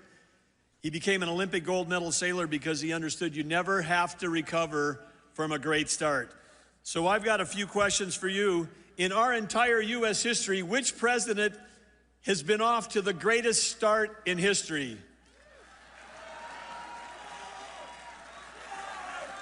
Yes, okay, I can ask that a different way. Which president in American history has had the most impact in their first 33 days? Trump. And of course, we know the answer to this one. Which president right now, every hour, every day, is making America great again? There you go. I want to say thank you all for being here. This is such an important group. You are the difference makers. CPAC was the group that believed in President Trump when others didn't. You stayed with him. You worked so hard for all these years, and you were working because you supported President Trump, but you were working because you cared deeply about America. You wanted America to be better. You knew that America could reach its full potential. And now that is happening every single day, and it started here with you. Thank you, CPAC, for everything that you've done. Yes, President Trump has got a very clear and a very powerful vision on ways to make America great again, and at the center of that is energy dominance. He knows that energy dominance, when the U.S. is energy dominance, it's going to bring down inflation because energy is a component of every single product that we buy, every piece of food you eat, every vehicle you drive. He also knows that when we have energy to sell to our friends and allies, it's going to end our trade deficits. He knows it's going to create great American jobs. And he also knows that when we have energy to sell to our allies, it's going to end the wars abroad. And he is someone who wants to stop the killing. He wants to end wars. And President Trump, I believe, for that work, is going to win the Nobel Peace Prize. And this is a group that can help that happen for him. Yes, President Trump knows better than anyone that energy dominance is the foundation for American prosperity, for affordability and world peace. The Biden administration, wow, what a mess that we've inherited.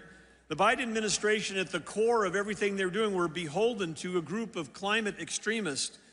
And when those climate extremists got the Biden administration to declare war on U.S. energy, and when they declared war on U.S. energy, it didn't reduce demand. It just shifted the supply to our adversaries across the world, to places like Iran. Iran, who sold hundreds of billions of dollars of energy through ghost ships and front companies to fund 24 terror groups against us. But President Trump wants that to stop. And he's got full maximum pressure against Iran. And he'll do what he did in his first term, which is financially he'll bring that country, or the Ayatollahs, not the country, but the Ayatollahs to their knees. But back home, the climate extremists that wanted it to shut down U.S. energy, what did they do to Americans? They raised the price of everything. Electricity prices 30% higher under the Biden administration. Some of you, if you live in the Northeast, you're going to be staring at 15 to 17 to 20% increases again this summer. This is all what we've inherited. And when we have high energy costs, that hurts our economy and we deindustrialize. And that's why President Trump on day one declared a national energy emergency. It wasn't just about price at the pump. He understood the mess that Biden left us, and that's why he declared that energy emergency. And part of that solution, last Friday, He created the National Energy Dominance Council. He asked me to chair it. He asked Chris Wright to be the vice chair. And with that, with the work that we're going to be doing, it covers everything.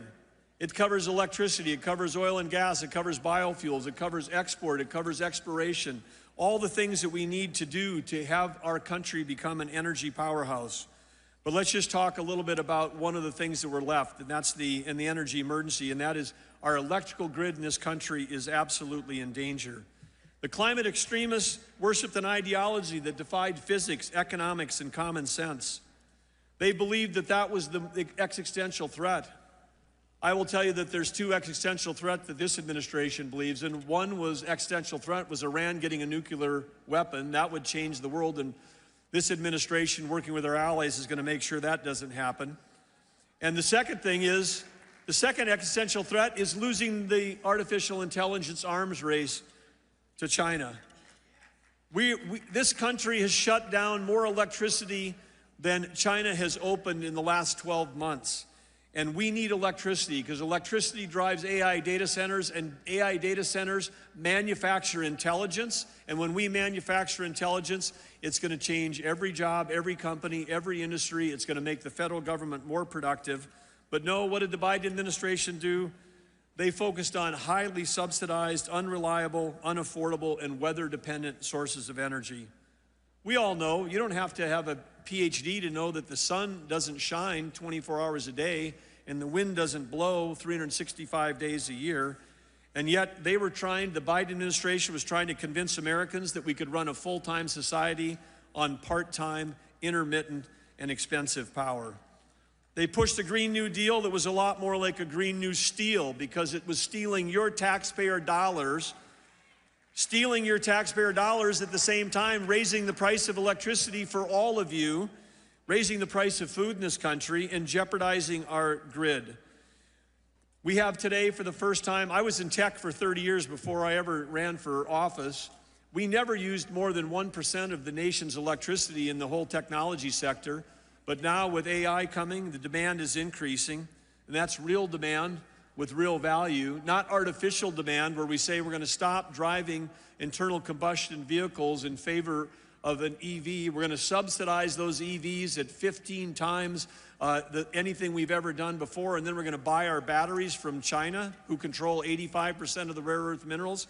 The whole plan was crazy. But what do we have right now under President Trump? President Trump knows that we weren't in some kind of mythical energy transition. He knows that we've got to have energy addition.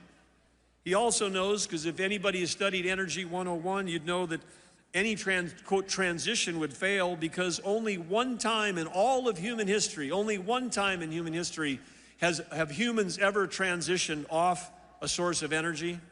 It was in the 1880s. Anybody know what that was in the 1800s when we transitioned off energy?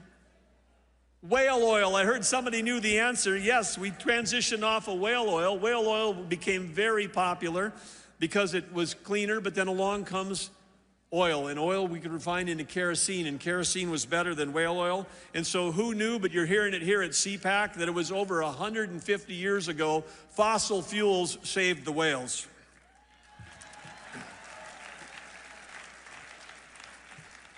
And I think we've got some t-shirt merch experts here in this room, and I just think that could make a great slogan on a t-shirt, by the way.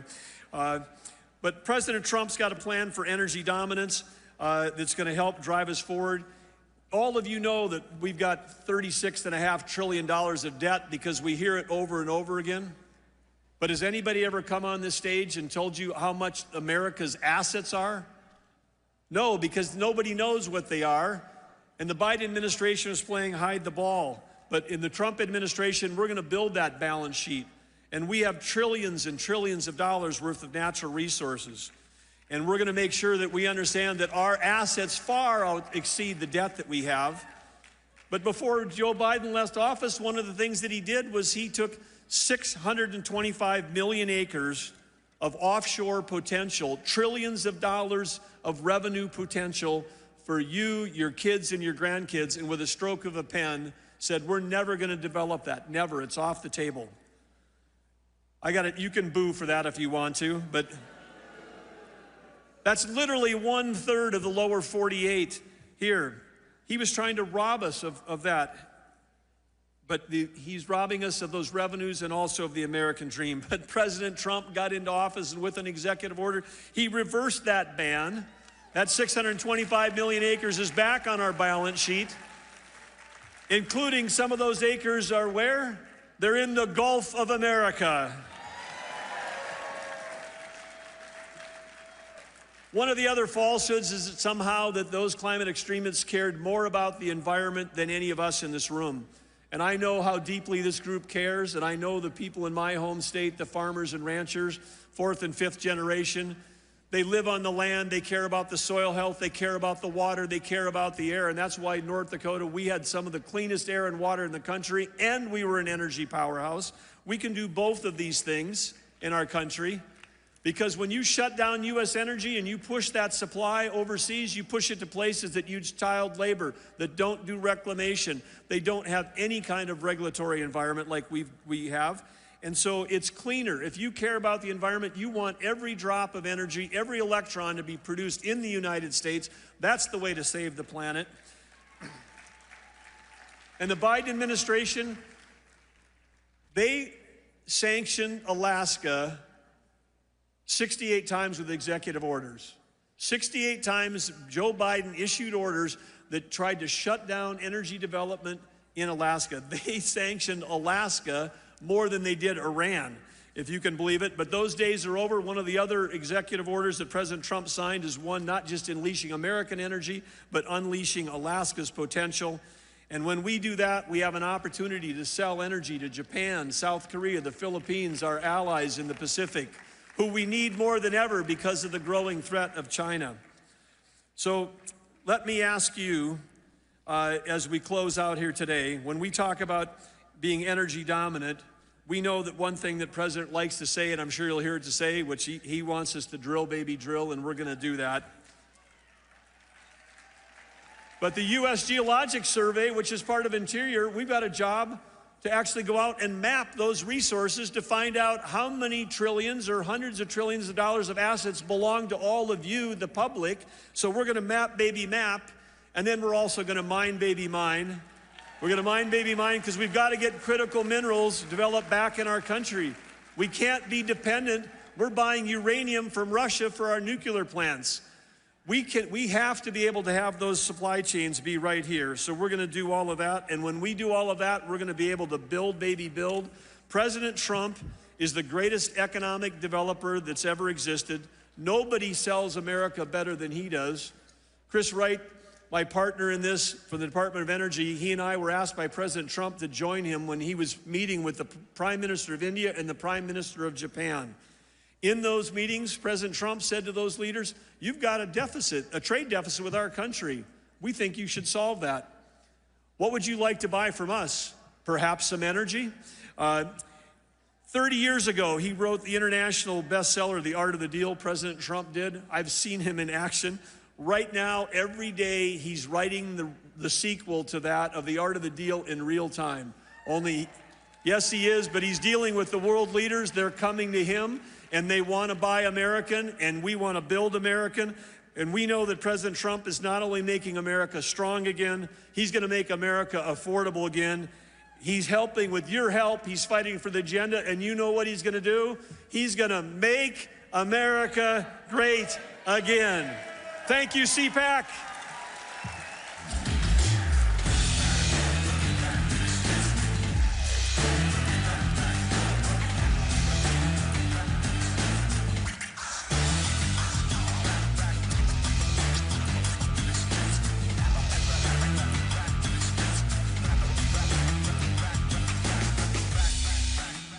I switched. I switched. I switched.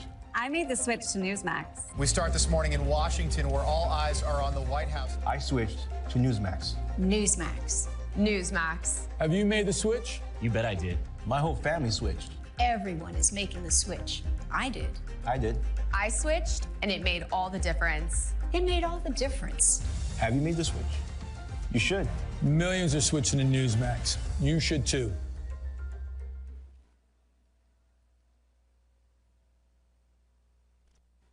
America is under attack. Our families are being crushed under the politics of a radical agenda. But moms have had enough. We are standing up and we are fighting back. This is our battle. This battle is every bit as important as the Revolutionary War because we fight for the same thing. Moms for America is a national movement of moms reclaiming our culture for truth, family, freedom, and the Constitution. I think Moms for America is exactly on track and is doing the right thing for the future of our country and our children. Like, Moms for America is going at the heart of the issue. I want to go on the record and say I'm for moms, I'm for America, and I'm especially for Moms for America. But I am honored to join Moms for America today as we speak out against the horrific mandates. With a national network of over 500,000 mothers, Moms for America is one of the fastest growing movements of women in the country. Well, the most dangerous place in all of nature is between a mama bear and her baby cub. We are the change.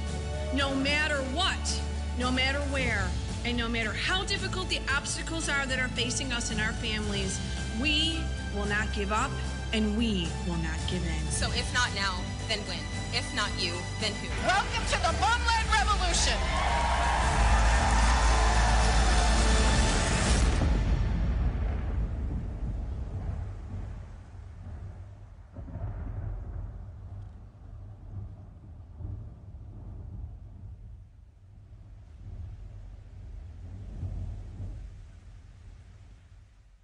Freedom, sovereignty, prosperity.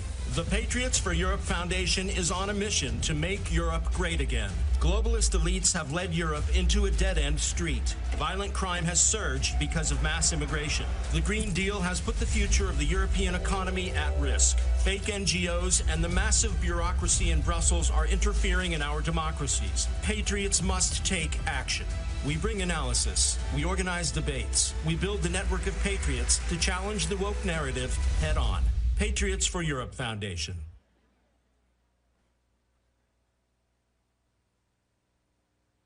America is under attack. Our families are being crushed under the politics of a radical agenda.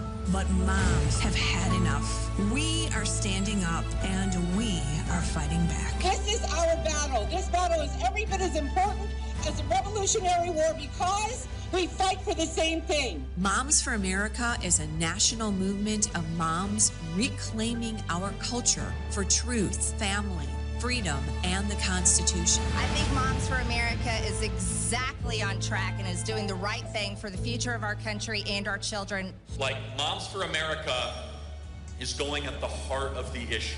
I want to go on the record and say I'm for moms, I'm for America, and I'm especially for Moms for America. But I am honored to join Moms for America today as we speak out against the horrific mandates.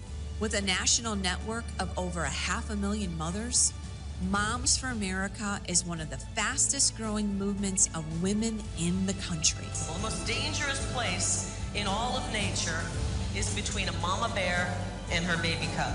We are the change. No matter what, no matter where, and no matter how difficult the obstacles are that are facing us and our families, we will not give up and we will not give in. So if not now, then when? If not you, then who? Welcome to the Mom-Led Revolution.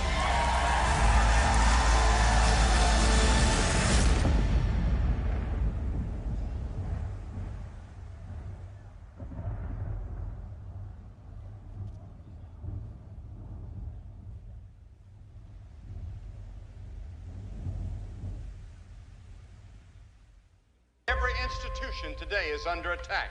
The home, the church, the government. And many people are asking, what is the truth? Jesus Christ claimed the ultimate truth. Are you willing to face the truth? Do you think the MK Ultra project ever actually ended? The Central Intelligence Agency is actively involved in mind manipulation. We all answer to one God and one Savior. And He's there to change your life for the better. Freedom, sovereignty, prosperity.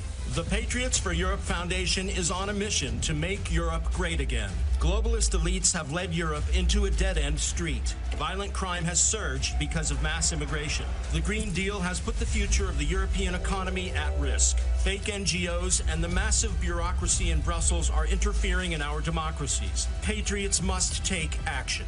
We bring analysis, we organize debates, we build the network of patriots to challenge the woke narrative head-on. Patriots for Europe Foundation. Ladies and gentlemen, this is Maha Unchained. Please welcome physician Dr. Robert Malone and Epoch Times senior editor Yanya Kellick.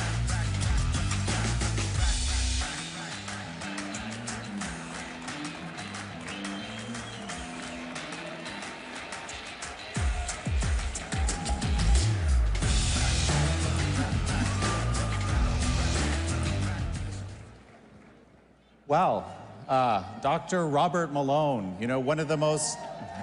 Yeah, everybody! Bring it up for Dr. Robert Malone! Probably one of the best-known contrarian voices during the COVID pandemic, arguing for rational policy during the pandemic. But I know him best as a rancher of horses and emus. And welcome my friend Yanya Kellick. You may remember that I spoke about Jan's leadership in the Epoch Times at CPAC 3 years ago. And I think without CPAC, without Epoch Times, we might not be where we are right now. It's been my pleasure to build a friendship with Jan and to participate in his fantastic series, American Thought Leaders, and our little fun series of clips that we called Fallout. That's right. So I'm wearing a bow tie today, not my usual attire, in honor of Dr. Peter Hotez.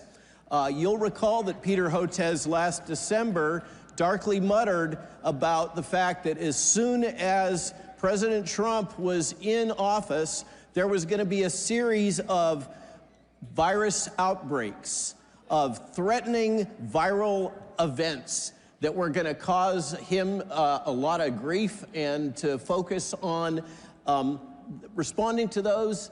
But instead what we have is two amazing things that happened on the same day. Well, so who here noticed that the new HHS secretary is Robert F. Kennedy Jr.? Two things happened that day. First, Robert F. Kennedy Jr. was sworn in, and second, there was an executive order signed by President Trump that established a commission to look at child chronic disease. A 1-2 punch that, in our view, is kind of revolutionizing the future of health. Robert. I agree. So what is this thing, MAHA?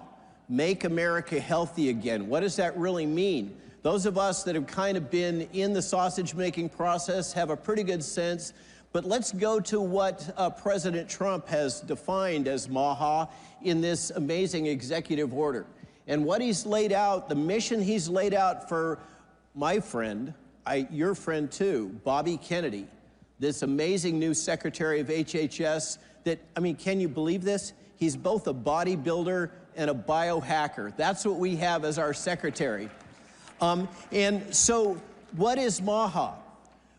A key factor in this is a refocusing of the entire government health enterprise from a focus on disease treatment to a focus on health promotion. And I really recommend that all of you take a moment to read President Trump's executive order creating the MAHA Commission, which is across government. It even includes Treasury. It's an amazing document in which he talks about the crisis of health in America, the crisis of chronic disease in America, but in particular, it zeroes in on Bobby Kennedy's sweet spot, protecting the health of children in America. It talks about child's health. It talks about the epidemic we have now of all kinds of chronic diseases, including autism in our children, and it talks about the over-medication with Ritalin and all these other drugs. We're basically drugging our children into obedience and oblivion using these agents, getting them to be complacent in the schools so they don't cause trouble, making it easier to control them. That has got to stop. And that is the mission of the Make America Healthy Again movement, is to, within 12 to 18 months, this is the president's mandate, within 12 to 18 months, Bobby Kennedy has got to show measurable improvements in public health for American citizens. Now that is a tall order. And to do that, he's got to let loose, frankly, he's got to let loose the dogs of war. He's got to let loose the whole federal bureaucracy, transform it, and take this new leadership team that he's created under Donald Trump's direction and completely radically transform CDC, FDA, NIH, work with his partners at USDA to enable the health of Americans, and particularly the health of Americans' children. So, but Bobby Kennedy, okay, Bobby Kennedy did not work alone, okay? And MAHA was actually something that existed in America already, a kind of subculture, one that I didn't even know very much about, that I discovered on American Thought Leaders, you know, throughout COVID.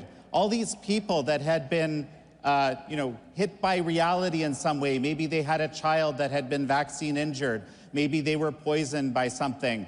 And millions of Americans basically were not, many of us were just simply not aware that there was this growing movement of people that were looking at root causes of health. And Bobby was kind of a central figure in this. So him coming in as the HHS secretary, I mean, this is in terms of budget, the largest of the departments. Yes, right? Well, except for defense. But China went through a MAHA movement itself at one point in time. Isn't that right? And what happened? 100%. And so this is what dawned on us as we were preparing for this session. You know, back in the 90s in China, there was the health system had actually collapsed, a little bit like what's been happening here. Okay, and these traditional methods of called Qigong, or kind of a Chinese yoga, became incredibly popular in China. The most popular was Falun Gong, and some of you will know that the founders of Epoch Times were Falun Gong practitioners. 70 to 100 million people were getting healthy. Okay, they were getting awards for getting healthy. And what did the regime do in 1999? They decided to crush this health and spiritual movement. So, I mean, this is something that totalitarians do. This is the other part that I realized. Totalitarians do not like healthy people, right? And it's a kind of a mindset. So here we are. So China now is not only crushing its own health promotion movement, but they're promoting bad health in the United States. Talk to us about fentanyl. Well, so, okay, how many of you noticed that we have a new FBI director? Kash Patel, of course.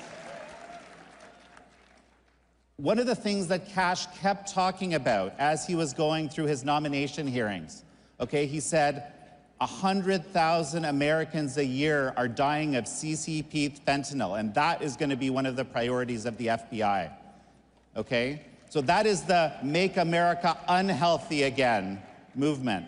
But we also have to have our own kind of individual agency here. We can't let Kash have to deal with this entire problem, or our foreign policy establishment deal with the entirety of that. So if we have enough time, we'll talk a little bit about things that can be done about fentanyl. I think it's one of the clear things that HHS can do together in partnership with the other agencies, and particularly the FBI and Kash, to help make America healthy again within measurable responses within 12 to 18 months. But let's talk for a moment about what is public health. We all hear about public health, okay? Today's public health is not about medicine. It's not about the physician-patient relationship. It's not about empowering patients to take control of their own health, which is what we need to do in the day of Maha.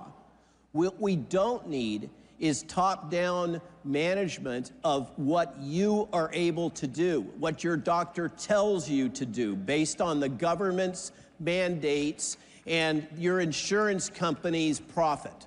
Okay, we have to get back to decentralized health under the control of you, the patient. But what do we have right now in public health? Public health is basically grounded in utilitarianism. It is functionally socialism. It is the logic of the greatest good for the greatest number. That is absolutely the centerpiece of modern public health, and it's based on big data. It's based on big data analysis of what on average is best for you, and then a top-down approach to cause you to comply with what the numbers say under close analysis is best for you.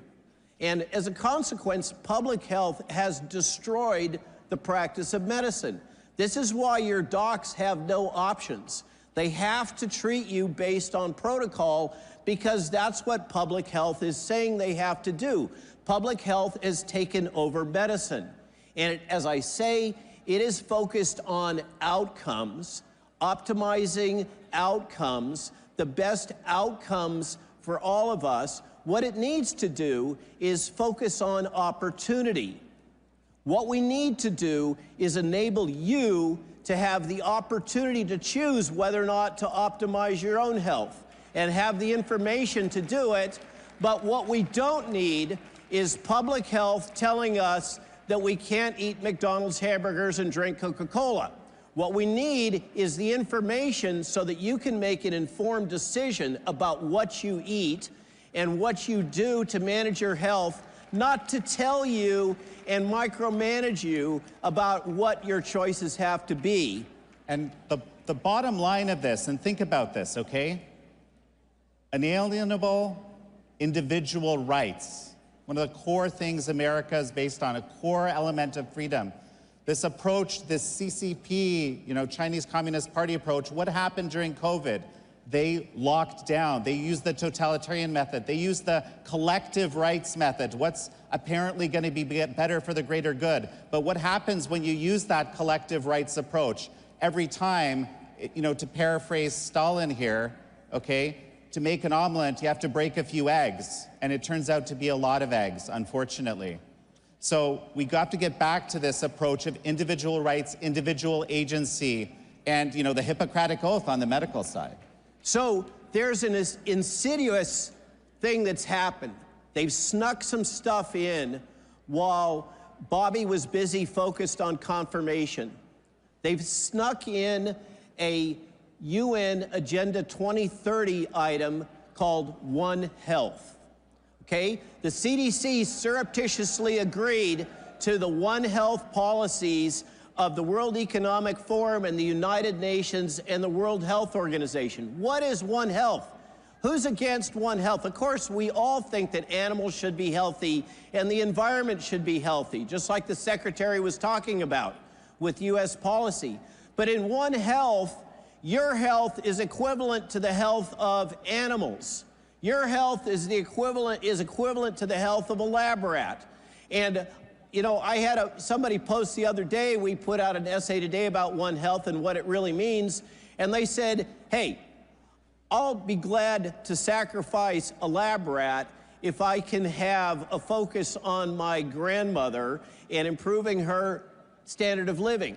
In One Health, the health of animals and the health of the environment are considered equivalent to the health of humans, and this has now been slipped in this policy that's right up there with the Green New Deal while the new administration was distracted. Something that was in progress for 2-3 years under the Biden administration, they managed to sneak in. They managed to sneak in the new director of pandemic preparedness, a veterinarian who is the associate dean of One Health at Texas A&M, before Bobby even had a chance to sit in the chair. And this is what Bobby really needs your help with. This is what Maha needs your help with. is he is going to be up against an entrenched bureaucracy that is going to fight him tooth and nail every step of the way. And the only way that we're going to be able to get sustainable change is we have to have all of us, the citizens of the United States, saying, we support you, we support a focus on health in Americans, and we are not okay with this globalist agenda of one health, and we are not okay with the bureaucracy sneaking stuff in behind his back. Now, we only have a little bit of time left, but let's talk a little bit about bird flu. Well, so how many have noticed egg prices have gone through the roof? How many?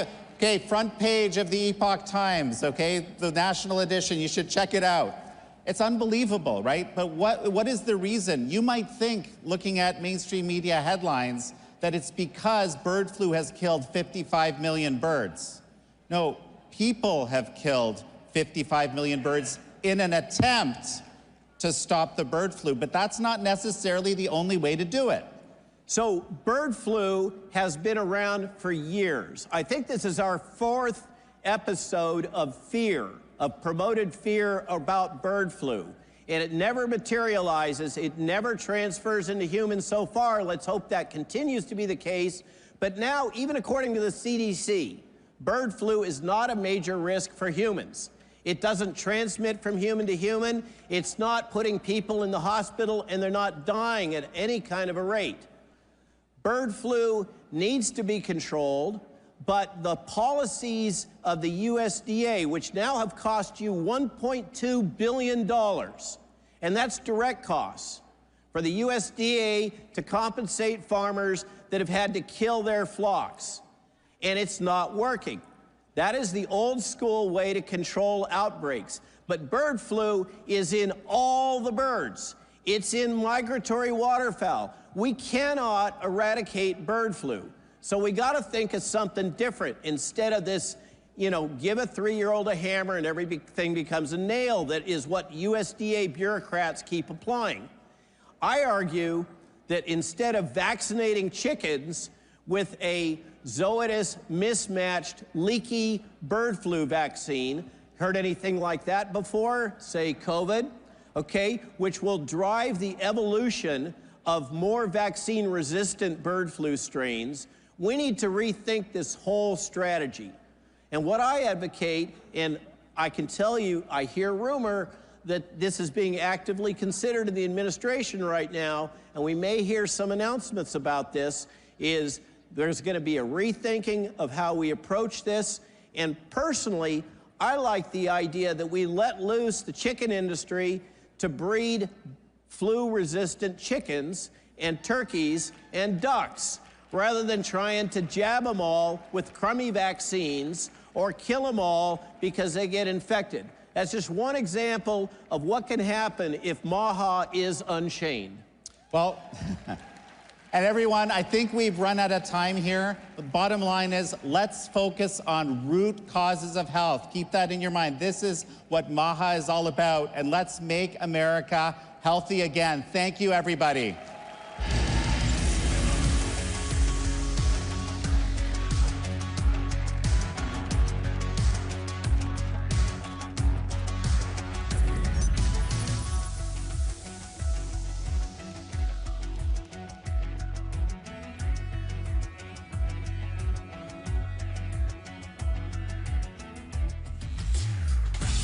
Ladies and gentlemen, it's time for the CPAC straw poll. Please welcome CPAC Chairman Matt Schlapp, and from McLaughlin and Associates, Jim McLaughlin. This way I can follow.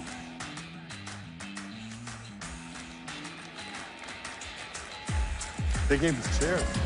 Huh? Had chairs.